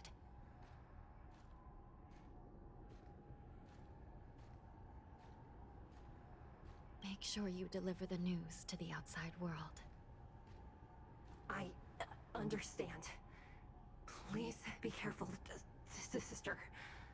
You are different from me.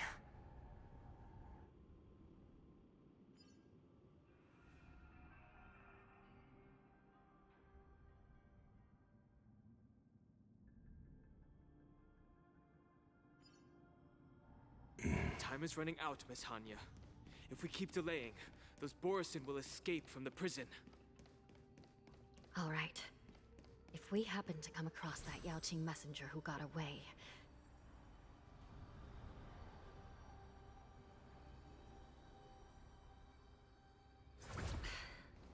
No. Stopping Hule should probably be our top priority.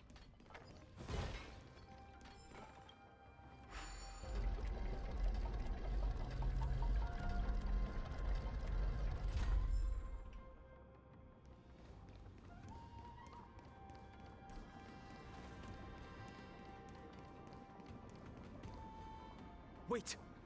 Something feels off. Something's approaching us. The invisible intruders? Watch your back! These abominations aren't prisoners from this prison. Until everything burns to ashes!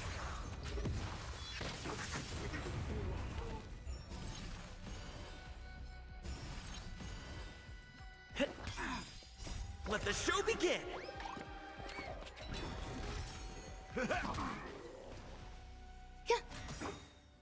All will be swept away by the wind.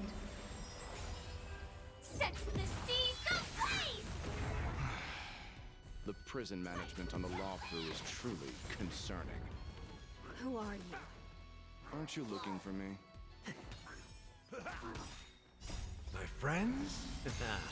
Indulge yourselves! Set the seas ablaze! Stay away! Let's improvise. Let the show begin! Fight to live! Just focus on the fight. Set the seas ablaze! Mortality means forever. Recalibrating! Dreams do come true. Existence is unity. Fight to live!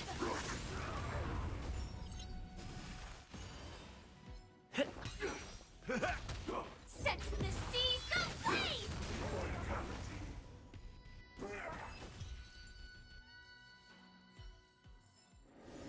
Everyone holding up okay?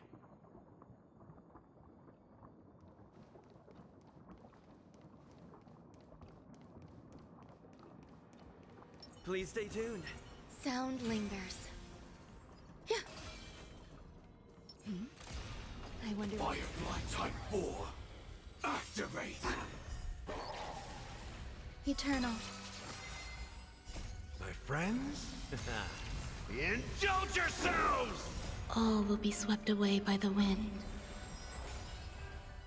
Let the show begin! It ain't over. Damage sustained. Attack! Until everything burns to ashes!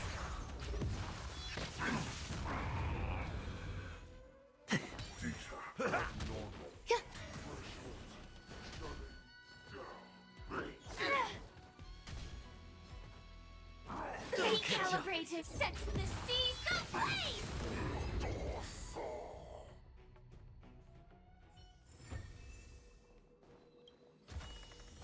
Full of supplies. A rare find.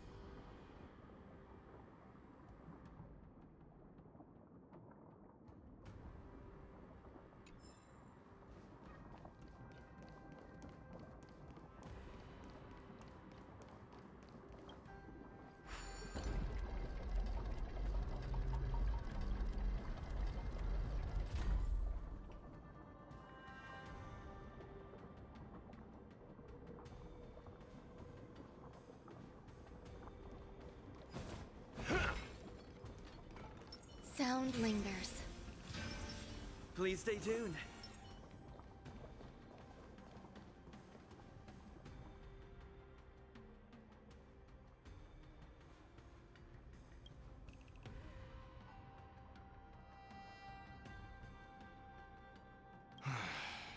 The prison management on the Lawfu is truly concerning.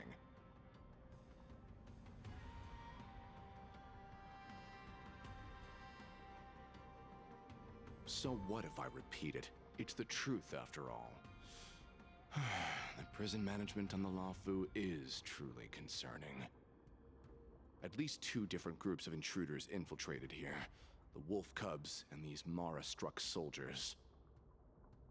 Their hiding technique, it's pretty similar to the Wind Mantle technique used by the Vidyadhara serving Kailorum Venti on the Yaoqing. What do you think?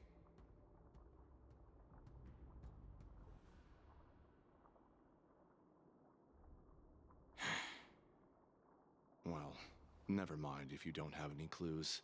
Now is not the time to exchange assassination techniques. I'm WuWA. My friend fell into the clutches of that wolf. I was planning to escape and report back as quickly as possible. But now it seems... The prison on the Lawfu is a real maze, I must admit. Thank you for your help, Mr. WuWA. We'll do our best to ensure your friend's safety. No, you can do nothing for him now. And you shouldn't be focusing on his safety at the moment. Your friend is in Hulei's clutches and you're just going to leave him behind? Look, I'm the Yaoqing General's guard, not his.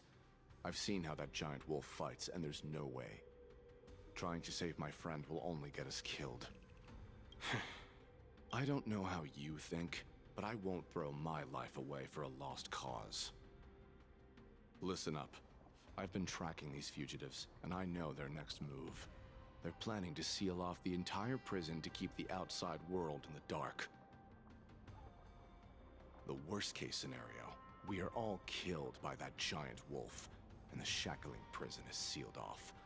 No one will know about us or about their escape until it's too late.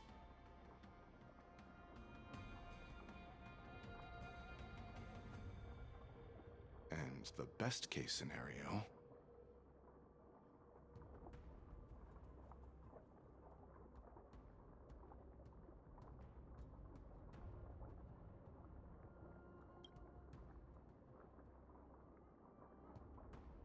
The best-case scenario would be, we seal the gates and trap the enemy inside with us.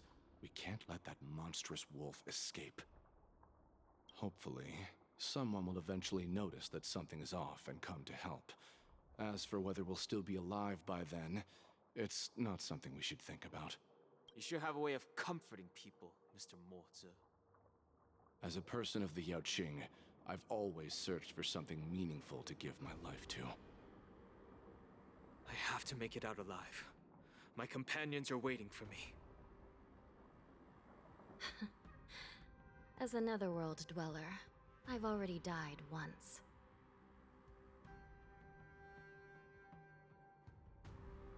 Yeah. We won't give up. Not until the very last moment. None of you are part of the Ten Lords' commission, so sacrificing yourselves isn't the right move. As a judge, it's my responsibility to guard this prison, and if someone should step up to stop Hulei from escaping, it should be me, not you. Once we reach the gate, I hope you'll help me seal it. After that, I'll do everything I can to fight the Borisin, and you find a safe place to hide and wait for reinforcements. Now, let's proceed upward.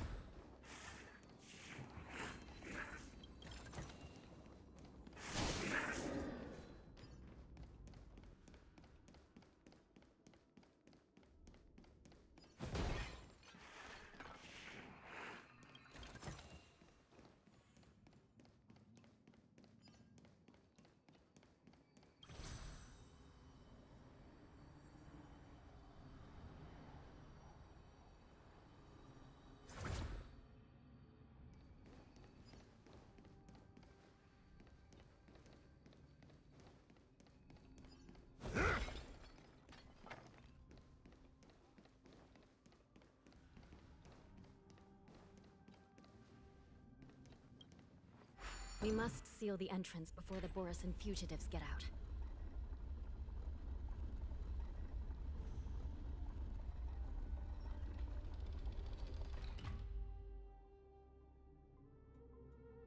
The prison wardens and mechanisms won't be able to hold them for long. Follow me.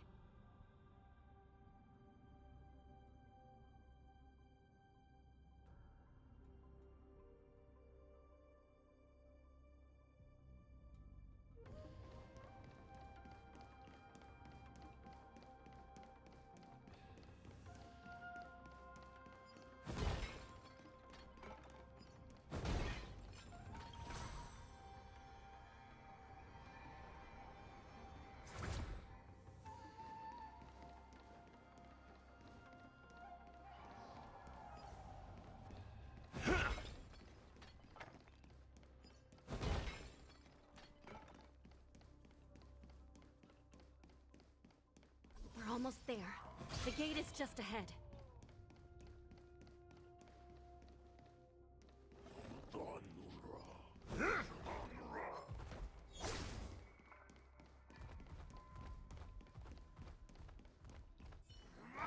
I will hold them back. Don't let Hule escape. Existence is unity. Detonate! Until everything burns to ashes!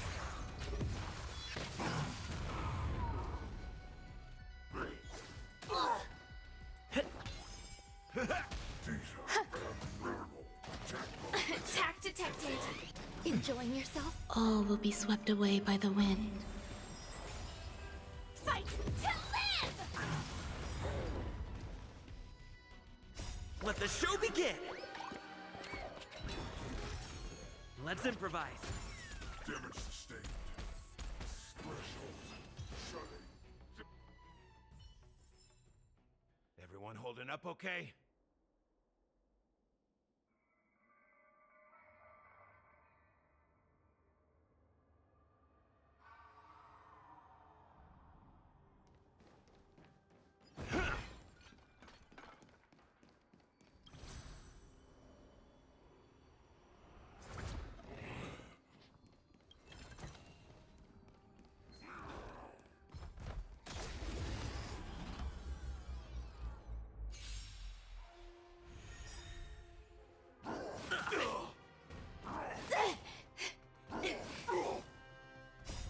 Friends? Indulge yourselves! Attack! Until everything burns to ashes! Set the seas ablaze!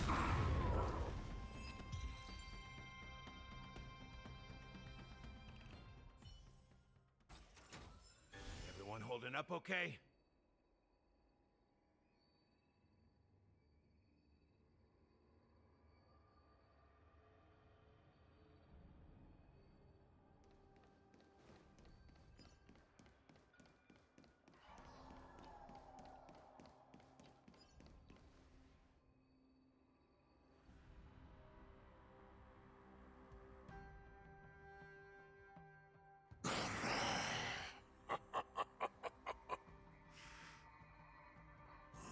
This brings back such familiar memories. Memories of chasing, gnawing, and tearing. Oh, they're back. They're back. They've all come back. My lord, we're just one step away from freedom. Once we pass through the gate, no one will be able to stop us. So this hostage is useless now. Kill him, Moktok. He's getting away. Do something, Jiaoqiu. It's just like the old days, you useless loser. Just do something! Maybe this Yaoqing messenger can strike a deal in exchange for his life. He can use his status to help us escape from the Xianzhou. What do you think, Mr. Jiaozhou?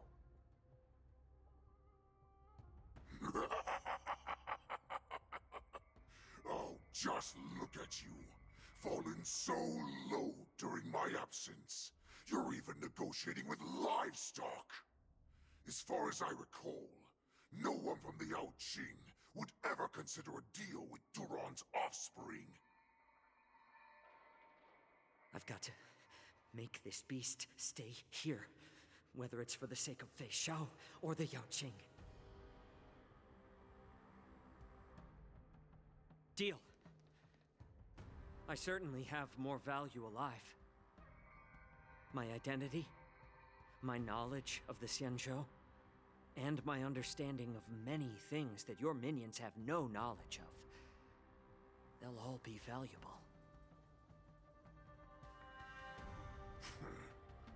Lowly beast. Muster up that pitiful tongue of yours and plead for what remains of your life. Speak up.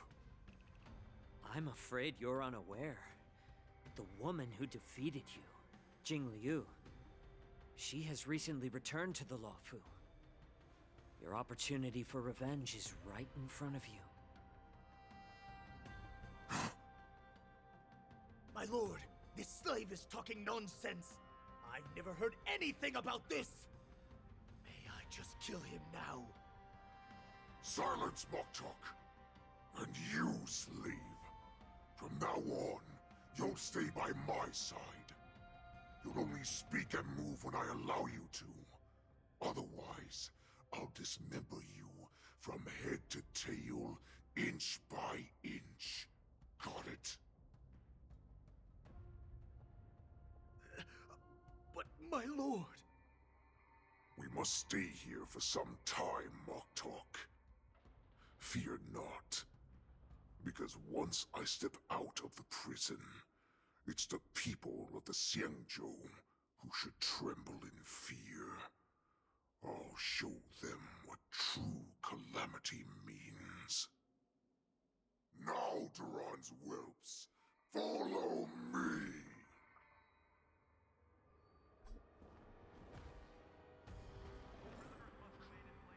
Prison guards, stop them! For our great Lord WuWA!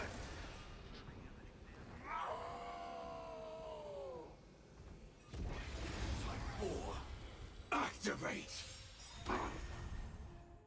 Let the show begin! Attack! Until everything burns to ashes!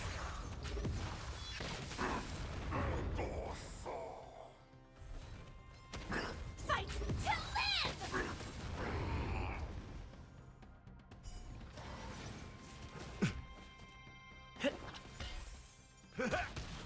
Eternal. Set the seas ablaze!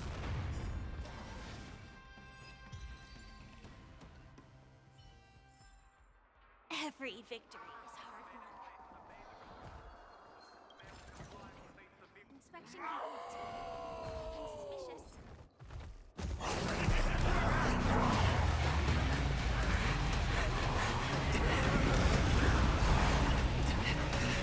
Nothing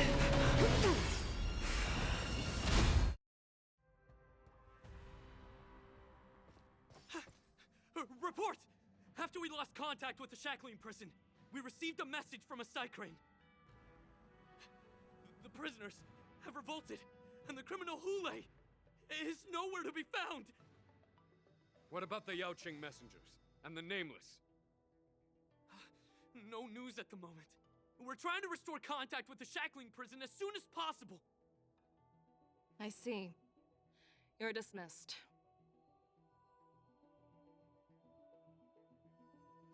General Jing Yuan, General Hua Yan. It's just as we suspected. The rise of the Ambrosial Arbor was not the end of things, but the beginning. The hand of the Ruined Legion has already sown the seeds of destruction. From this moment on, the Xianzhou Alliance will face an even greater challenge, from both the abominations of abundance and the destruction itself. If this is what they want, I'm always up for a challenge.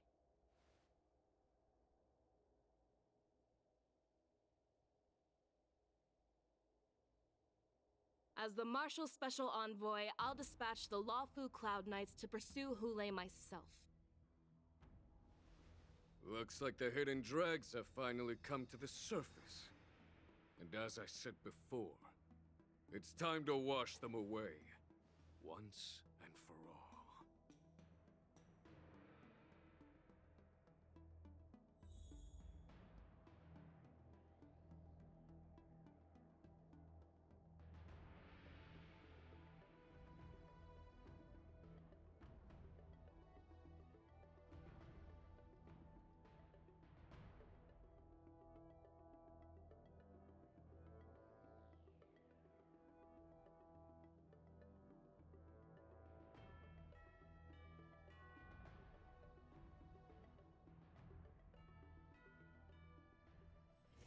Let me stay here a little longer in this body.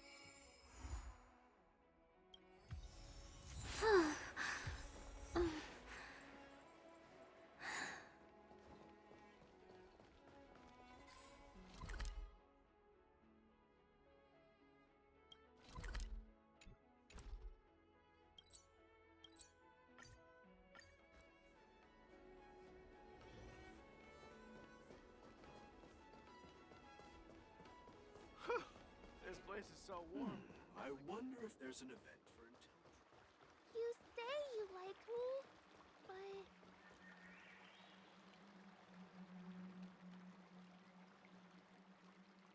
All right. Now that you're in position, Miss March, let's get this lesson started. I'm not good at acting all master-like. Since Grandpa asked me to teach you swordplay, I won't hold back any secrets. Thank you so much, Masters! Oh, wait. Does this mean our training is only officially starting right now? After all, we need to watch you practice for a few days before we can figure out how talented you are, right? So, how'd I do, Master? You're definitely talented, Miss March. Hey, here you are. Did you hear that? These two masters just called me a swordplay genius.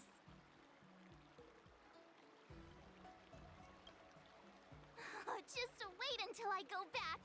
Everyone's going to be so wowed by my new skills. Swordplay requires rigorous training. Before we start, Miss March, you need to find a clear reason to keep you motivated while you train. It doesn't have to be something huge, but it needs to be clear. In other words, even though you didn't exactly choose to be our apprentice, you still need to take the initiative during this learning process. I once had the honor of learning swordplay from a master. She asked me why I started training at such a young age, why I wielded a sword. So, for our first lesson, I'd like to ask you the same question. Miss March, why do you wield your sword? Why do I wield my sword? I wield my sword to take down my enemies.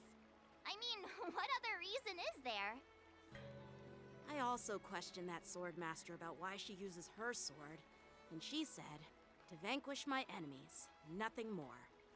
Miss March, you gave a similar response, which shows you've got potential.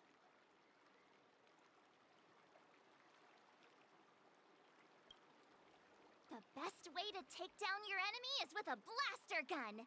I heard a hero say something like that in an immersia. He also mentioned that sword training can push a person's physical abilities to their ultimate limit.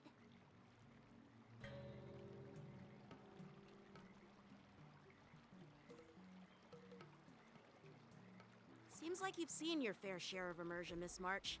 But if you want my opinion, if your goal is self-improvement, you'll feel just as accomplished even if you put down the sword and go back to your bow.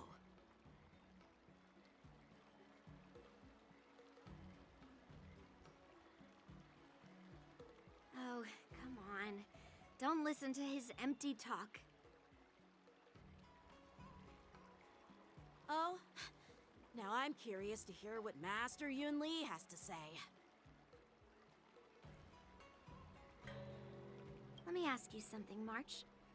Do you have any specific goals for learning swordplay? Like achieving a certain ranking in the war dance, or maybe you want to defeat someone, like Yanqing, or me?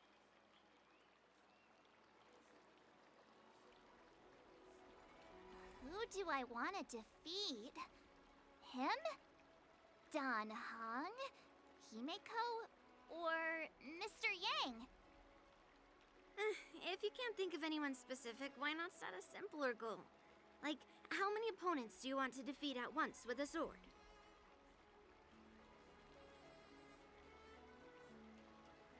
I'll fight 10! 10? Oops, that just slipped out. It's actually another line from an immersia.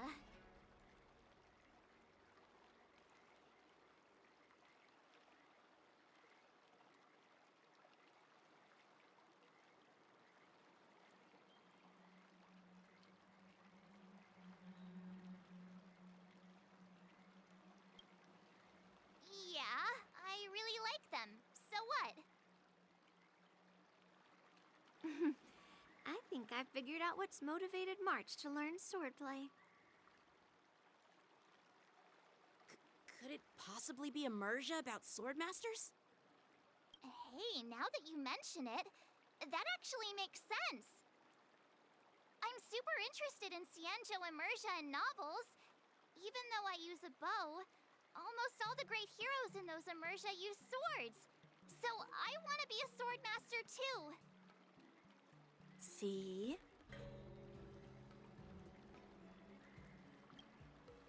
You agree, right?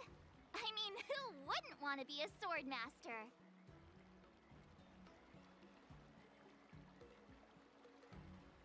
Becoming a swordmaster who fights for justice and battles evil?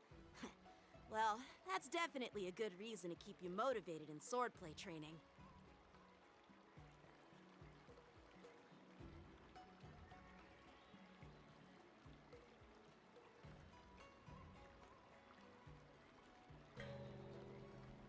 Now that you've both given your approval, I have another small request. I want to perform a tea ceremony to honor you as my masters. Remember, you'll need to tap the table a few times with your fingers.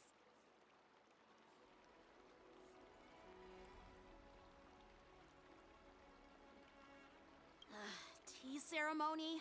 Tap the table? Do we have to be so serious about accepting an apprentice for the first time?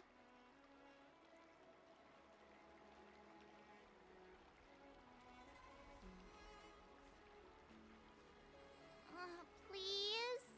That's how those heroes in the immersia show their respect.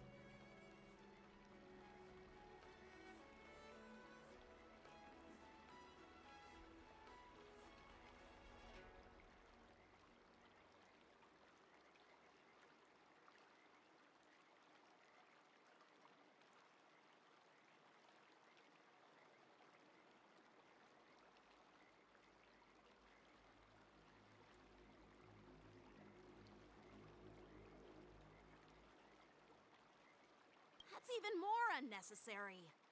Let's just stop wasting time. Just treat us to some milk tea. And then we can start our real swordplay training, okay?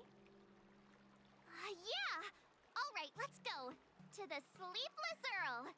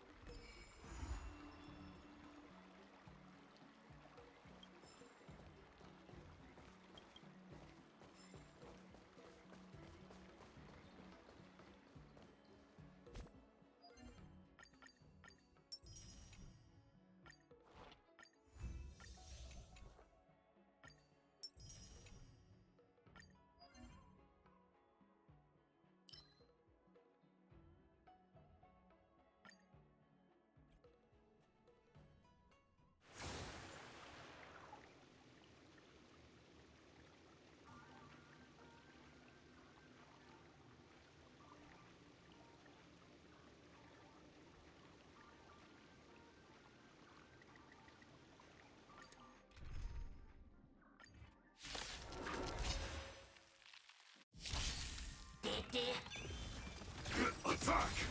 Until everything burns to ashes! Let the show begin! Set the seas ablaze! My friends? Indulge yourselves! All will be swept away by the wind. Fight to live!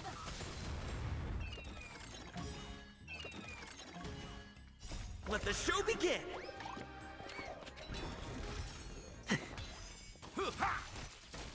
Existence is unity. Set the seas ablaze! My friends? Indulge yourselves! Let's improvise. Fight to live!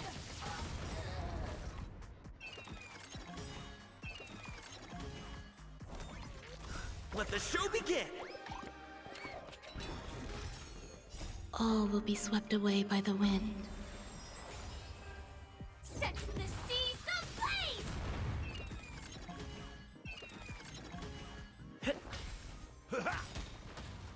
My friends? Indulge yourselves! Fight to live! Set the seas ablaze! Let the show begin! All will be swept away by the wind. Dreams do come true. Fight to live!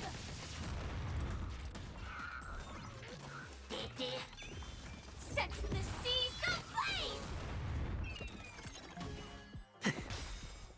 Let the show begin! My friends? Indulge yourselves! Eternal. Fight to live!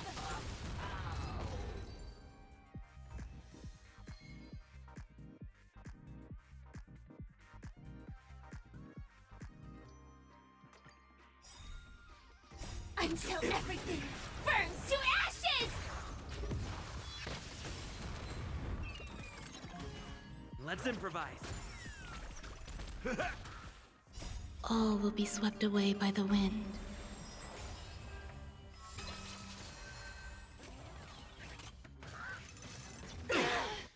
Fight to live!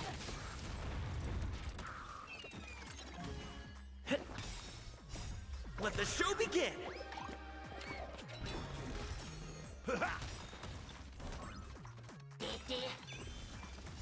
My friends? Indulge yourselves! Set the seas ablaze!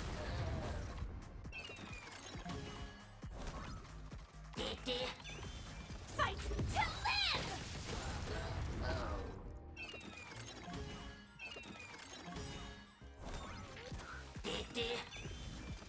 Let the show begin! Set the seas ablaze! All will be swept away by the wind. My friends? Indulge yourselves! Dreams do come true. Fight to live!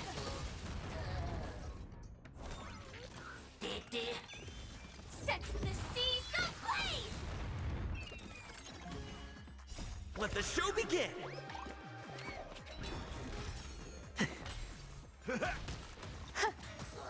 Fight to live!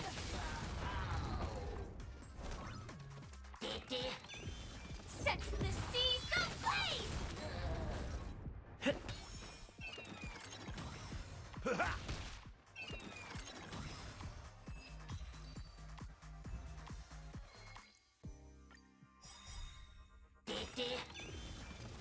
Until everything burns to ashes!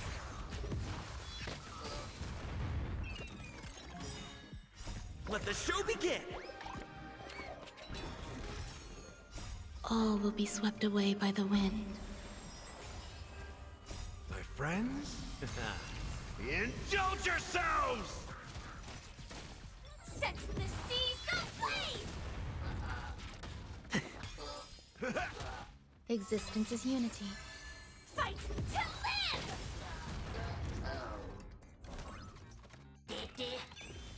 Set the seas ablaze!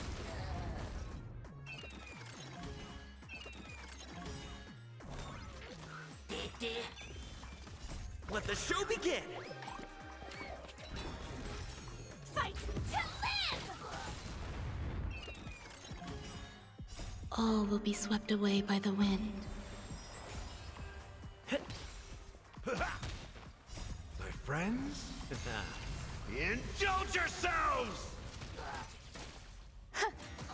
Set the seas ablaze! Fight to live!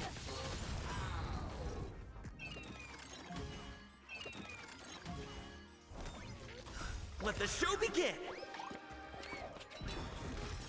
Set the seas ablaze! All will be swept away by the wind. My friends? Indulge yourselves! Fight to live!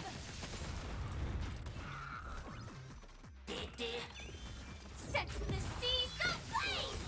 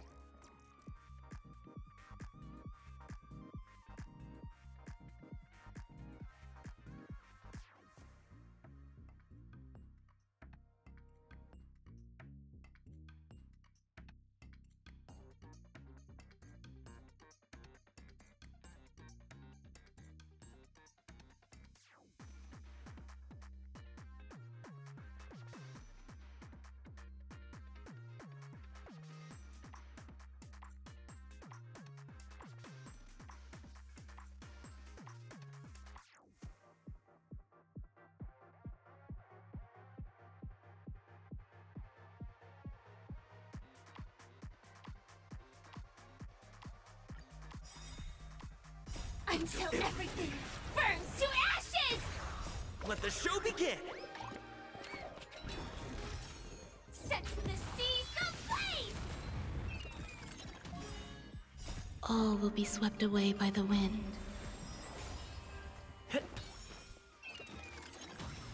My friends? Indulge yourselves! Existence is unity. Recalibrating! Fight to live! Let's improvise. Let the show begin! Set the seas ablaze!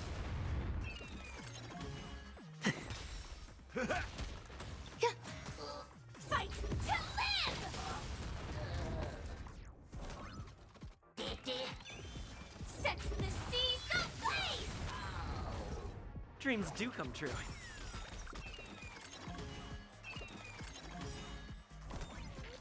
Let the show begin!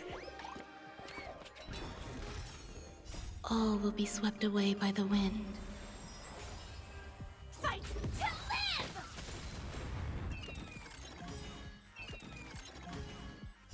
My friends? Indulge yourselves! Set the seas ablaze! Fight to live! Let the show begin! All will be swept away by the wind. Eternal. Set the seas ablaze! Fight to live!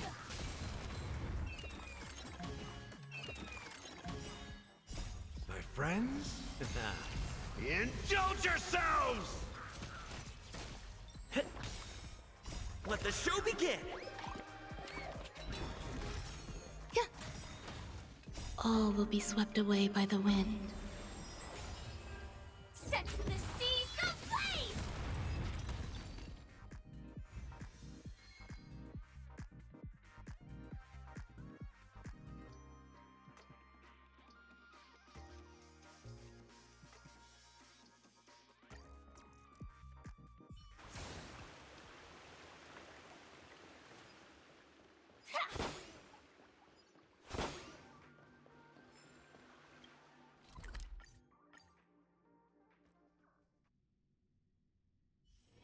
Let me stay here.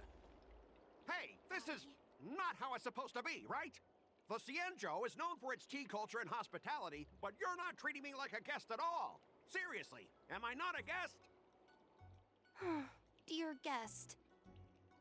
Stop! Don't call me a guest. You're not even treating me as one.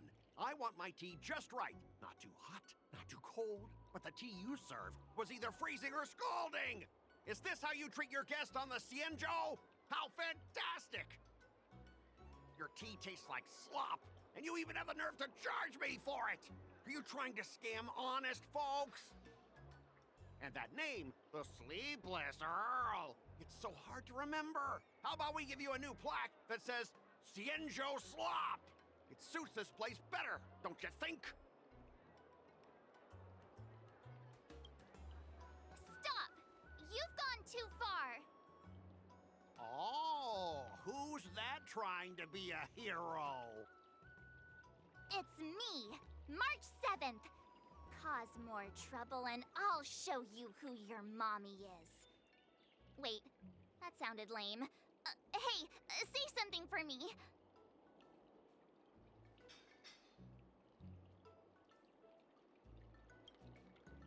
That's right! I'm your ancestor! Never heard of you. Now scurry back to wherever you crawled out from. Mr. Scott, I'm Yenching, a Cloud Knight Lieutenant.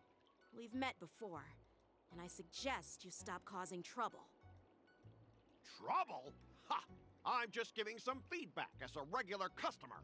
The tea here is terrible, and now the Cloud Knights want to stop me from complaining about it? At this rate, who would want to ever come here for tea in the future?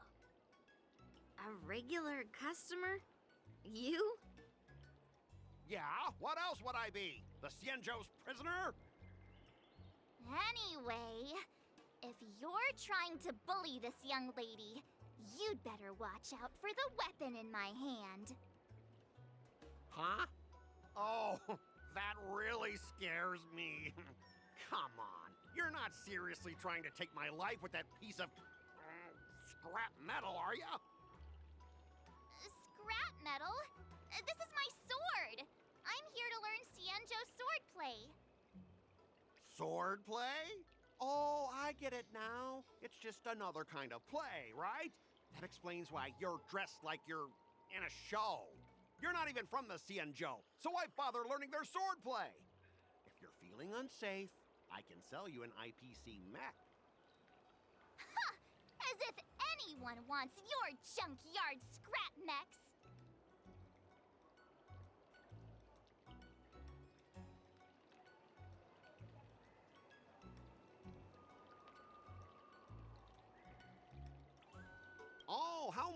Marvelous! How about you show me then?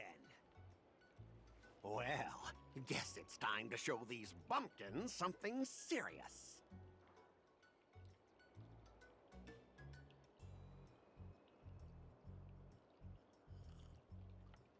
Just a reminder, IPC members, street fighting on the Xianzhou LaFu is prohibited. Make any funny moves, and I'll smash that scrap metal. Hey, relax. I know the rules. These are my subordinates. They got stuck here because of the transport ship incident, and they need to vent their frustration. In the end, it's all the Xianzhou's fault. Well, I could overlook the terrible tea, but now that you're questioning my security, I can't let it slide. After all, I have a courier business to run. With so many clients watching, that just wouldn't look too good now, would it? Instead of wasting your life learning useless swordplay, why not invest in our civilian mechs? You'll have your master kneeling and begging for mercy in no time. Stop! Don't you dare insult Xianzhou swordplay like that! If you have the guts, I'll show your mechs what I can do. Huh? A fight, you say? Now that you've thrown down the gauntlet, March 7th, I feel I'm obliged to accept your challenge. Say whatever you want, but once you've seen what our mechs can do, you'll be practically begging us for them.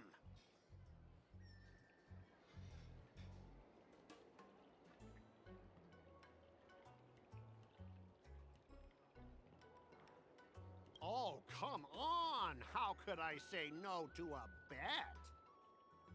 So, I can see you're no master yet, March, but I'll play fair.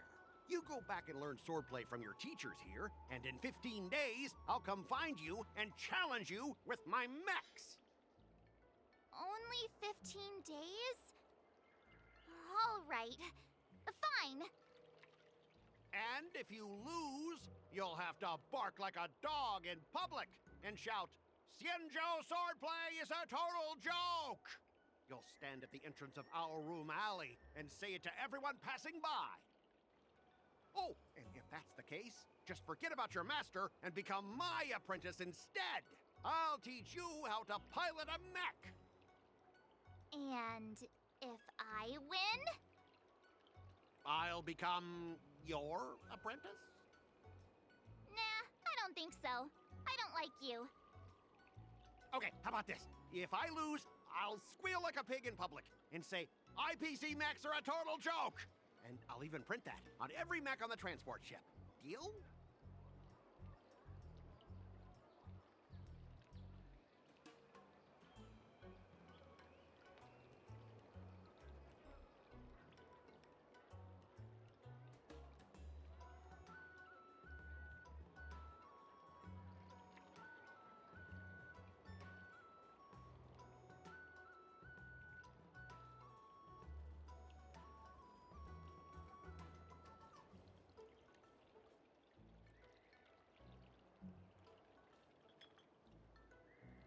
Squealing isn't enough. You also need to apologize to the owner of the Sleepless Earl and take back what you said about Xianzhou swordplay. Fine, I get it. But you've got to actually beat me with that little scrap of metal first. You all heard it, right? We'll meet again in 15 days. Let's go. Are you okay? Yes. Thank you all for your timely help. The shop facing a bit of flack from visitors is a minor issue, but Miss March's decisions to challenge him is serious. I feel responsible as if the shop has inconvenienced you. Don't worry. I can't stand by and watch someone be bullied. I have to stand up against injustice, no matter what. Not only do you speak like a hero from an immersia, but you also have a kind heart. Your charisma has completely won me over, Miss March. I'm not quite a hero. Yet. Oh, I know you're here for the tea ceremony. Please come inside. Thanks for the invitation, but right now, I just want to focus on practicing swordplay. Masters, let's save the tea for later. Sure, the tea can wait for now. However, I have a question, Miss March. How confident are you about the bet you just made?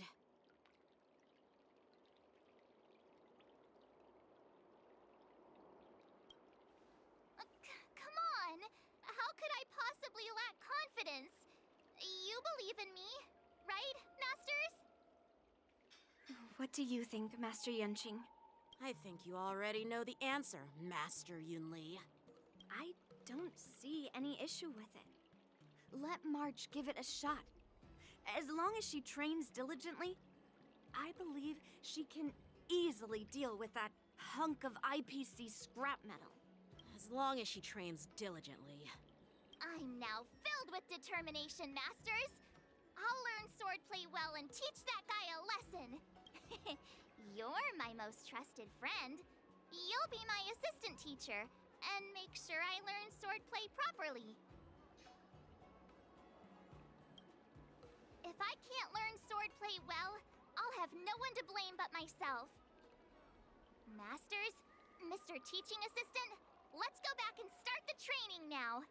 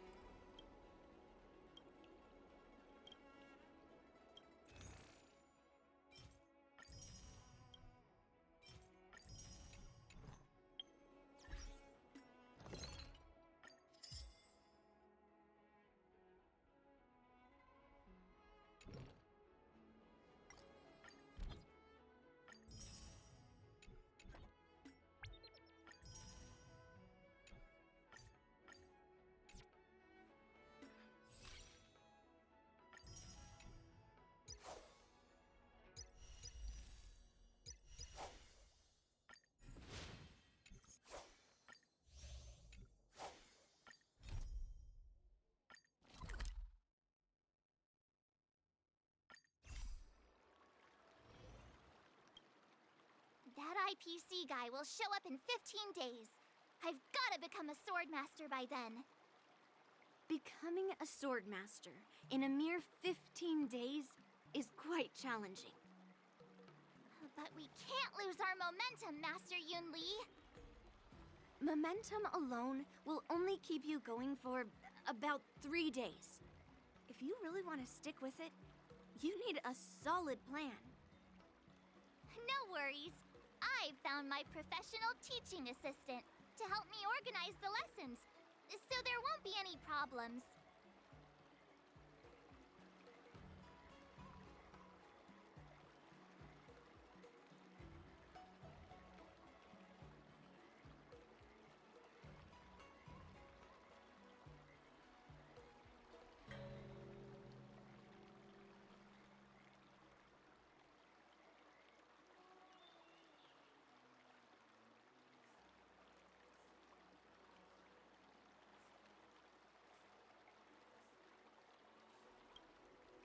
Rest assured, Masters.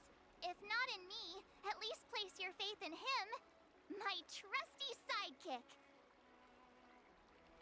Miss March is really passionate about learning swordplay, and now she has a clear goal in mind. That's a good thing for her.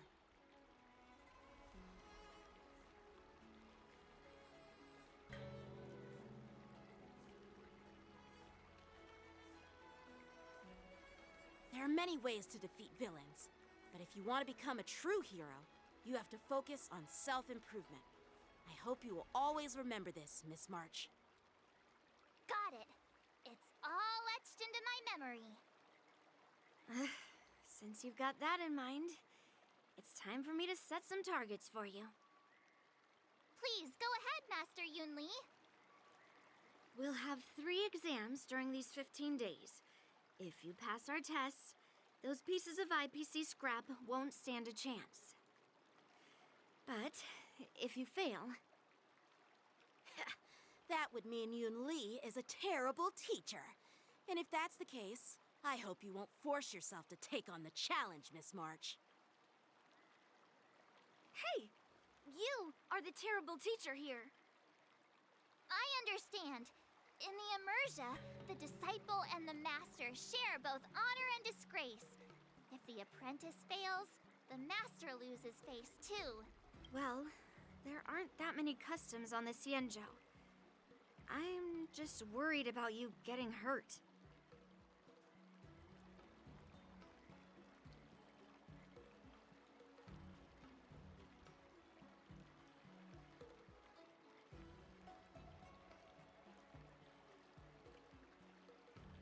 But as long as you practice diligently and pass the tests, we'll feel confident about your duel.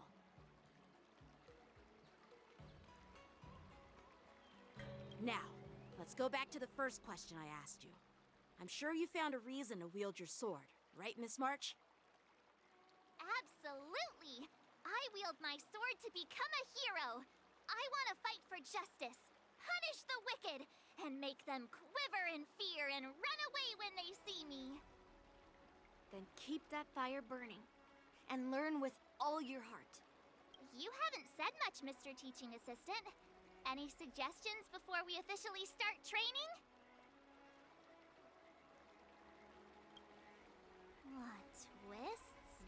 Like the ones in those Swordmaster novels? But I wonder what kind of unexpected twists I'll encounter.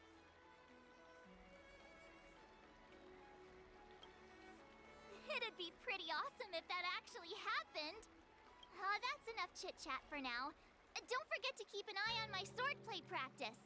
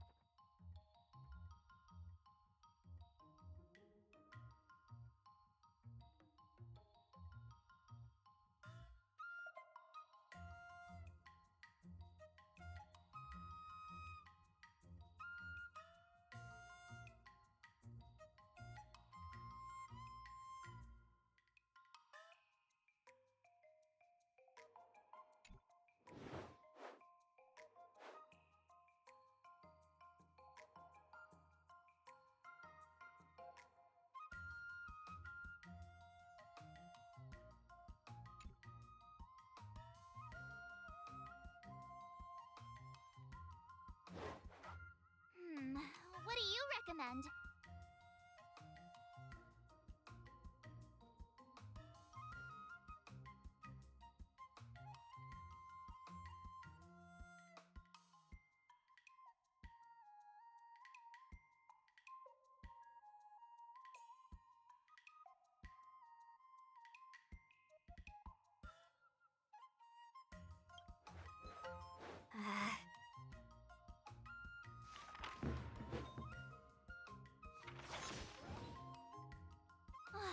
That's enough training for today. I need time to absorb everything.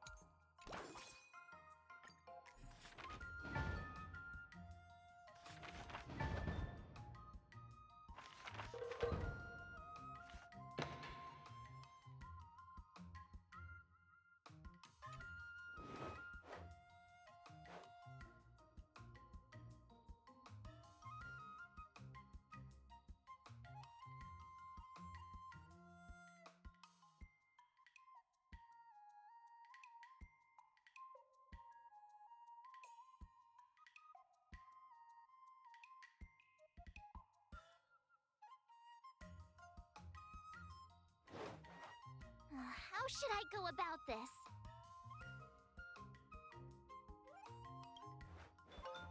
I don't think so. I learned so much today. Well done, me.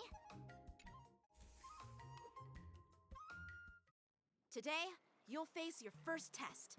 It's all about the basics. Oh, I know. It's float like a butterfly, sting like a bee, right? That's boxing? But close enough, I guess. Grasping the basics is crucial to mastering swordplay, Miss March.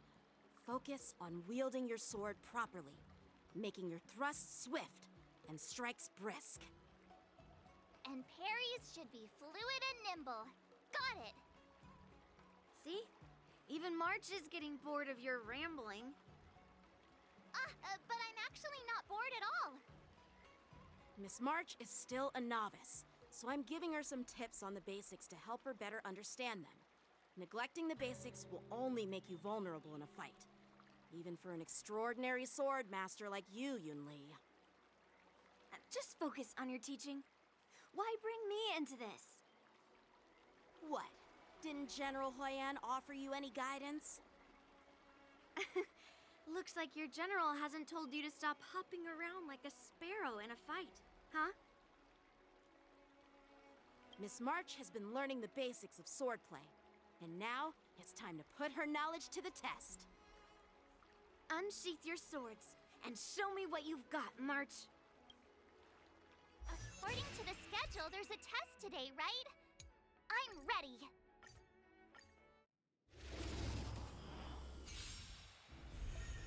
Yeah!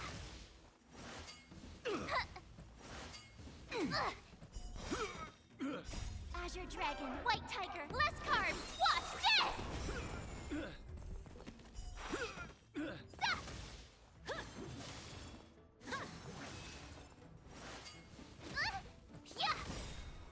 Azure Dragon, White Tiger, less carbs, watch this!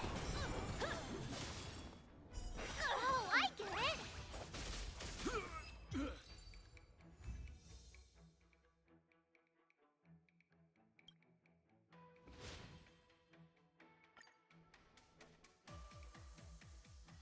Looks like I passed the test, right?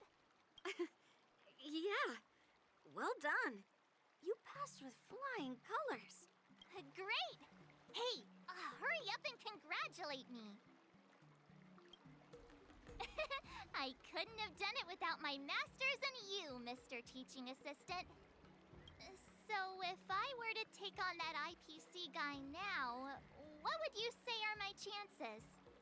You already have a martial arts background and plenty of real combat experience. With swordplay guidance from me and Yunli, if you were to challenge the IPC's security mechs now, I believe... You wouldn't stand a chance. Yunli's... right. No chance? Hey, are you trying to crush my confidence? I'm the kind of girl who performs better when I'm showered with praise, just so you know.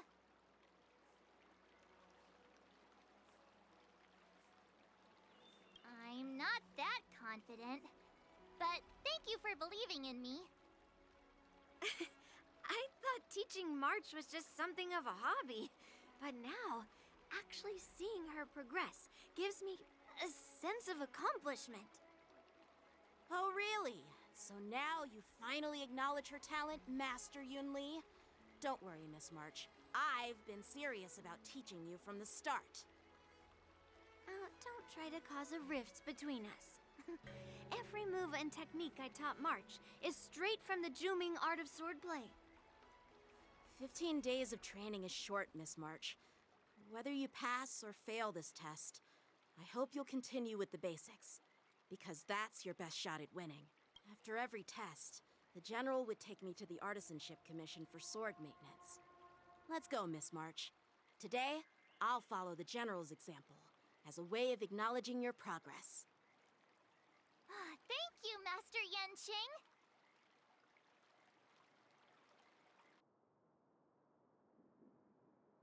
So, have you found any information about her? Yeah. That girl is one of the nameless on the Astral Express. Oh, she's no pushover. Don't you think this bet's a bit too risky? Yeah, it is. So what? Have you seen those big shots in the strategic investment department? Do they ever make safe bets? She thinks she can fool me by flying under the radar? You there! Get me the most powerful mech we've got! Understood. Checking the inventory now. Now I'm curious to see what this 15-day crash course apprentice is really capable of.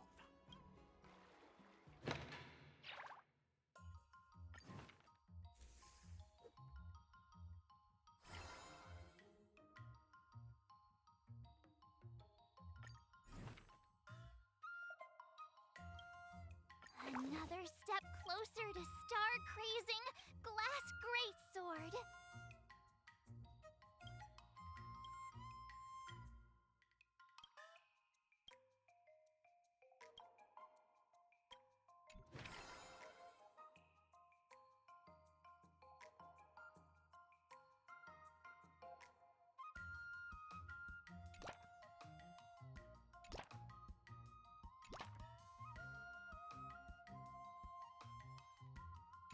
Let's do this!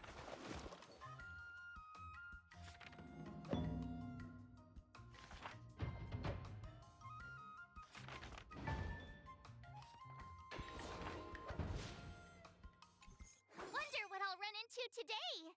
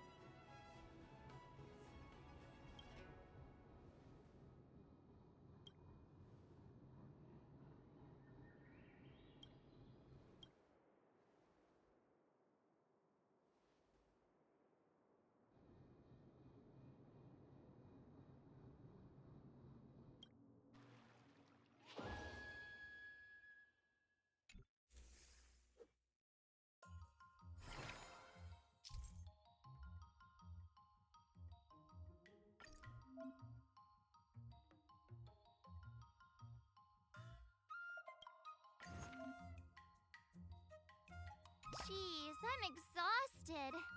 I think today should be a rest day. I'll fight 10!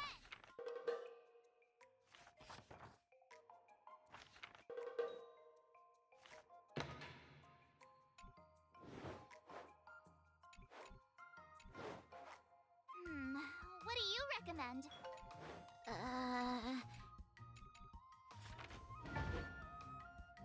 I learned so much today.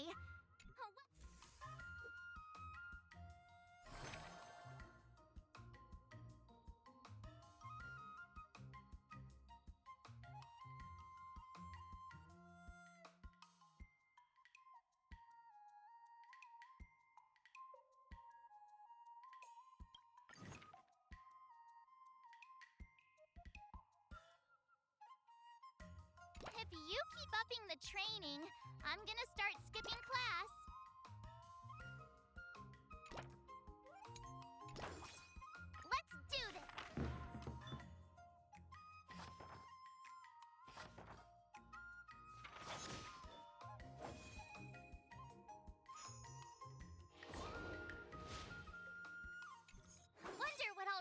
you today?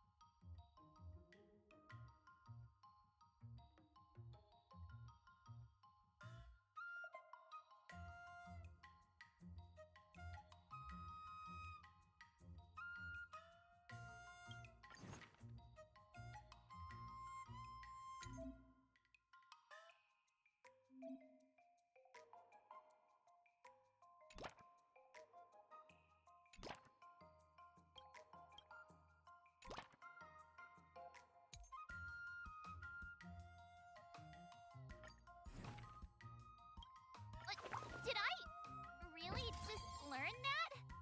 I guess I am pretty awesome after all.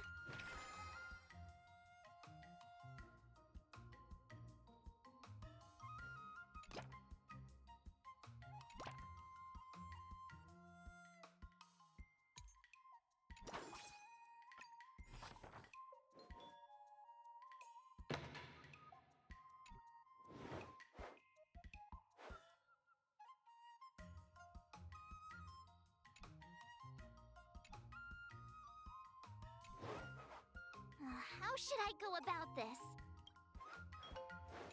Okay.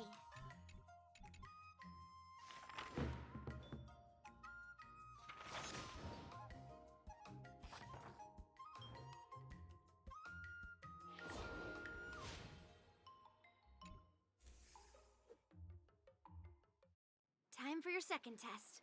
I'll be your examiner this time, and I'll be testing your ability to defeat enemies with unconventional moves. Grandpa always said that everything can be a sword, and that there are endless possibilities for learning swordplay in this vast world.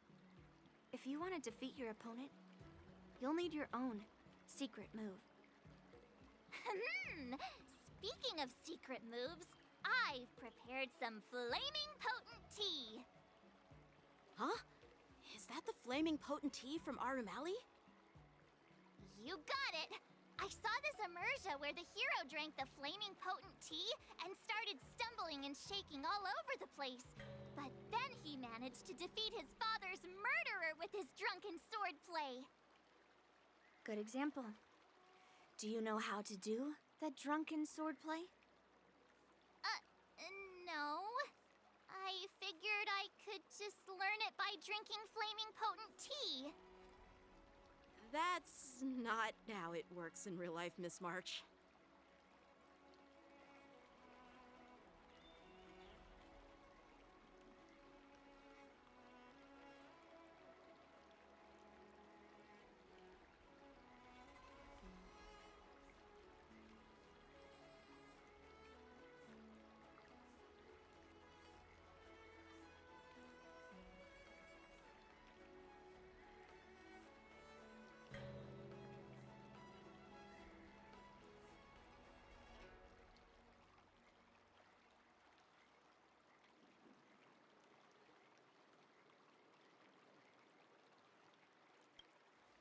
Even if I don't know drunken swordplay, I've got other tricks up my sleeve.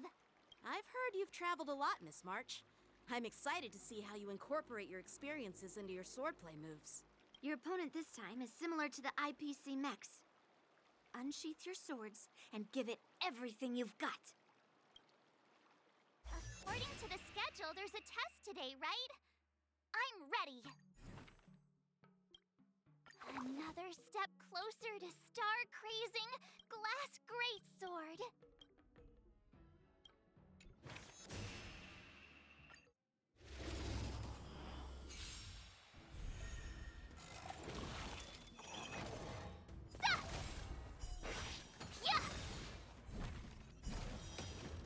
Azure Dragon, White Tiger, less carbs, watch this!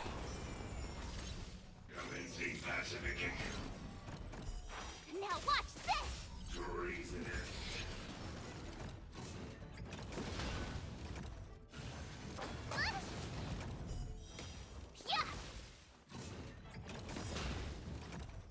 Azure Dragon, White Tiger, less carbs, watch this!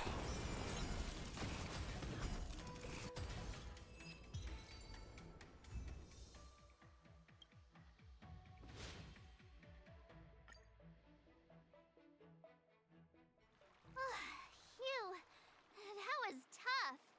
Those moves were pretty unconventional, but the way you've blended them into your swordplay was impressive. It's like you've developed your own unique style, Miss March. So, I thought you were just wasting your time traveling around with Yun Li's encouragement, but it seems like it's paid off. Well, well. Looks like someone's finally seeing sense. Thank you both for your guidance. So, did I pass the test? Without a doubt. You aced it. Awesome! Hey, Mr. Teaching Assistant, isn't it about time you showered me with praise?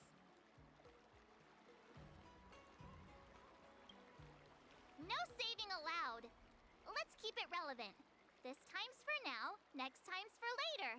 No IOUs on praise. I won't be modest this time. My skills have improved by leaps and bounds. General Jing Yuan once told me that everyone has the potential to be my master. Not just Cloud Knight instructors, but also artists and outsiders. Actually, I was once convinced by Guinifin into swallowing a sword. That's definitely not something you learn from regular practice. So, what do you think your odds are, March? Maybe around 30 or 40%?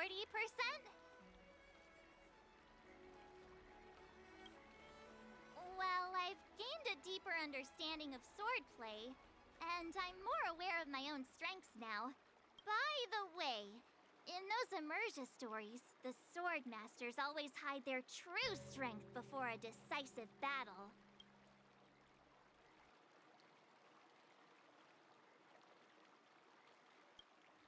Yeah, that's usually how it goes. From the test, I can tell that you still need some time to master your swordplay. But you did pretty well. Milk tea is on me today. Yeah!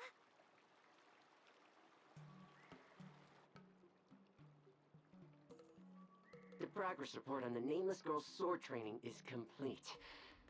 What should I do now, Specialist Scott? Huh? Are you being sarcastic or something? I mean, don't I have other important tasks to do? It feels like a bit of a waste of time to keep tabs on some random girl's swordplay training. A waste of time? No! This is about safeguarding the reputation of the IPC and the honor of the Amber Lord.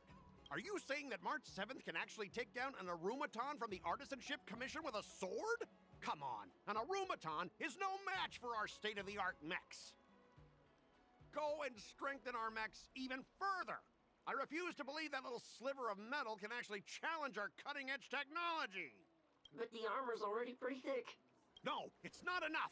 Reinforce it more.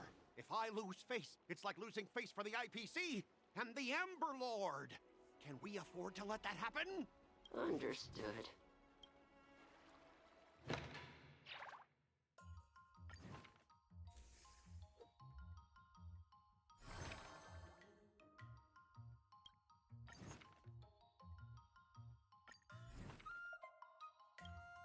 Another new move under my belt.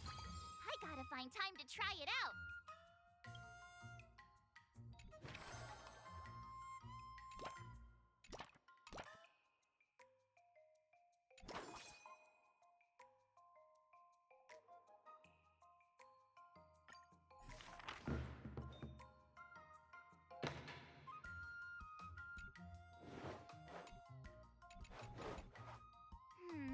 What do you recommend?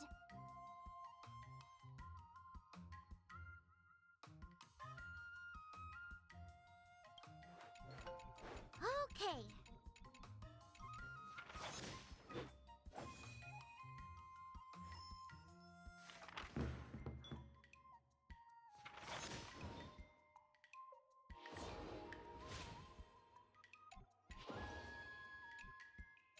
Wonder what I'll run into today.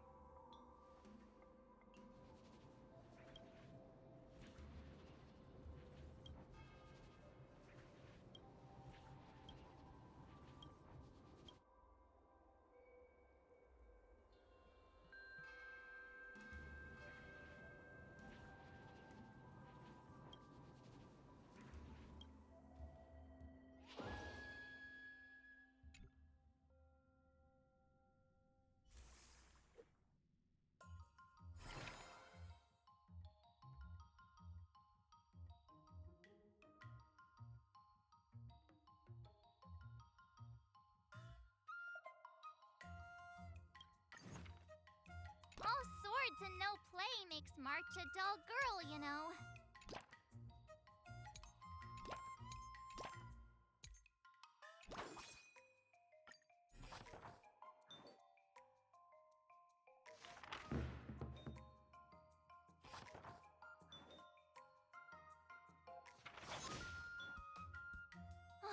That's enough training for today. I need time.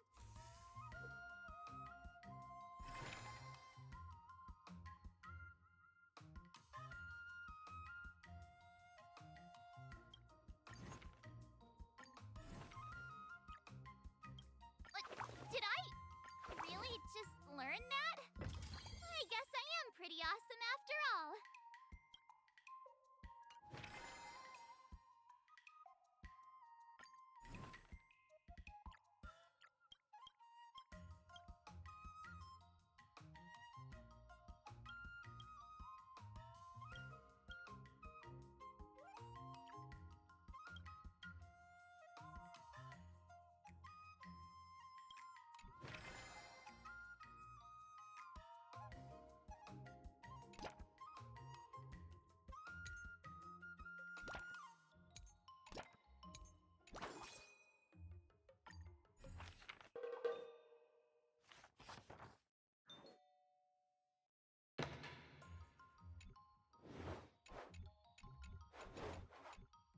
How should I go about this?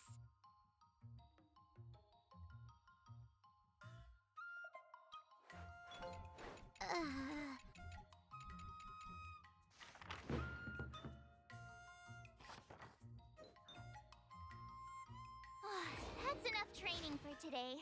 I need time to wonder what I'll run into today.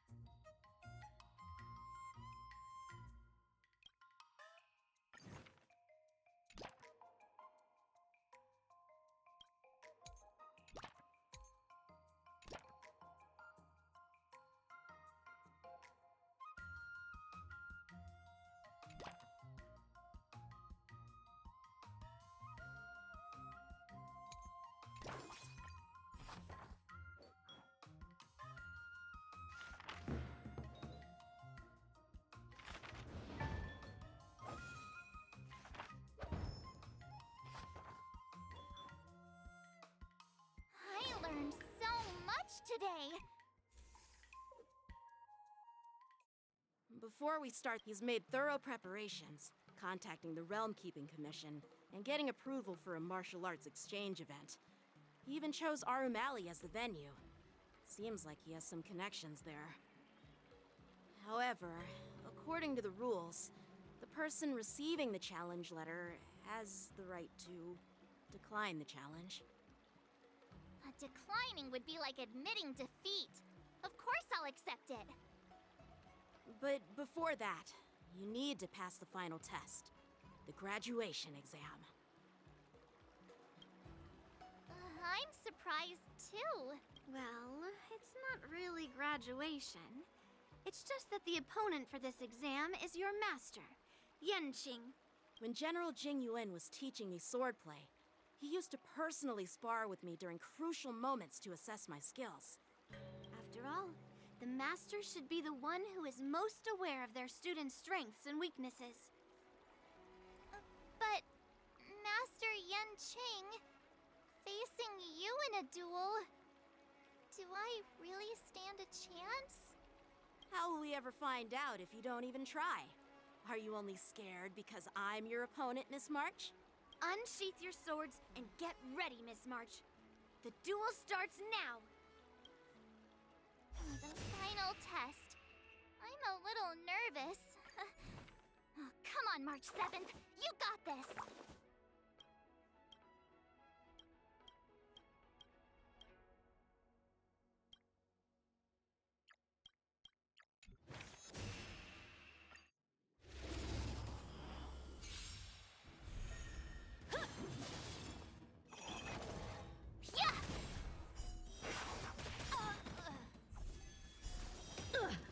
Azure Dragon, White Tiger, less cards, what? Come get me!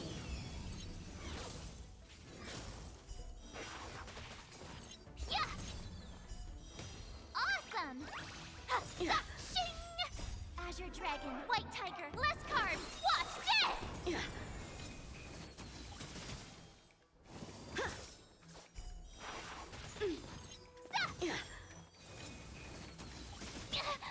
Out of moves!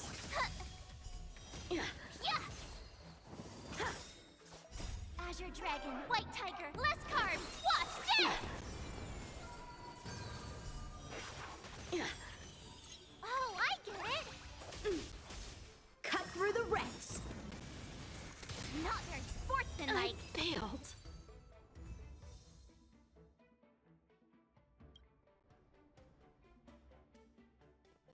Not bad. You've made it this far, Miss March. You've passed the exam. Oh!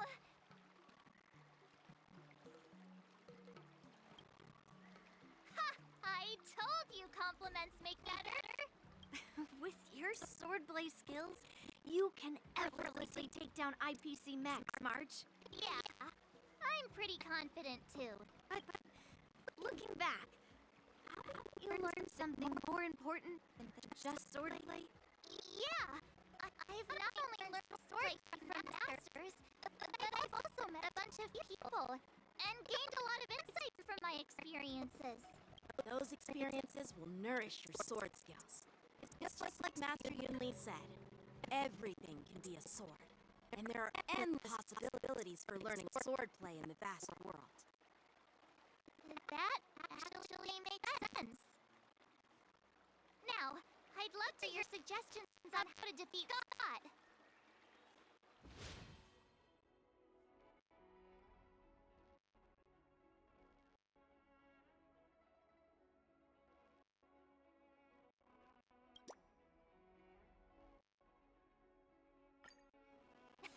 Let's do it! I already have an idea! I remember Yang once said, there are many ways to defeat villains. But if you want to become a true hero, you have to focus on self-improvement. Do you feel anything closer to becoming the great hero you always dreamed of yet? Yes, absolutely! The great hero within me is definitely up to the task.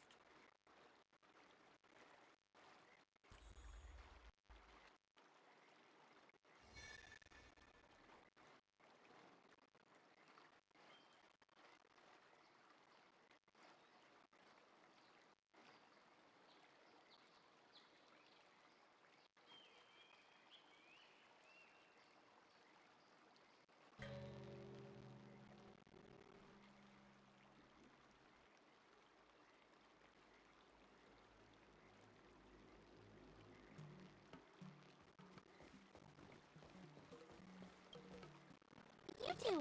Oh, we heard that Scott sent you a challenge, so we were wondering if there's anything we can do to help you defeat him.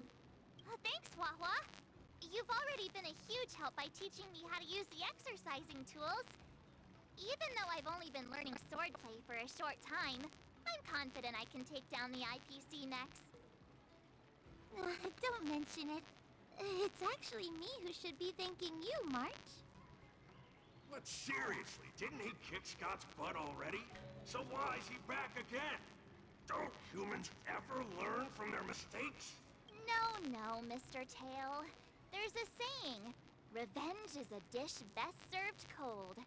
But Scott hardly has any patience. He couldn't resist the temptation to get back at us. Still, if that's how I beat him, it'd be a little less satisfying.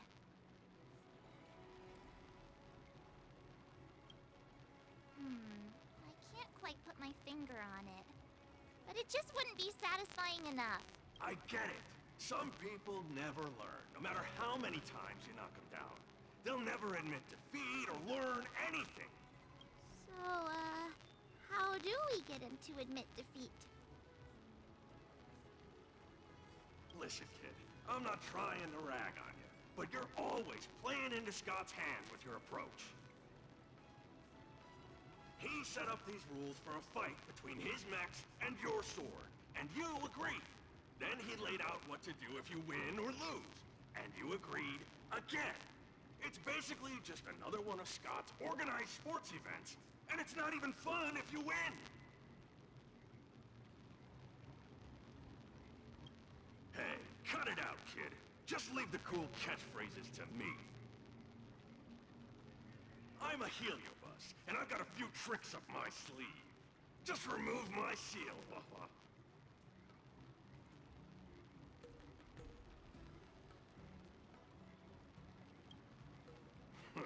Just possessing him won't be enough. I'm gonna get inside his head. Oh, just wait and see. I'll make Scott change his mind and admit defeat wholeheartedly. What do you say? Oh, you're awesome, Mr. Tail.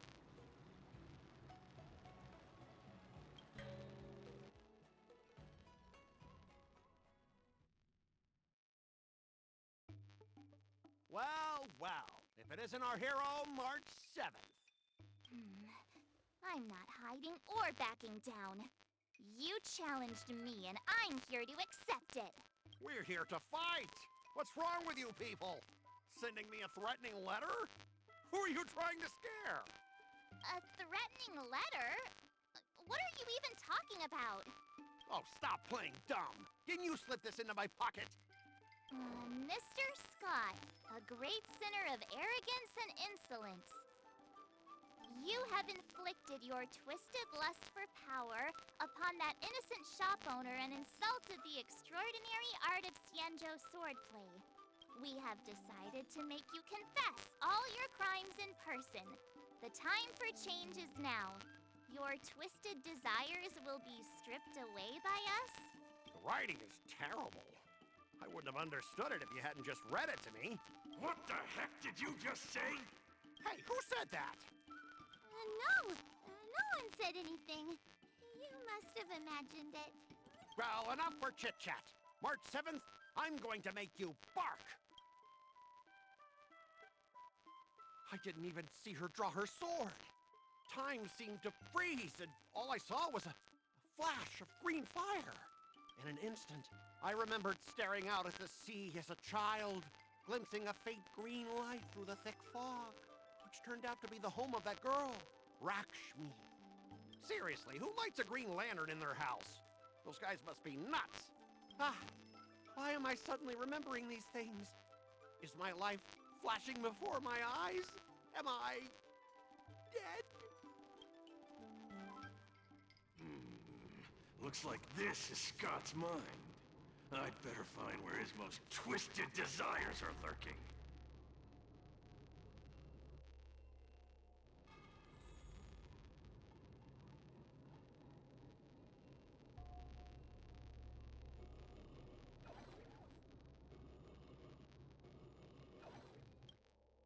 Scott, get your butt over here. Oh, this guy looks just like his old man. Humans spend decades trying to heal their childhood traumas, and Scott might be no different. What's with all the yelling on the weekend, Dad? We're sleeping. Sleeping? How many times do I have to tell you? Do credits sleep? Does the free market sleep? Does the invisible hand sleep? Forget it, we'll discuss this later. Pafana's parents came by earlier. They heard about Pafana breaking his leg while playing Skydart, and they found out that you carried him to the hospital. So they decided to visit the father of their son's best friend. So, Scott was kind-hearted as a kid. You idiot! Aren't you and Pafana competing for the captain position on the Skydart team? Why are you befriending your own rival? And you even carried him to the hospital? You're such a caring guy, aren't you? Lyndon Scott, how many times have I told you that our Scott family crest is the lone wolf? And our family motto is no enemies, no friends, only prey. Would you carry your prey to the hospital? Well, little Scott was pretty unfortunate to be born into such a family. But, Dad, I broke his leg on purpose. If I hadn't taken him to the hospital, others would have suspected me. Wait, what? Oh, so that's how it is. Oh, gee. I'm so sorry, Scott. I shouldn't have scolded you. Oh, I apologize. It's okay, Dad, because you're the best. I guess the apple doesn't fall far from the tree. It seems his most twisted desires aren't here.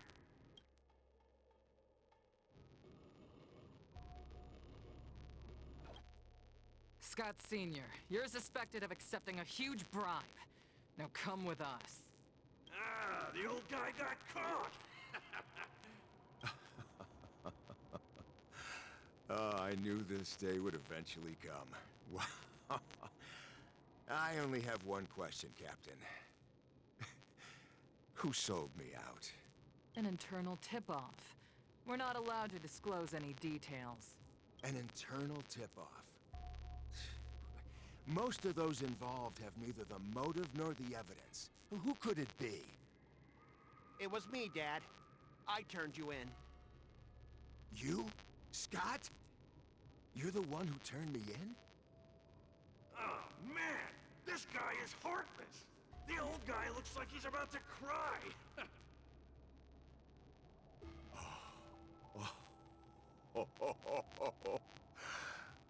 I'm so proud of you.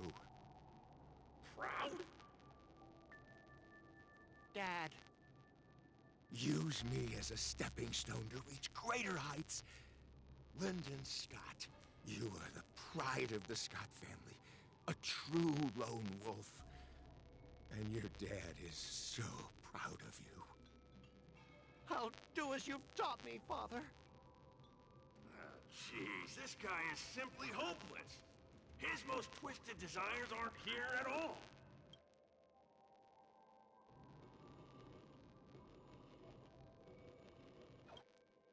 Hey, Scott, my best buddy.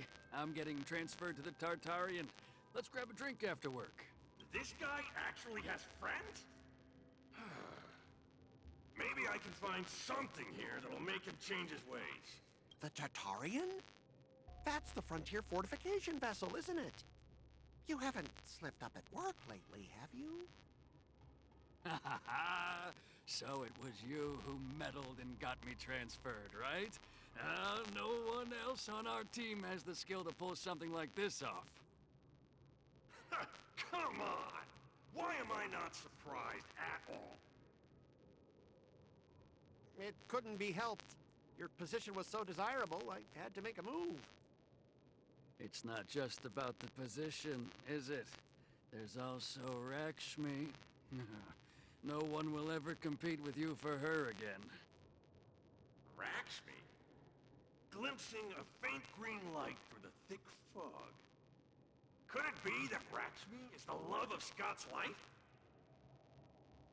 Please, promise me that you'll treat her well. Of course, Ashavat. Go to the Tartarian without worries. I'll take care of her while you're away. Seems like his most twisted desires are not...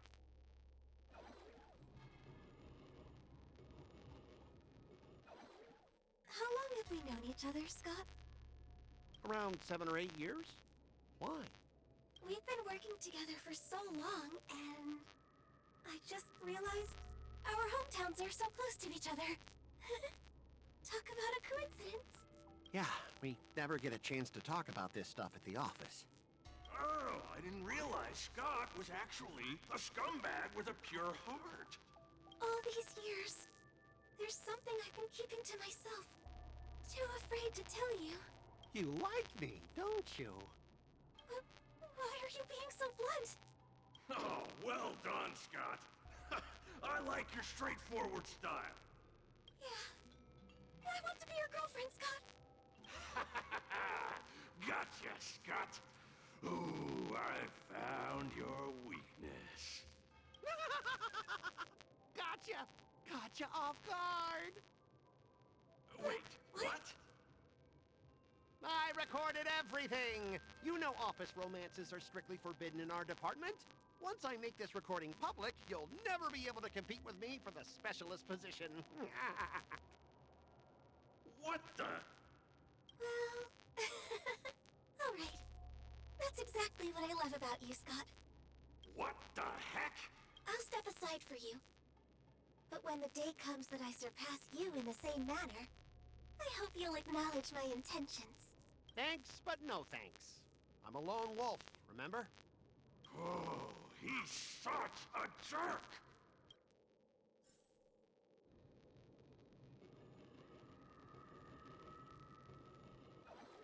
Is that a wolf? Wait. No, that must be Scott himself. The crown behind him must be his most twisted desire. Oh, finally, I found the depths of your hopeless soul. I'll strip away your twisted desires. Who are you? This is my place. How did you get in here? I can come and go as I please. Do I need your permission? Let me tell you something. In your quest to reach the top, you've trampled over everything that's decent. It's all about success. I'm the pride of the Scott family, a certified lone wolf. I'll do whatever it takes to reach the pinnacle of life. But are you truly happy? You've sacrificed your family, your friends, and your love. All for those meaningless credits. Ask yourself, are you truly happy? Am I happy? Am I truly happy? Oh, I'm so happy! I'm ecstatic! You couldn't even begin to imagine how happy I am! Sacrificing my emotions? Ha! What a joke! What good do my emotions do me? Can they turn into a delicious meal or a glass of wine? Can they pilot a starship? Or buy me a mansion? So, answer me this. Do you think anyone would pay credits for my emotions? No way! But I can trade my credits for emotions. With enough credits, I can make anyone my friend. This man is truly hopeless. Maybe I need to try a different approach this time. But I'm not about to spend my hard-earned credits on something as pointless as emotions. I'm a lone wolf. A lone wolf from the Scott family. With no enemies or friends. Only prey. Bring it on, Scott the Lone Wolf. I'll show you what I'm made of. Until everything burns to ashes! Dreams do come true. Existence is unity. Fight to live!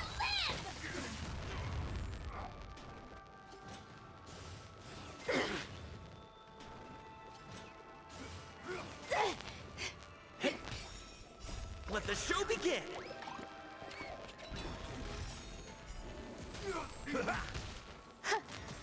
Set the seas ablaze!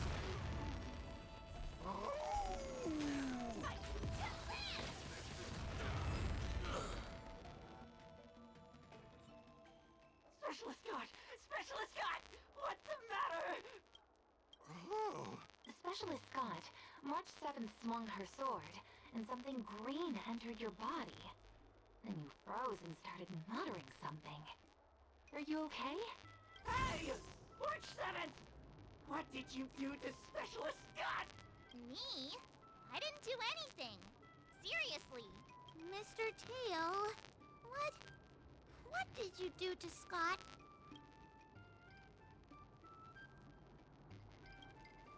Come on, what are you thinking? I just stripped away his most twisted desire. Watch what's about to happen. Oh, Scott seems weird. Did you really make him change his ways, Mr. Tail?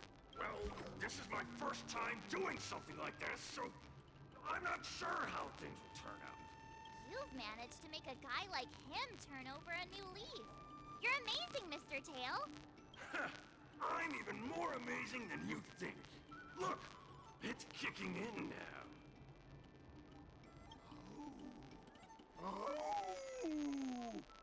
Specialist Scott, what's wrong with you?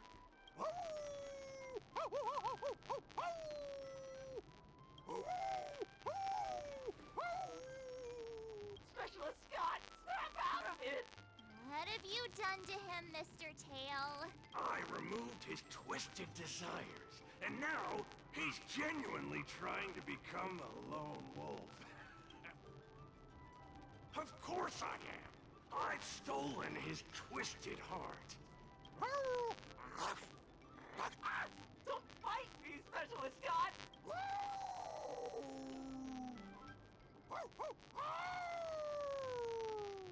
Run for your life! Specialist Scott has gone insane!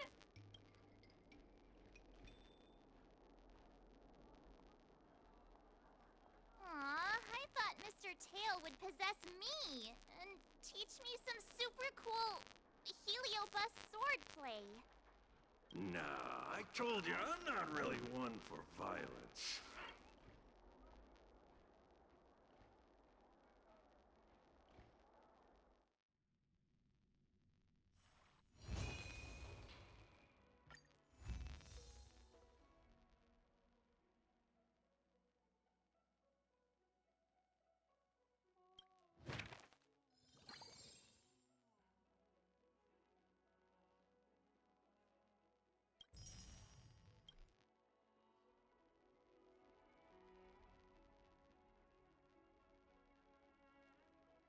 Master Yenshing, Master Yunli, you're teaching rocks!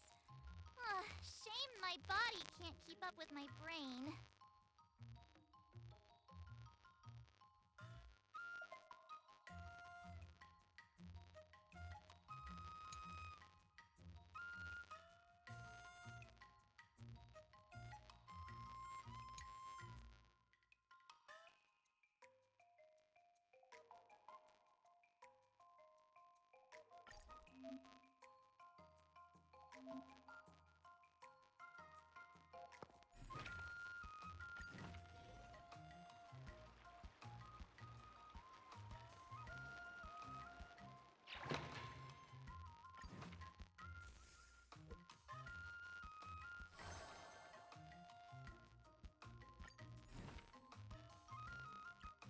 Another step closer to star-crazing glass greatsword.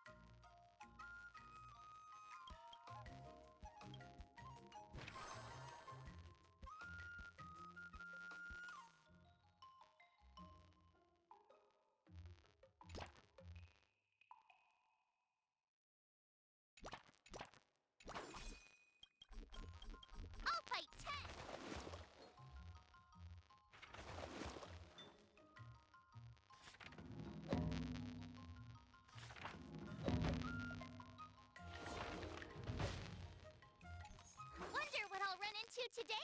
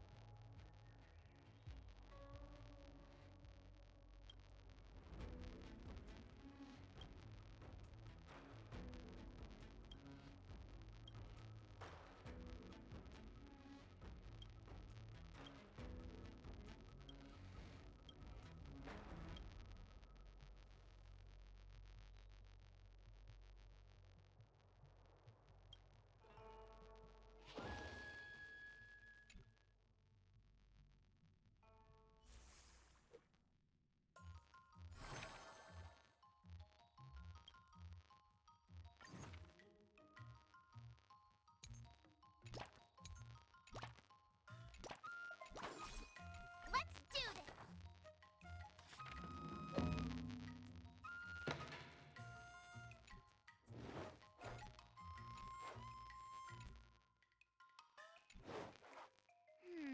What do you recommend?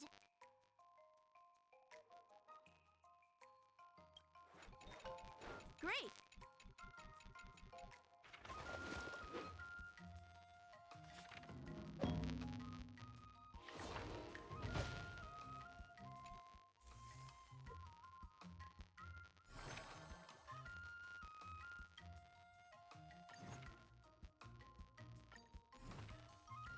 Another step closer to star-crazing glass greatsword.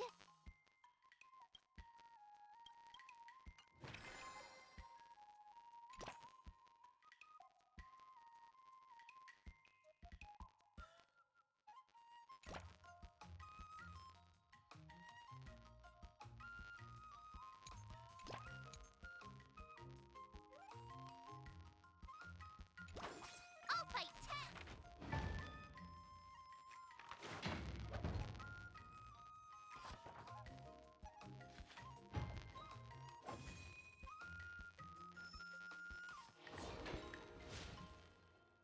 Wonder what I'll run into today!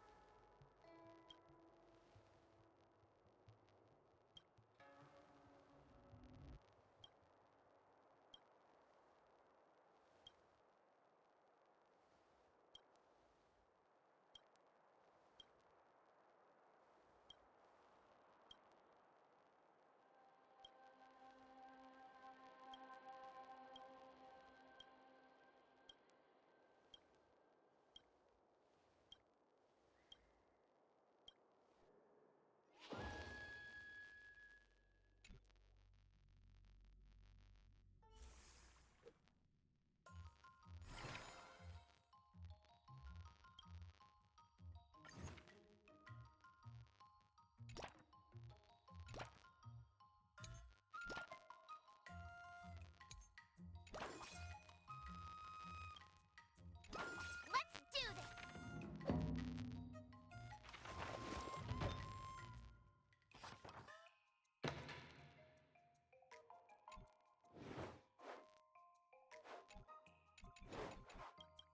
How should I go about this? Give me a minute. I learned so much today.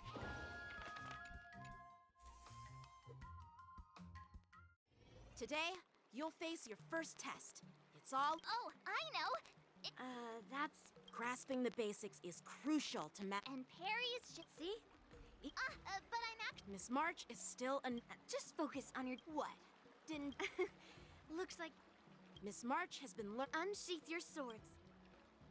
According to the schedule, there's a test today, right? I'm ready.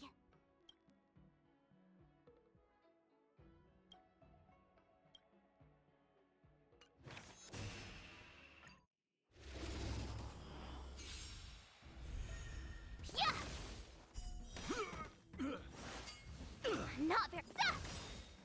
Azure Dragon, White Tiger, less carbs! Watch this!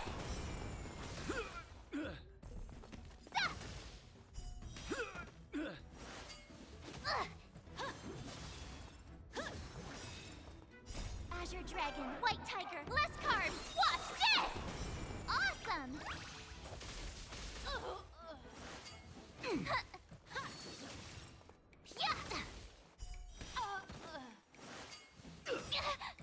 Azure Dragon, White Tiger, less carbs! Watch this!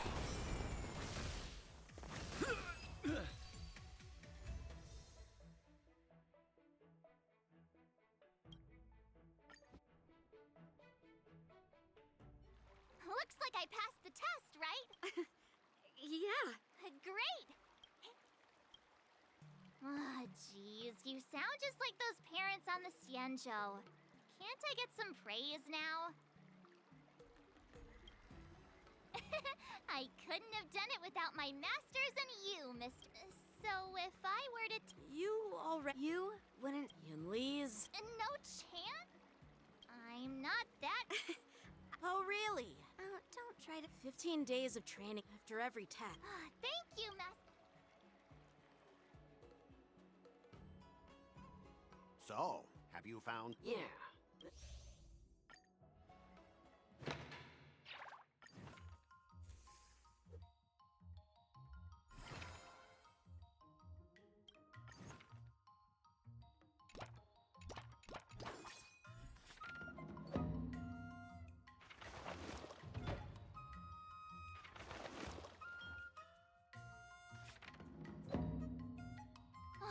That's enough training for today.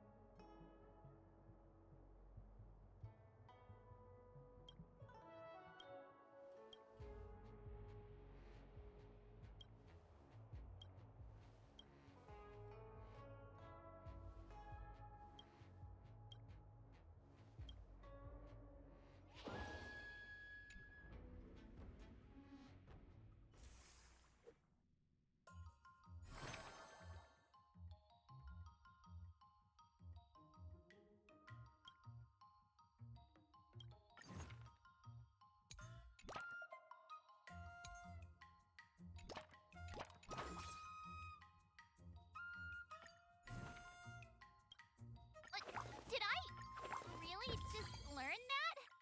I guess I am pretty awesome after...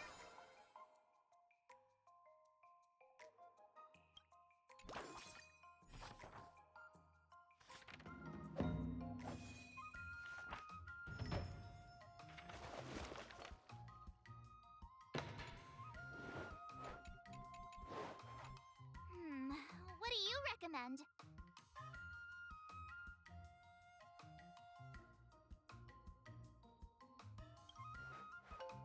Ay, ay, ay.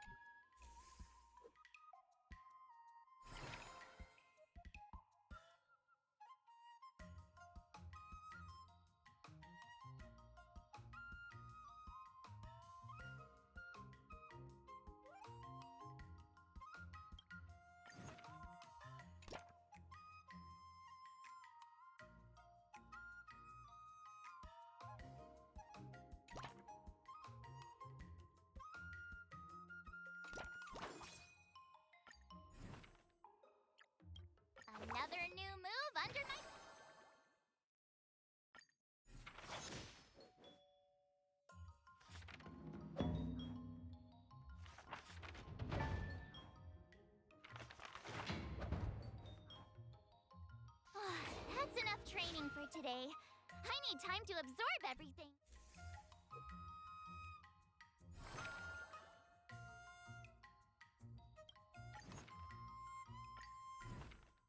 What? Did I really just learn that?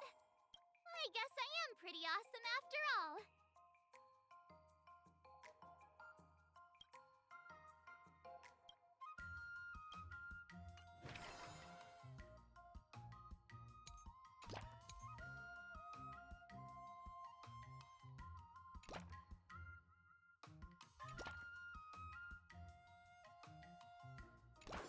Let's do this!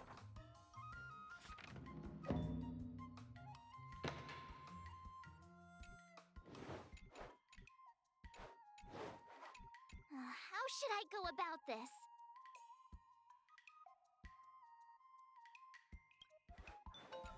Ay, ay, ay.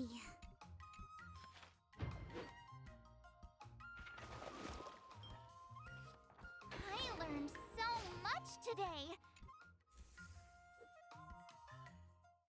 Time for your second tap. Grandpa always said. Huh?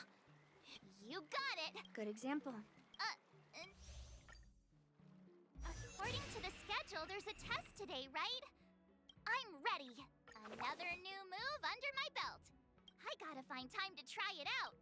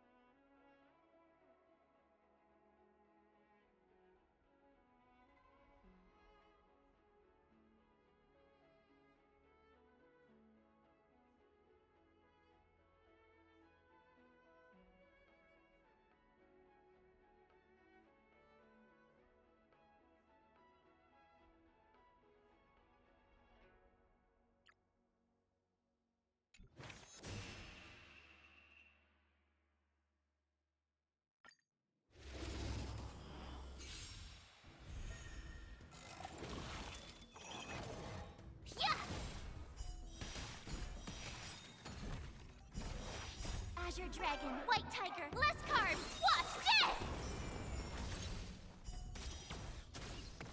Commencing pacification.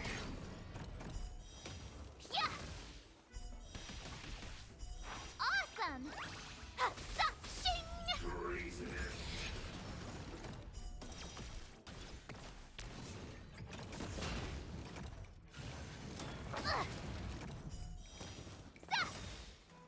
Azure Dragon, White Tiger, less carbs, what's this?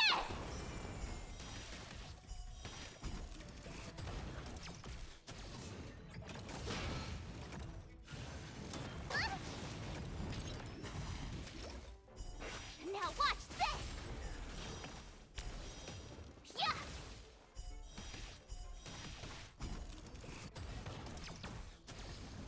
Lower your weapon.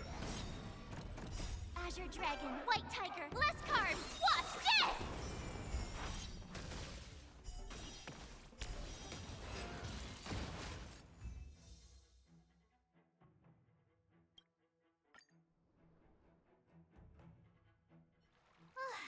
Phew, that was...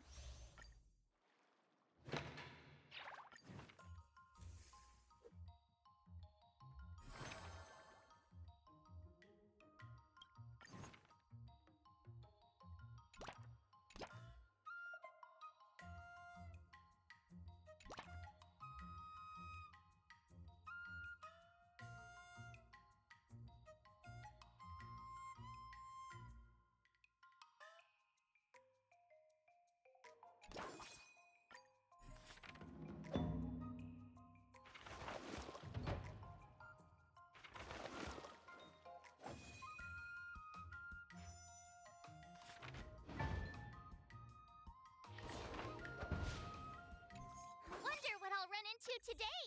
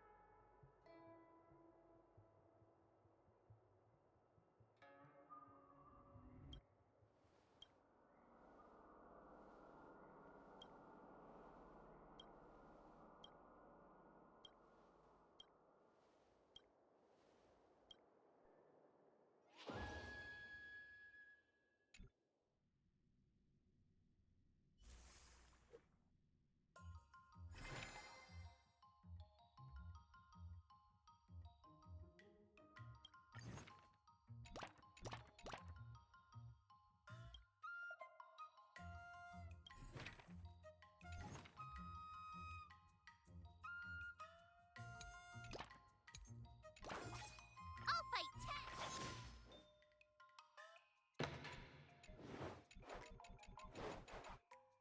How should I go about this?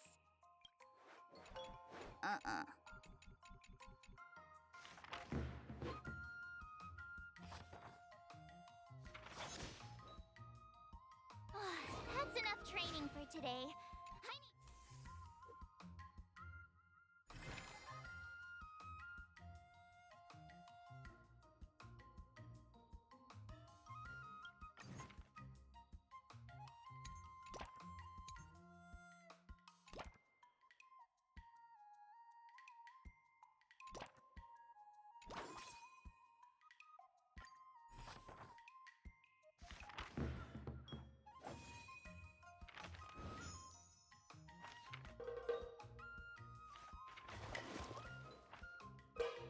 I learned so much today.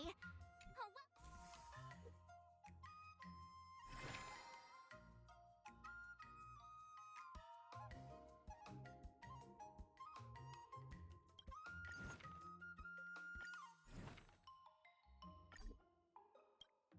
another step closer to star-crazing glass greatsword.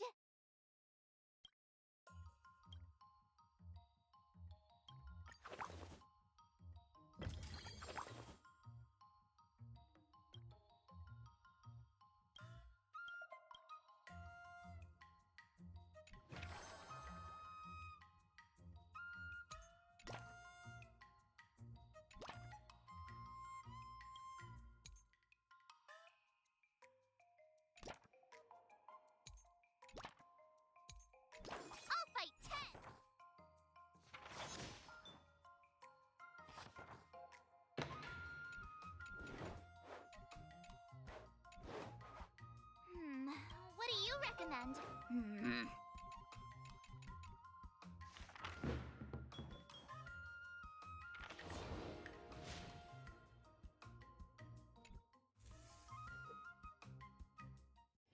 Before we start the test,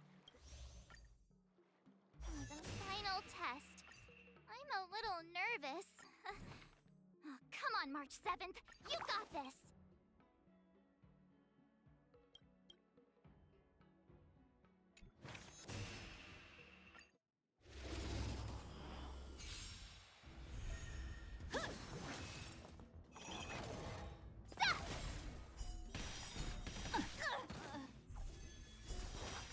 Azure Dragon, White Tiger, less carbs, what's this?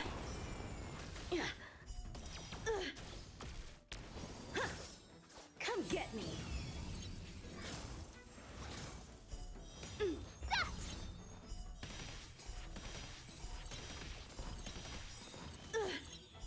Oh, I get it! Azure Dragon, White Tiger, less carbs, what's this? Yeah.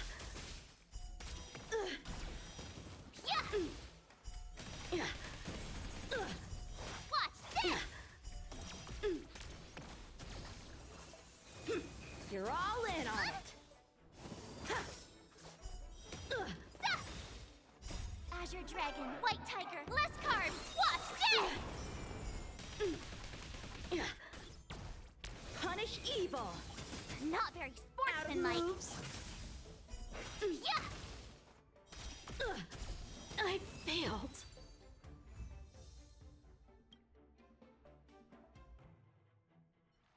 not bad. Now, I'd love to... Yeah, I'll show... I remember Yanqing once said, there are many ways to defeat villains. But if you want to become a true hero, do you feel any closer to becoming the great hero you've always dreamed of? Ah, yes, absolutely! The great hero within me is definitely up to the task.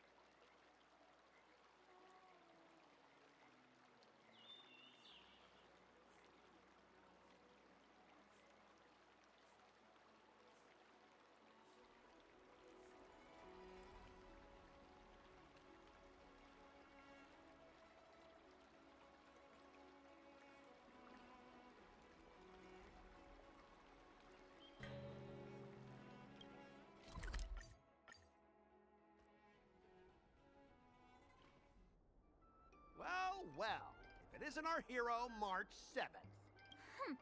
I'm not hiding or backing down. You challenged me, and I'm here to accept it. But I'm curious, why pick Arum Alley of all places? It's packed with tourists around, and it'd be bad if someone got hurt. Why Alroom Alley? Well, your buddy knows the answer to that.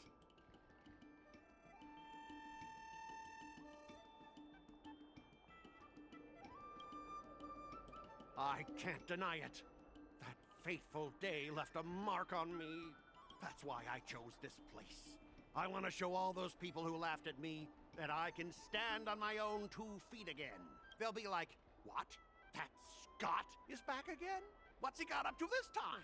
They'll see that I, Scott, who was once shamed in front of everyone, is back in Alroom Alley to restore his honor. They'll see that it won't be me squealing like a pig today, but you!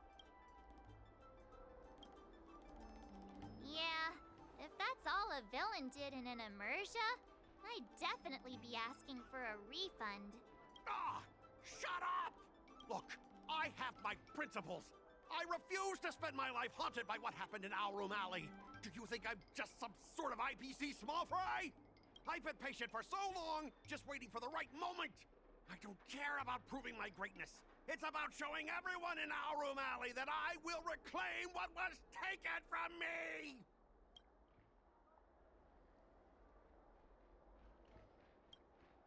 Instead of resorting to such despicable methods. I've been keeping an eye on you.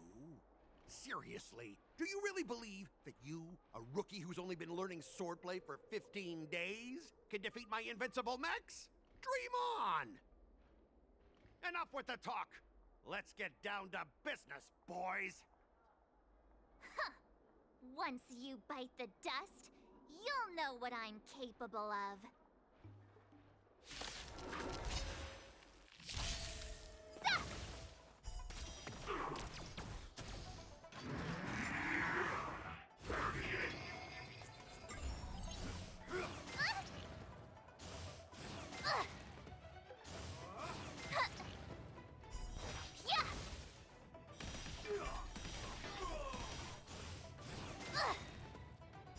Azure Dragon, White Tiger, less carbs, watch this!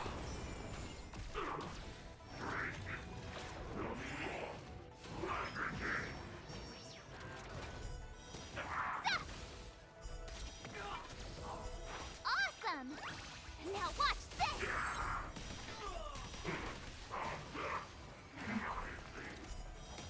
Yeah!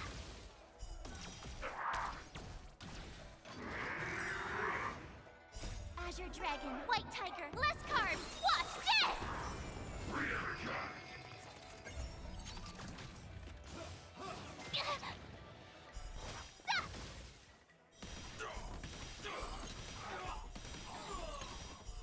Oh, I get it! Azure Dragon, White Tiger, less carbs, watch this!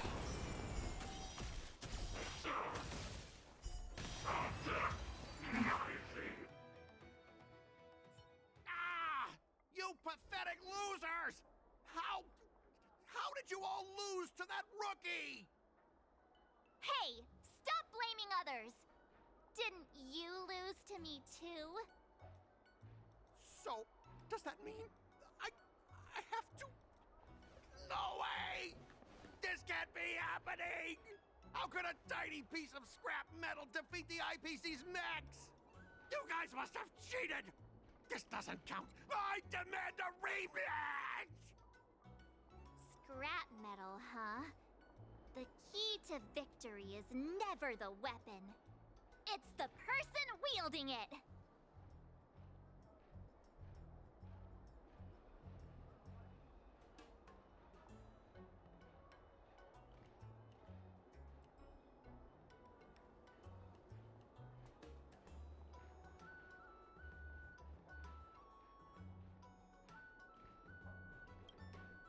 Yeah, let's not forget our bet. Enough! Fine. I've done this before anyway. I apologize. I want to apologize to the owner of the Sleepless Earl. It's my fault for causing trouble and making a scene on purpose.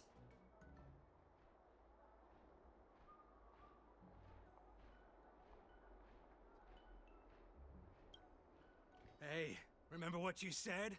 What about squealing like a pig? Make him squeal! Make him squeal! Hold on a sec. I want to get this on video. It's happening all over again. All right! But before I squeal like a pig, there's something else I want to say. IPC mechs are a total joke. Oink! Oink, oink! Oink! Oink, oink! Oink!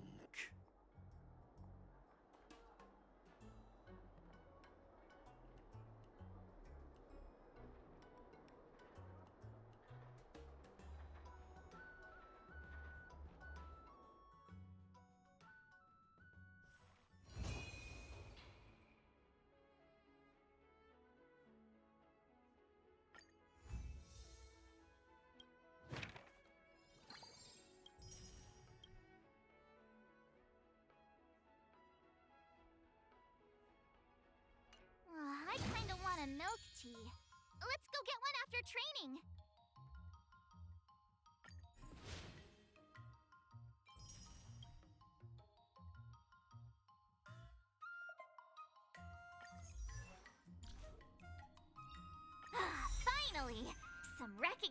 for training my butt off!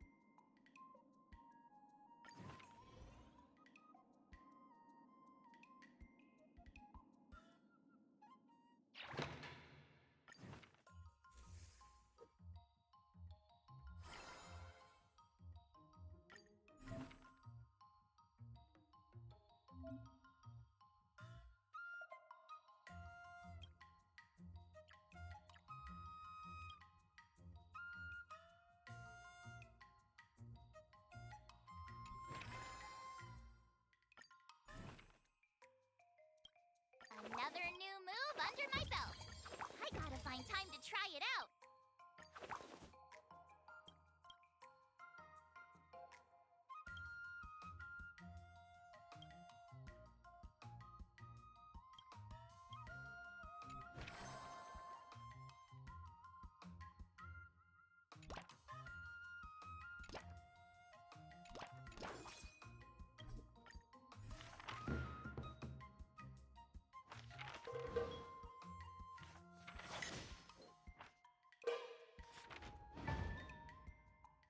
I learned so much today. Well done, me.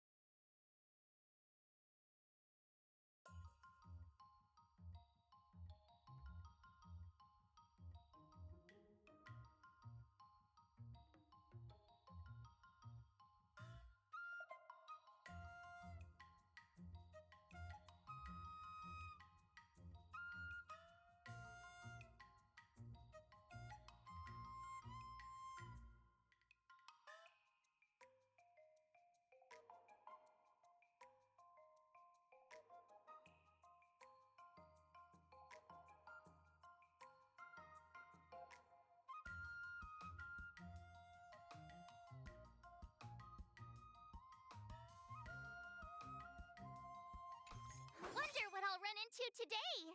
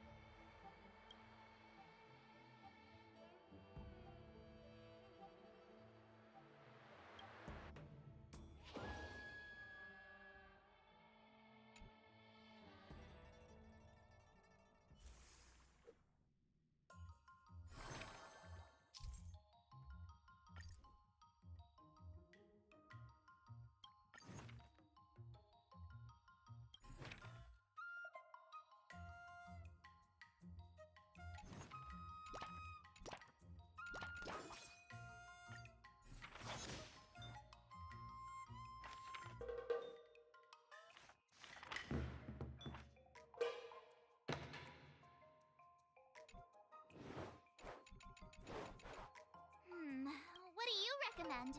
I'm not sure.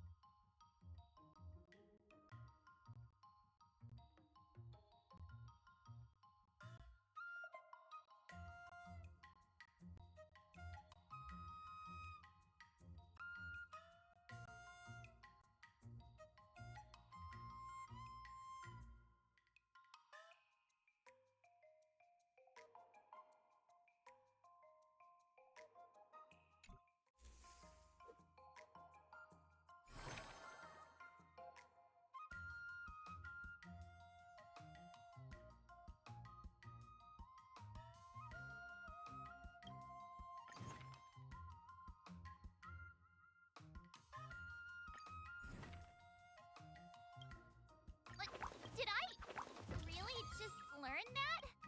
I guess I am.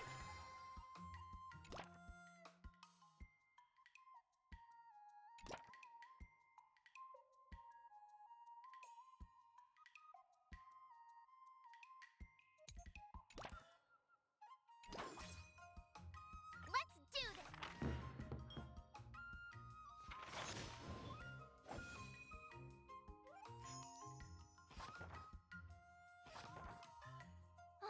That's enough training for today.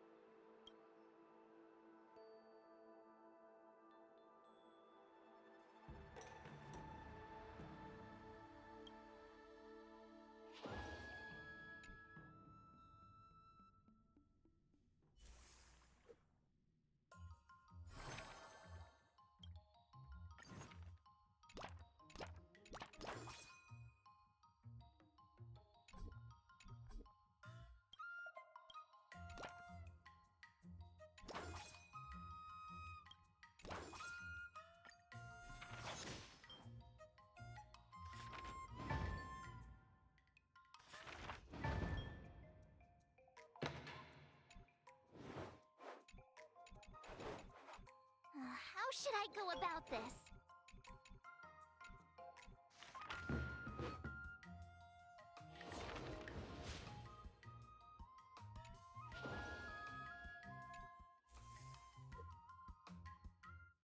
Today, you'll face... According to the schedule, there's a test today, right?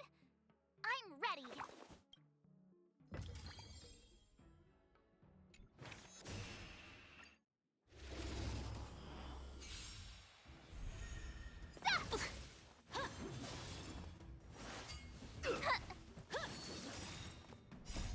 dragon, white tiger, less carbs. Watch this!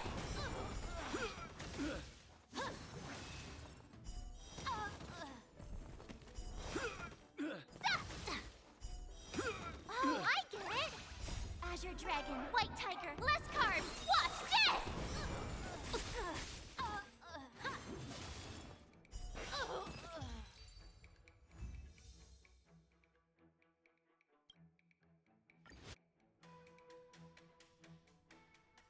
Looks like I passed the test, right?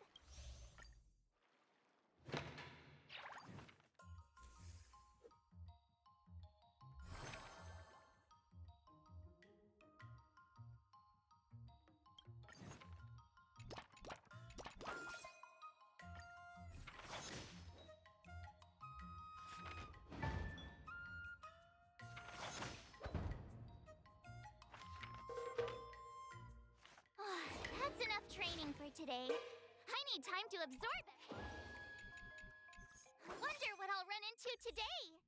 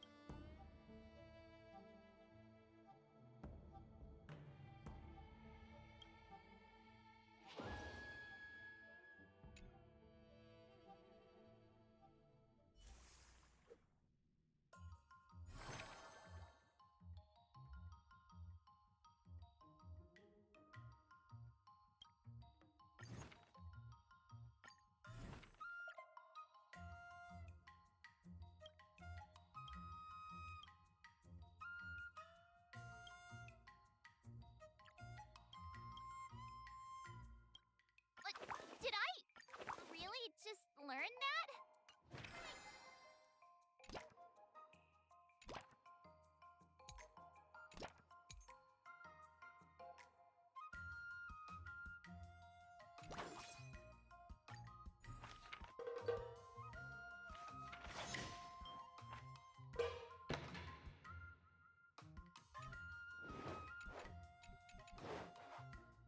How should I go about this? Let's think about that.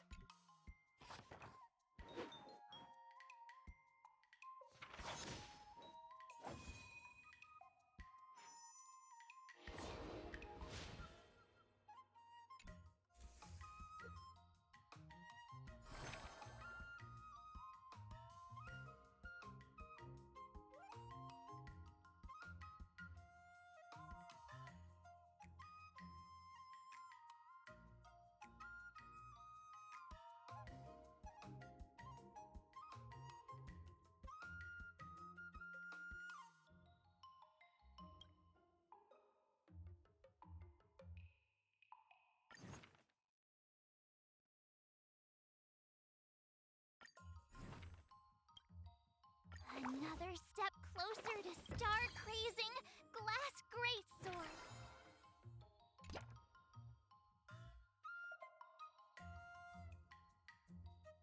If you keep upping the training, I'm gonna start skipping class.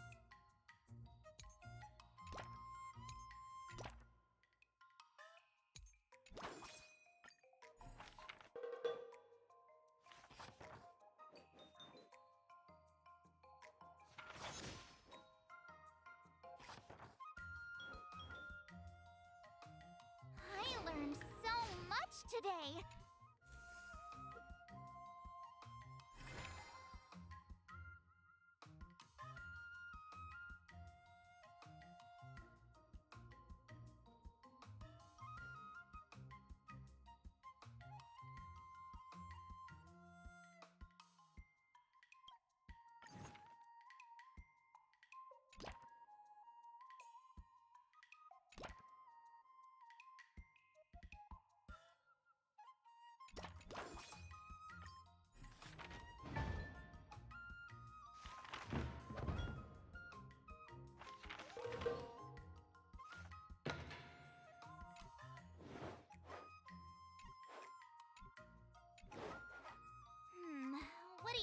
recommend.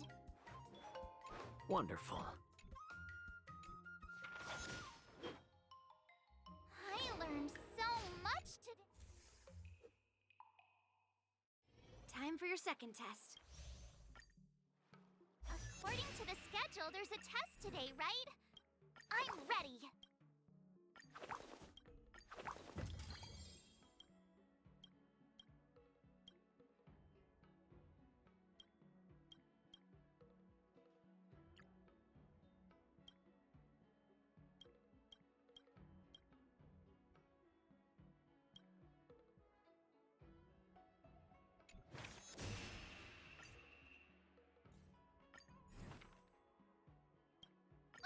Did I really just learn that?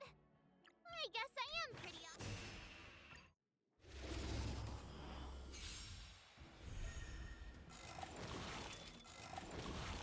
Yeah!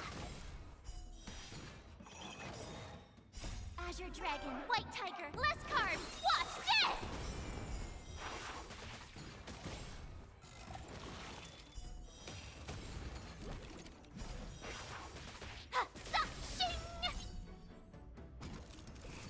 Lower your weapon.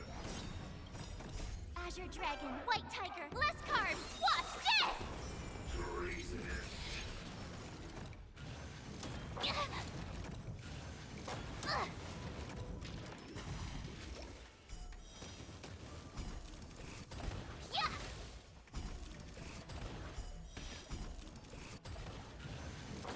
Not very sportsmanlike. Classification. Azure Dragon, White Tiger, less carbs, what's this?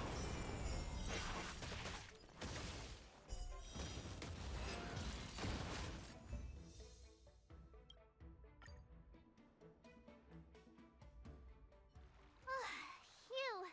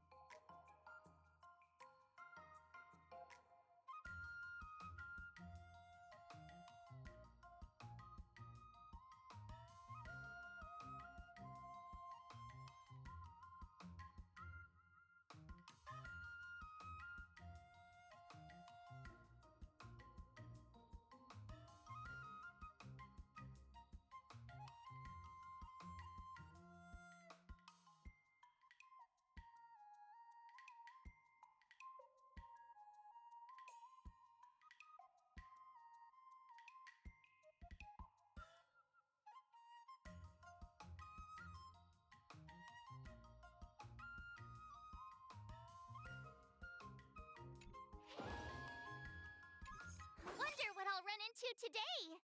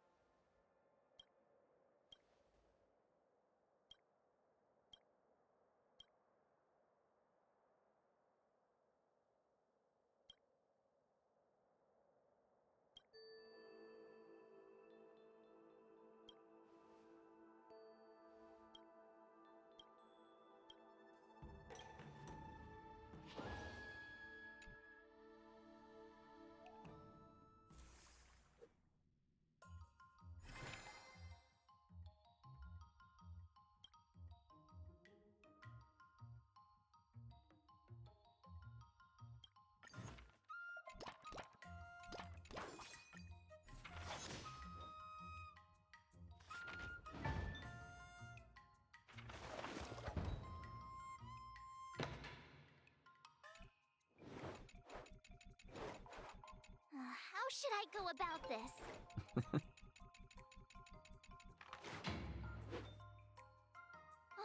That's enough training for today.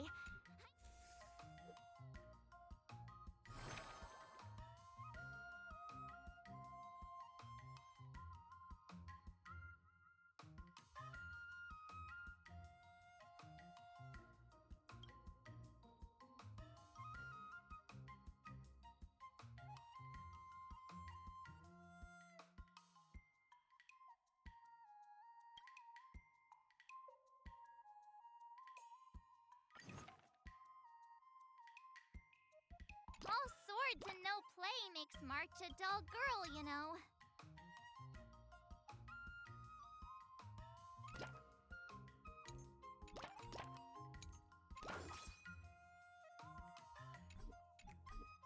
I'll fight 10!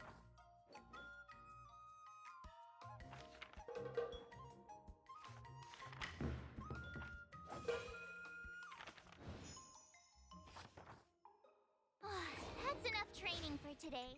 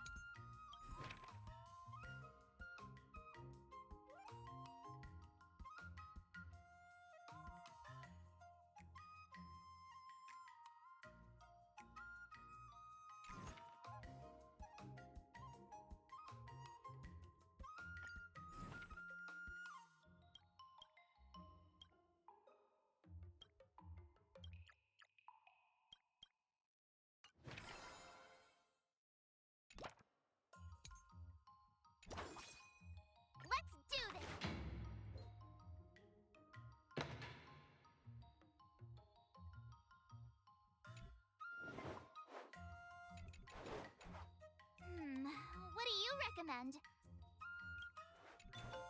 Wonderful.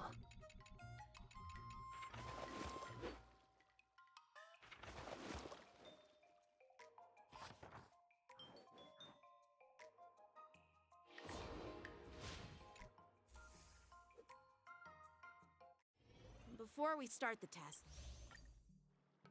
The final test. I'm a little nervous.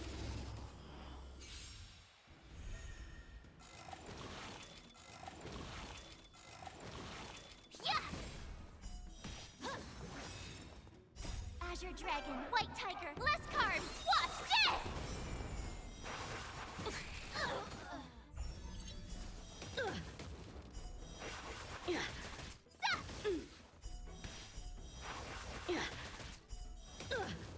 Oh, I get it!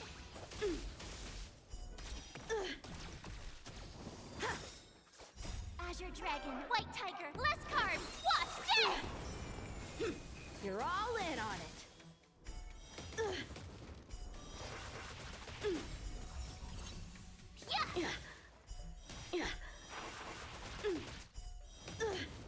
Awesome!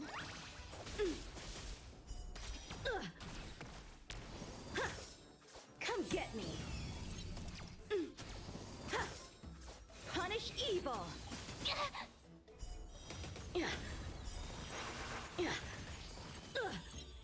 Azure Dragon, White Tiger, less carbs, what's this? A rare opponent. Oh, I get it! Sword, heed me.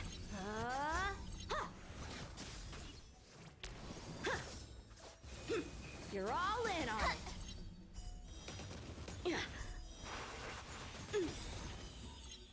Azure Dragon, White Tiger, less carbs, what's this?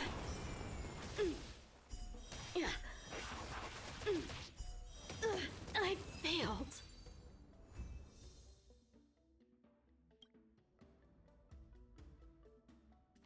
Not bad. You've made it this. Now, I'd love to hear your...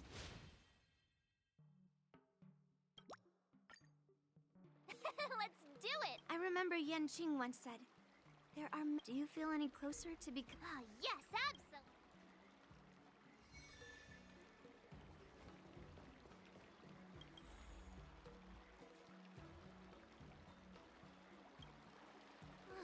I'm about to duel with Scott, but I always feel like my fighting skills haven't improved enough. Can I really defeat Scott? Oh, I'm starting to worry. I mean, don't you have some miracle pills that can instantly unlock my meridians? Boost my cultivation and make me a super strong hero? You know, the kind where you just pop one and instantly become an invincible sword master.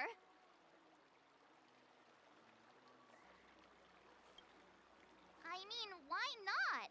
Haven't you heard the stories in Mr. Shiyen's Legend of the Trailblazer? The hero took the elixir of dragon oil and gave Fantilia a good beating. Why can't I just do the same to Scott? Do you even realize how much those legends get exaggerated? We don't have any convenient pills like that. But if you just need a temporary boost for the duel, we might be able to figure something out. I've made a bowl of matsutake longan white bamboo sparrow soup for you, Miss March. It's nourishing and will give you a good energy boost.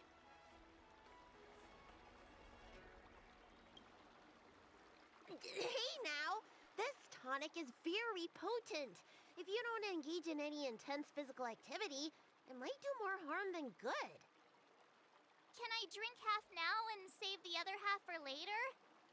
Just in case Scott beats me, I can use it to recover. Are you really that lacking in confidence, Marge? I was actually looking forward to tripling the fee when the IPC guys came in for treatment. You don't know the half of it. Those IPC mechs pack a huge punch. If it's just pain you're afraid of, I might have a solution.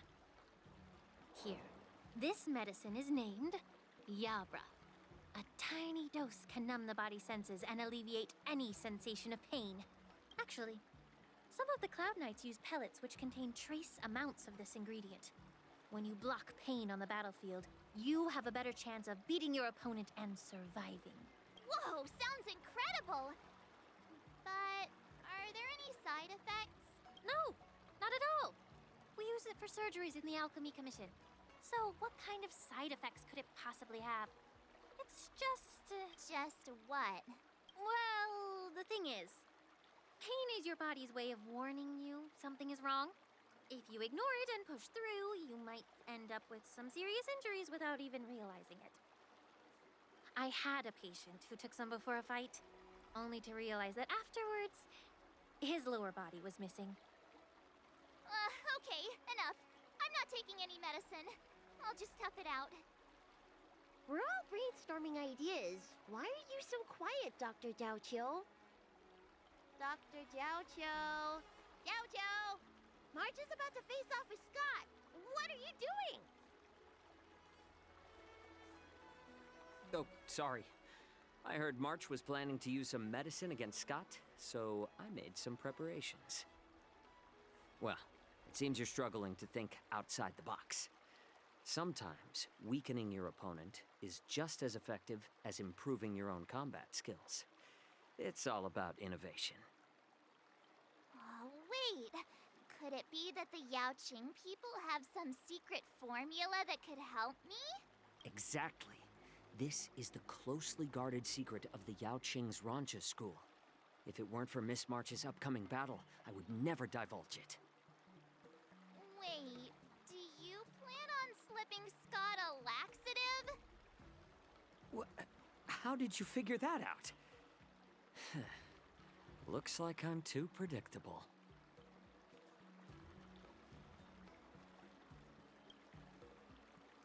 Seriously, don't even compare this guy to us.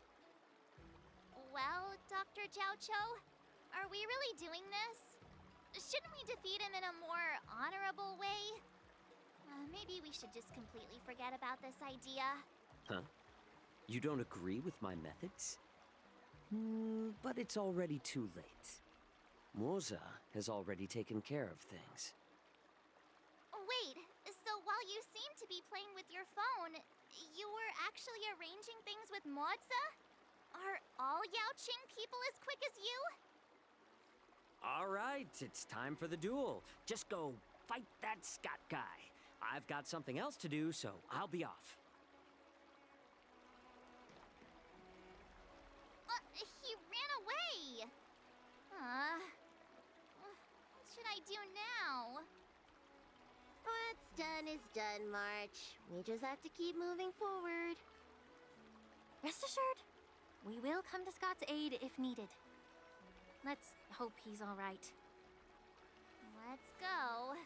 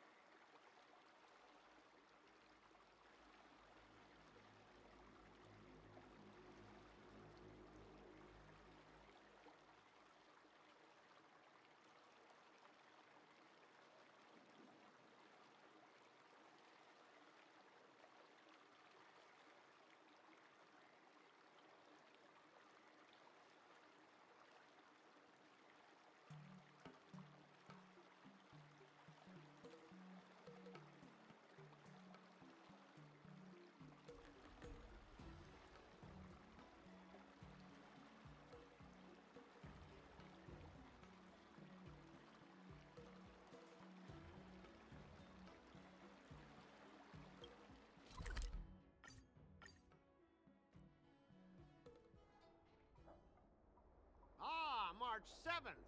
You finally decided to show up. Bet you don't know how incredibly unpopular you are here in Aurum Alley. Unpopular? What are you talking about? Who in Arum Alley wouldn't like a cheerful and adorable young lady like me? Oh, I've caught wind of the gossip. They're just scared of Yang Qing and Yun Li's power, so they don't have the guts to speak up. Guess what? A brave soul approached me in secret earlier, encouraging me to defeat you and seek revenge for all the people in Aurum Alley. And you know what else? He gave me and the guys a big pot of his special medicinal soup to drink, so we can come at you with triple the energy. Well, they do sound like a brave soul.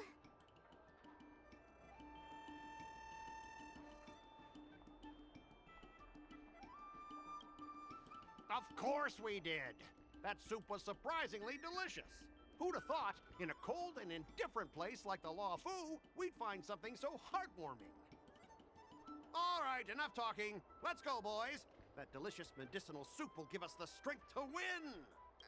Don't push yourself too hard.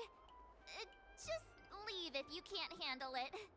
Spare me your fake concern.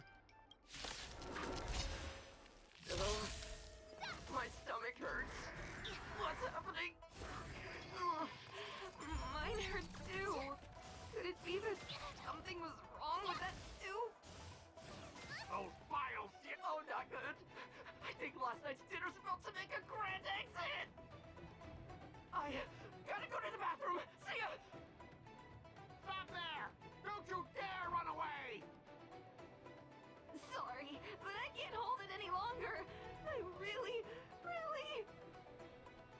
Spare me the details. Just get out of here. So painful. I'm seeing things. The Astral Express is racing away. White Tiger, less cars. The Astral Express. You're not allowed to leave.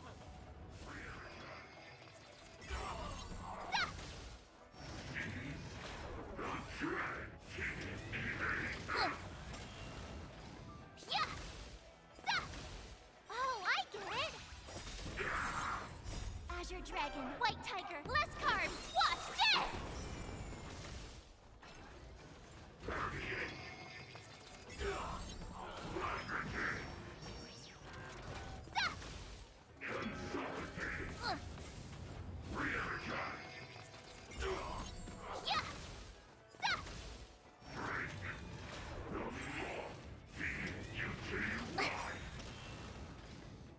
Azure Dragon, White Tiger, less carbs. Watch this!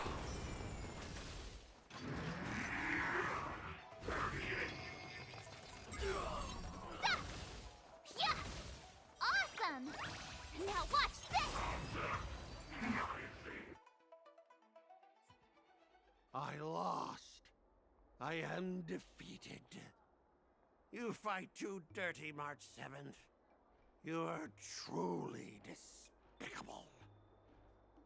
You'd better go to the bathroom. No, I don't need to go to the bathroom anymore. Ooh.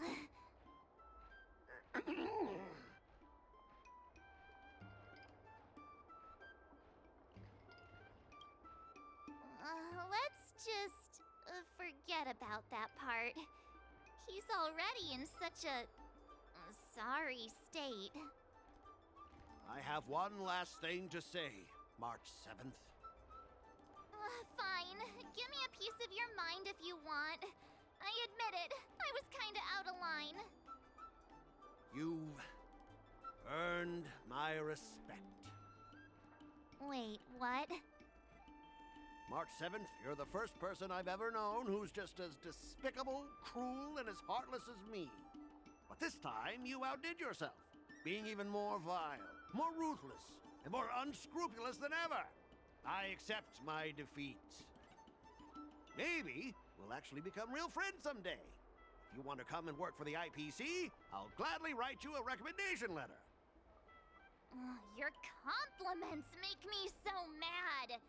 Can I give him another beating while he's down? Go for it. I don't have the strength to fight back anyway.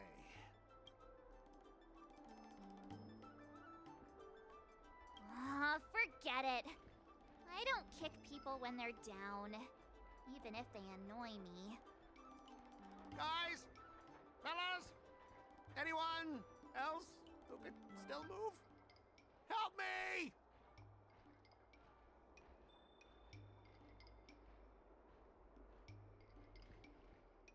Miss March, maybe we should try something more honorable next time. It wasn't my idea. It was all that pink-haired fox acting on his own. All I did was, well, kind of engage in free-form sword fighting.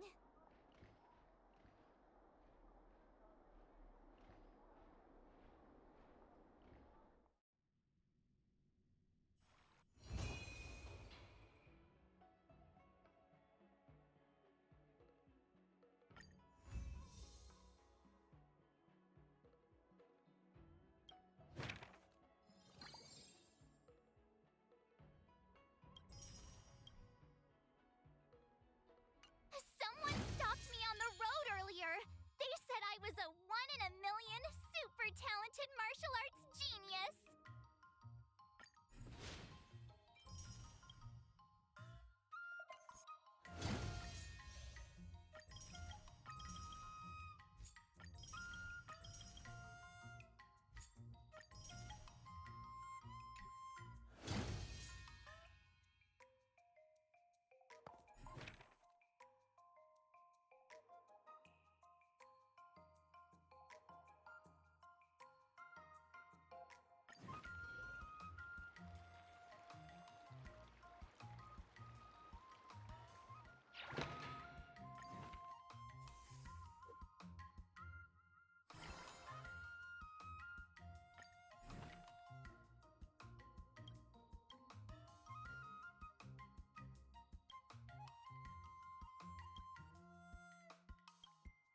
Another step closer to star-crazing glass greatsword.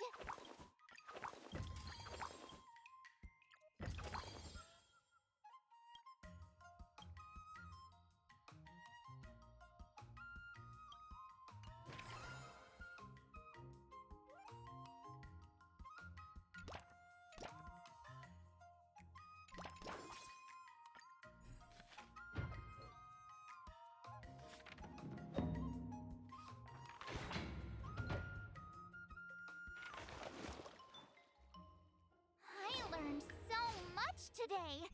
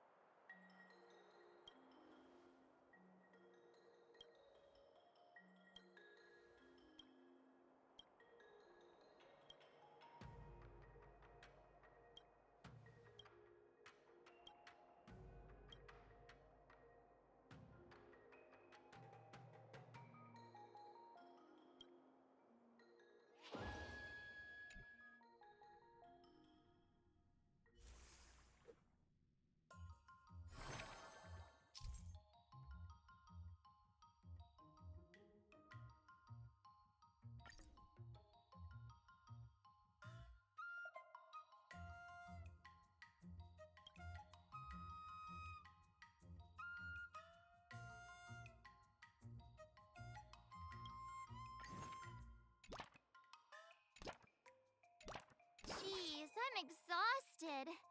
I think today should be a rest day.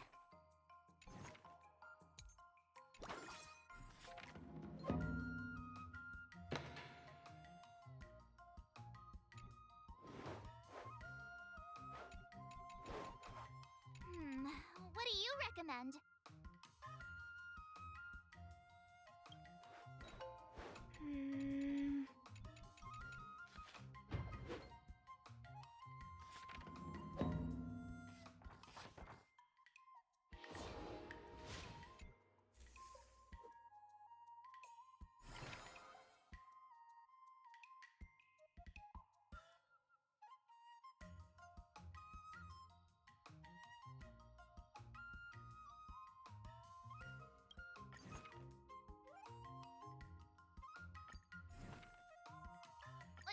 Did I really just learn that? I guess I am pretty awesome after all.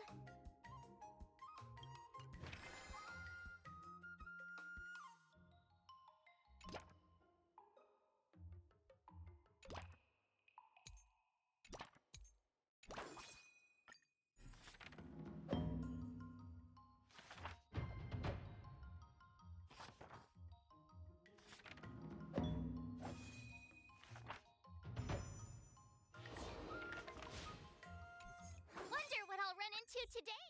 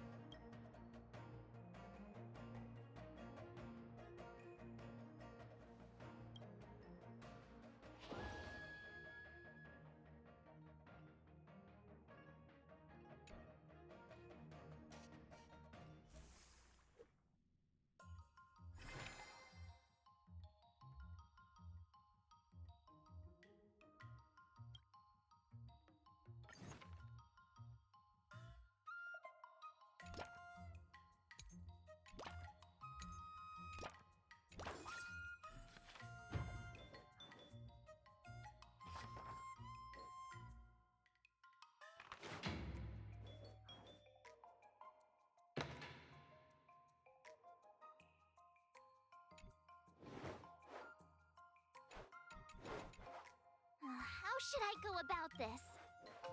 Nah.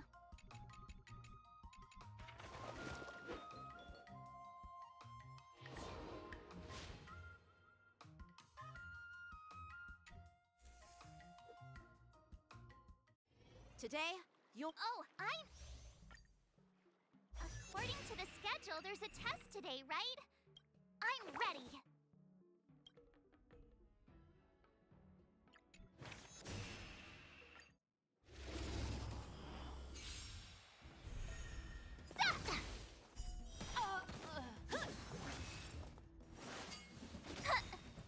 Azure Dragon, White Tiger, less carbs, watch this!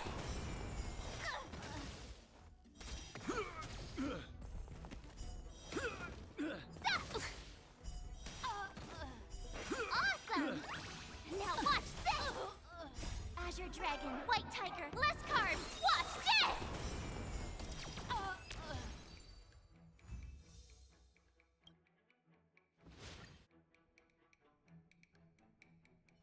Looks like I passed the test, right?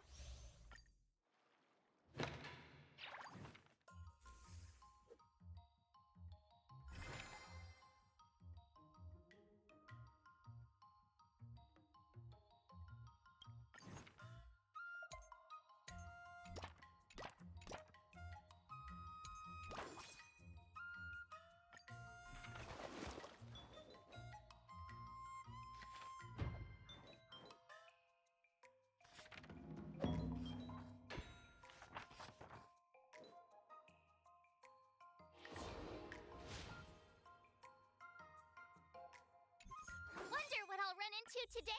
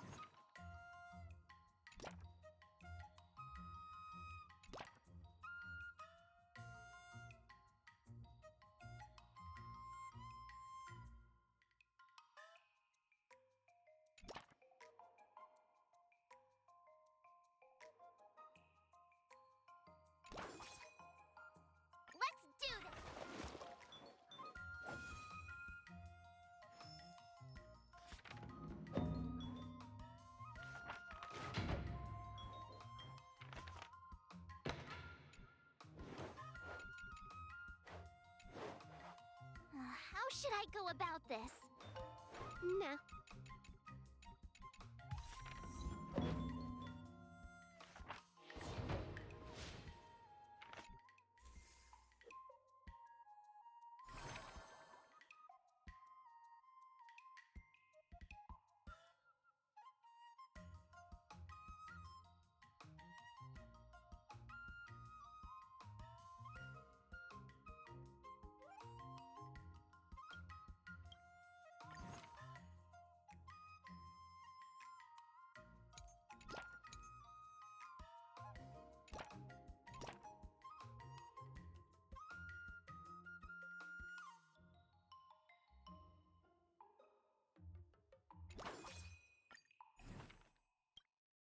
Another step closer to star-crazing glass greatsword.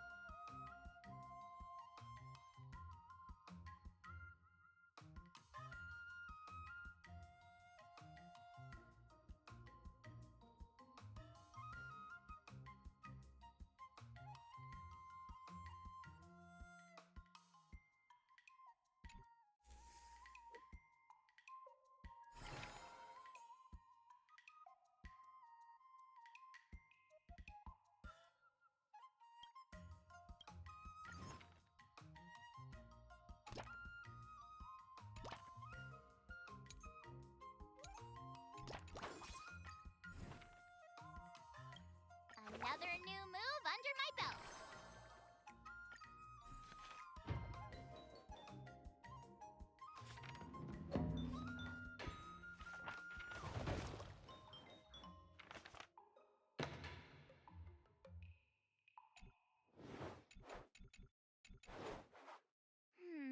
What do you recommend?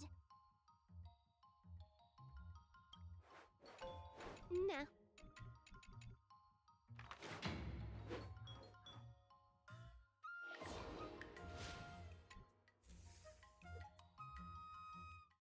Time for your second test.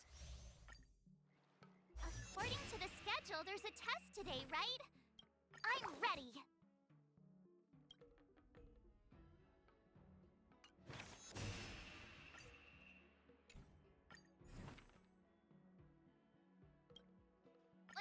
Did I really just learn that? I guess I am pretty awesome at...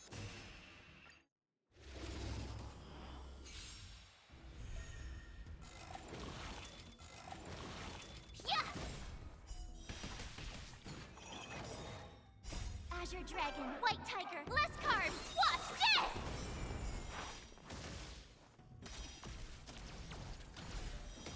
Yeah! Awesome! Now watch this! Commencing pacification. Azure Dragon, White Tiger, less carbs, watch this! Criminal.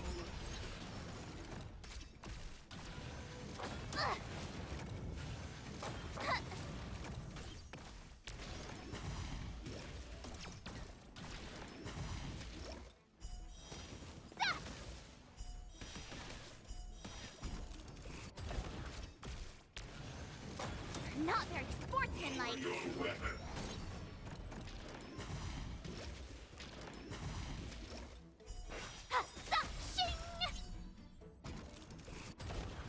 Azure Dragon, White Tiger, less carbs, watch this! Treasonous.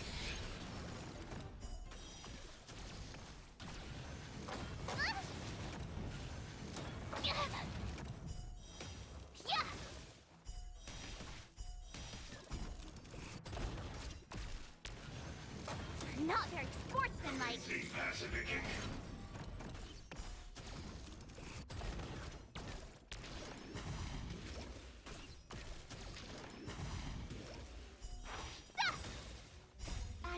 dragon, white tiger, less carbs. Watch this!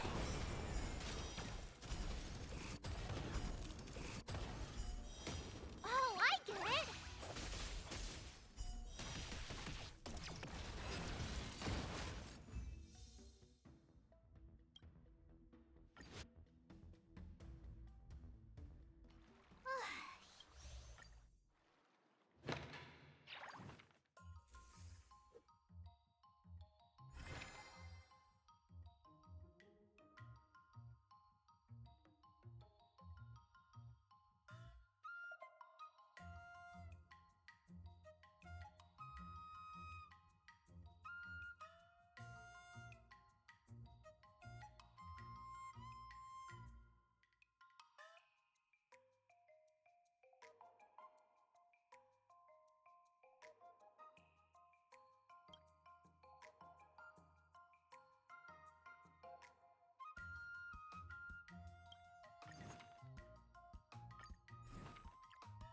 Another new move under my belt. I gotta find time to try it out.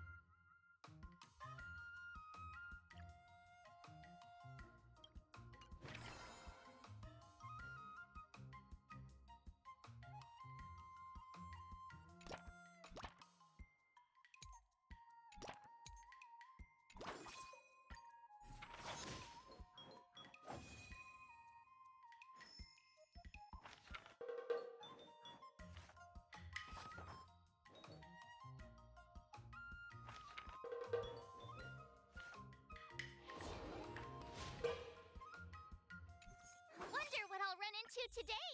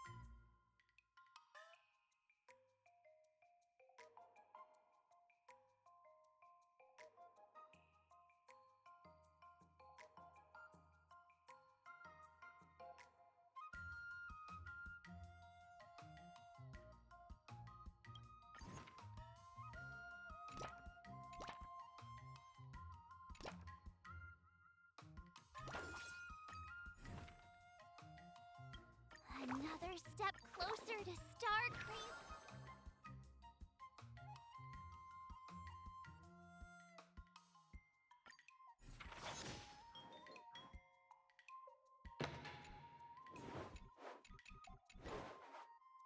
How should I go about this? Sounds interesting.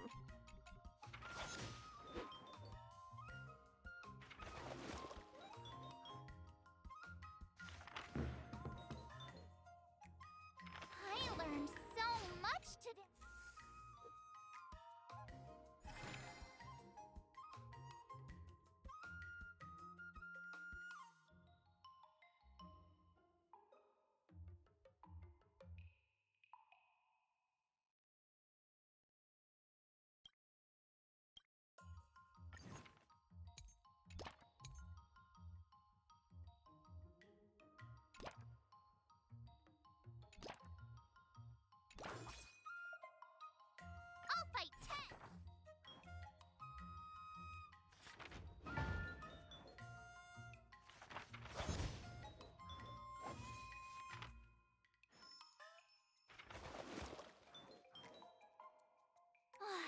That's enough training for today. I need time to absorb everything.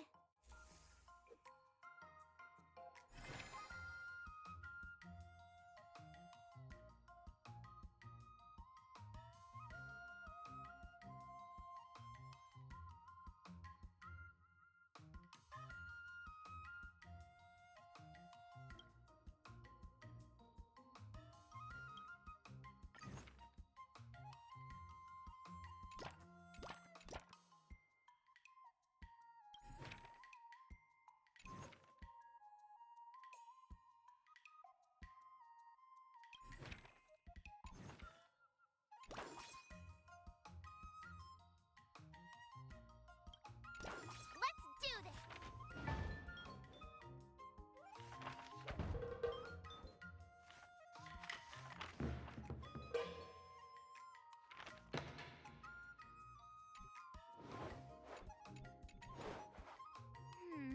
What do you recommend? Huh?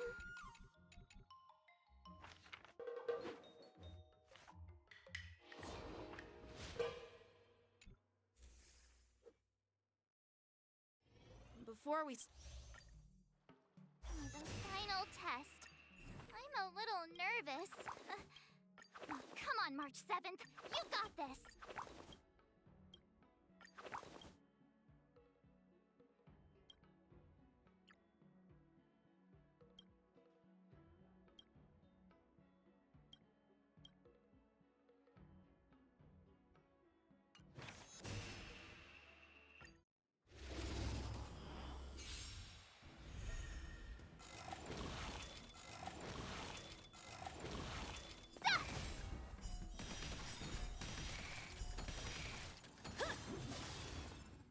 Azure Dragon, White Tiger, less carbs! What's this?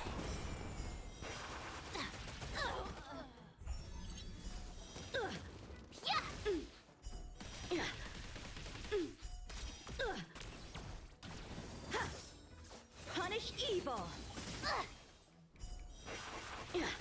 Awesome!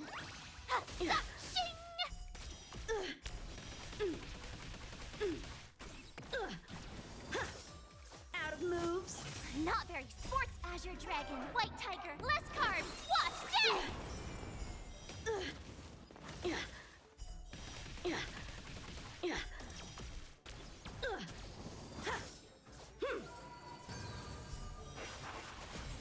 Now watch this!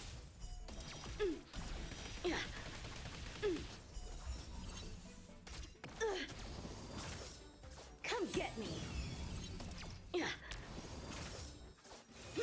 You're all in on it!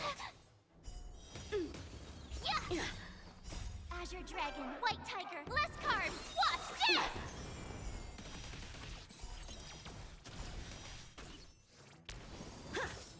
I'm just warming up.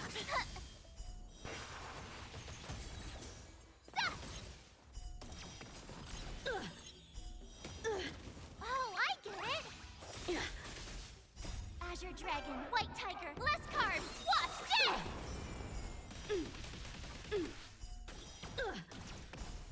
A rare opponent. Sword, heed me. Have at you.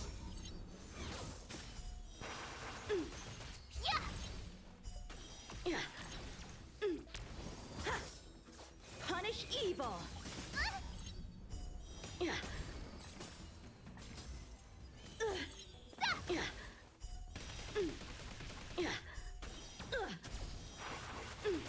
Awesome!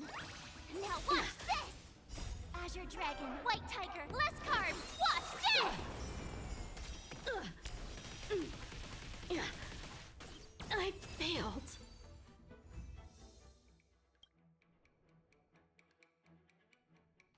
Not bad. Now, I'd love to hear Let's do it! I already have an idea! I remember Yan Qing once said, "Do you feel any closer to..." Yes,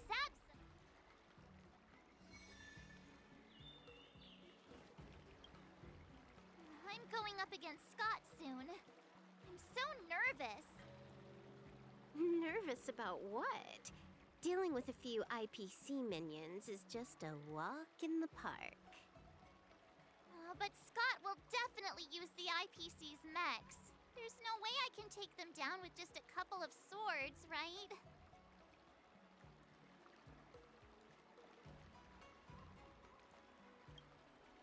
Masters could handle them for sure, but isn't it asking too much of a poor little rookie like me? Why focus on piercing the armor? For hackers, the ideal way to win is to infiltrate the opponent's system. Here, give me your sword.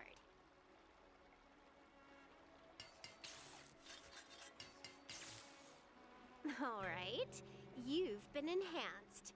Go for it.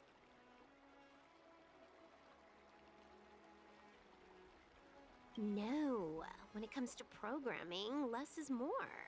Overdoing it increases the chance of creating errors. So, I can defeat him just like that? Yeah, there's a Xianzhou proverb for such an occasion. Know yourself and know your enemy, and you'll never have to sleep in the doghouse. You made up the second half, didn't you? What do you know? Just let sleeping dogs lie. Anyway, now's not the time for discussing Xianzhou sayings. You've got bigger fish to fry. Go and show Scott what you're made of.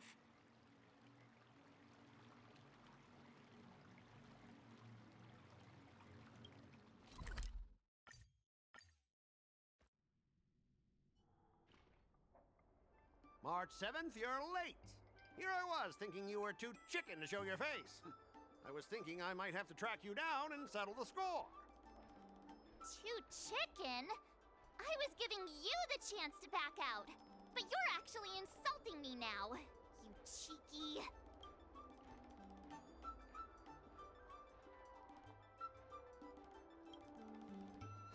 I hope your actions are as strong as that mouth of yours. I wonder what Silver Wolf did to my sword. Can I really defeat Scott? Don't worry, dear Miss March. Rest assured, we will win. Whoa!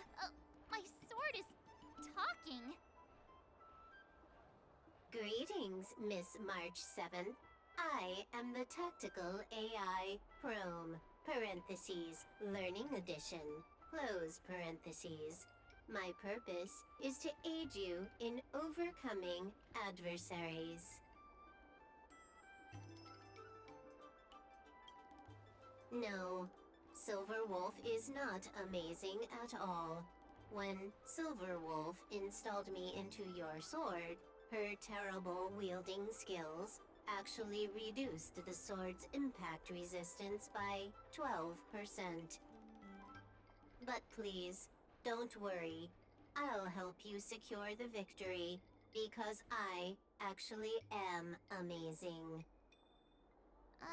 How exactly are you going to defeat him? Silver Wolf has told me, know yourself and know your enemy, and you'll never have to sleep in the doghouse. The moment your sword touches the enemy mechs, I will upload a small virus onto their operating systems. So go ahead, strike your opponents with your sword. Did I just hear her sword talking? Are my ears playing tricks on me? Hey, take this! Did it work?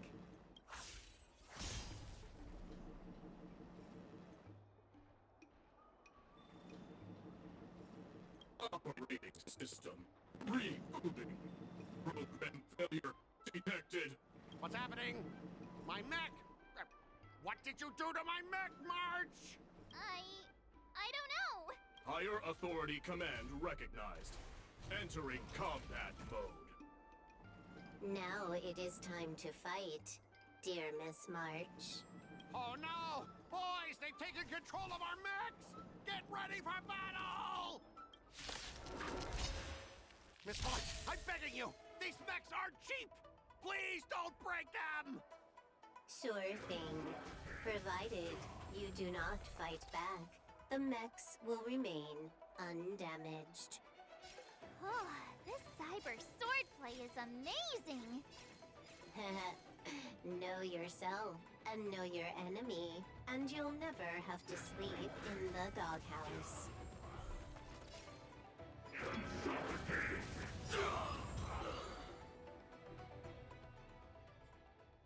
Specialist Scott, they're controlling our mechs. There's no way we can defeat them. Ha! If we fought fair and square, you might call this a sparring session. But March 7th, your actions today have blatantly crossed the last line of the law. You injected a virus into the IPC mechs and took control. That's an infringement of the IPC's intellectual property and assets. I'd be more concerned about yourself, Scott. Why were you storing your private data on an IPC computer? Private data? I have no idea what you're talking about. No idea, huh? I noticed you paid a hefty sum for the end-of-life data deletion service, so I'm guessing there must be something worth seeing. You, stop! Stop right there! That's private! Who told you you can invade my privacy? Just stop it! What were the terms again, March? Scott, you need to immediately apologize to the owner of the Sleepless Earl. You'll need to shout, IPC mechs are a total joke, and print that on every mech on your transport ship. Oh yeah, almost forgot. You have to squeal like a pig. That's pretty much the same as barking like a dog, right? He's already barked like a dog. Players are bored of it. Let's come up with something new. How about singing the Soul Glad jingle, but with a pig squeal? Oops, I meant all of us. Sometimes I get carried away playing games. Just a slip of the tongue. Fine, you've got me. I want to apologize to the owner of the Sleepless Earl. It's my fault for causing trouble and making a scene on purpose. And then, just wait a second. How did that stupid song go? Oh, right.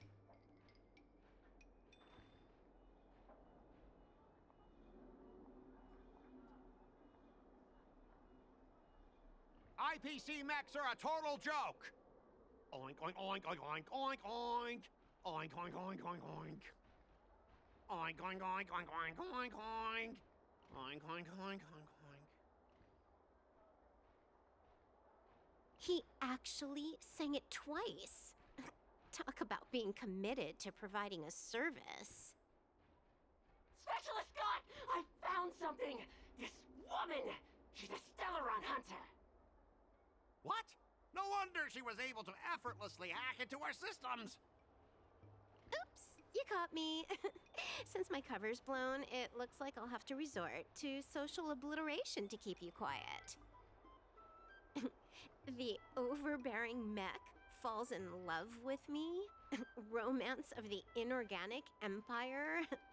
Wow, your taste in entertainment is really unique. I'm sorry, I'll be on my way. But boss, why don't we take this chance to catch her and claim the reward? Why? Because if you don't leave now, you'll be socially obliterated too! Hold on a sec. Before you leave, let me give you a piece of advice. What? You should have faith in cloud technology. You just don't get it! Humanity will never feel secure by putting all their faith in an ever-changing network!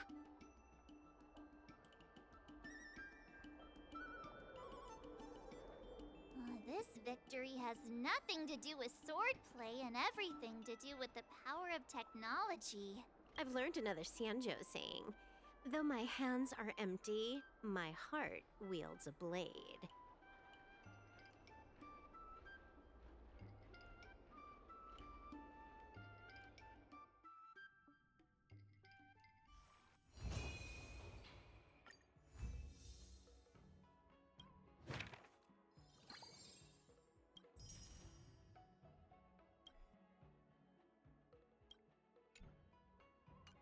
Start with the good stuff.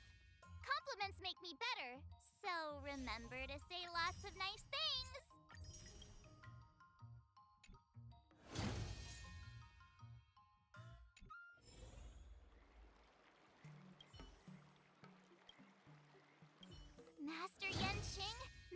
Yunli!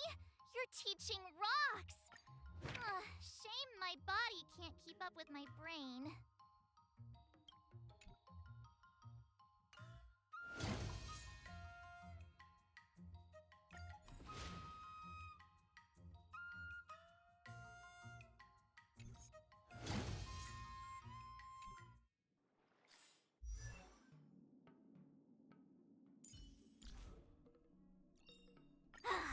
Finally!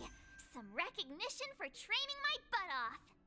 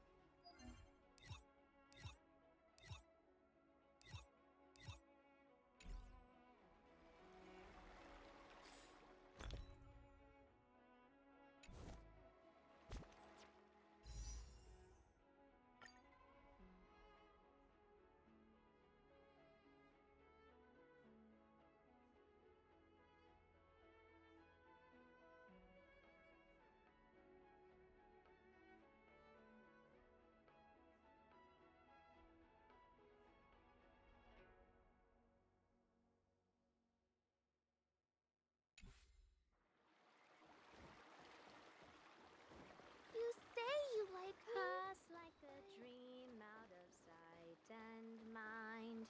600 years in this mortal bind.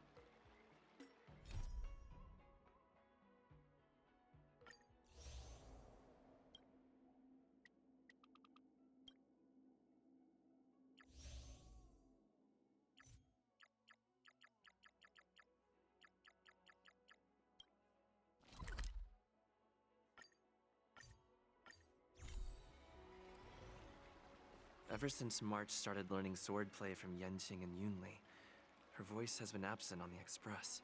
I wonder how well she's progressing. Where has she been these days?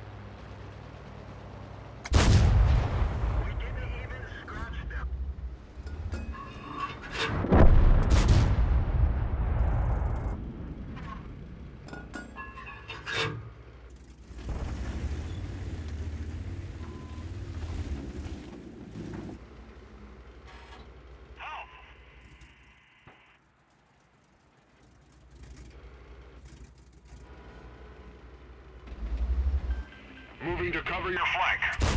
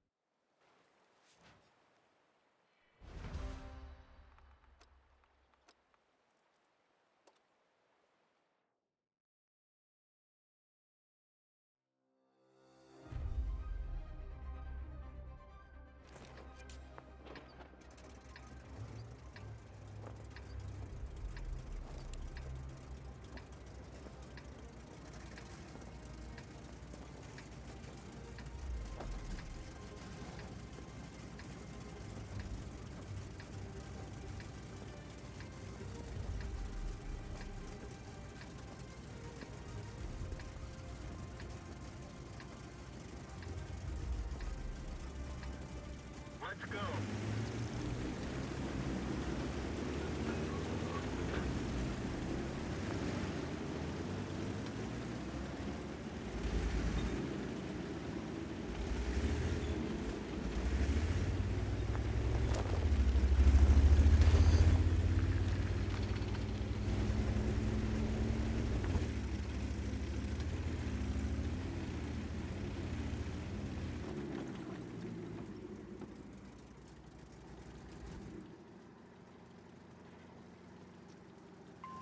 I need help!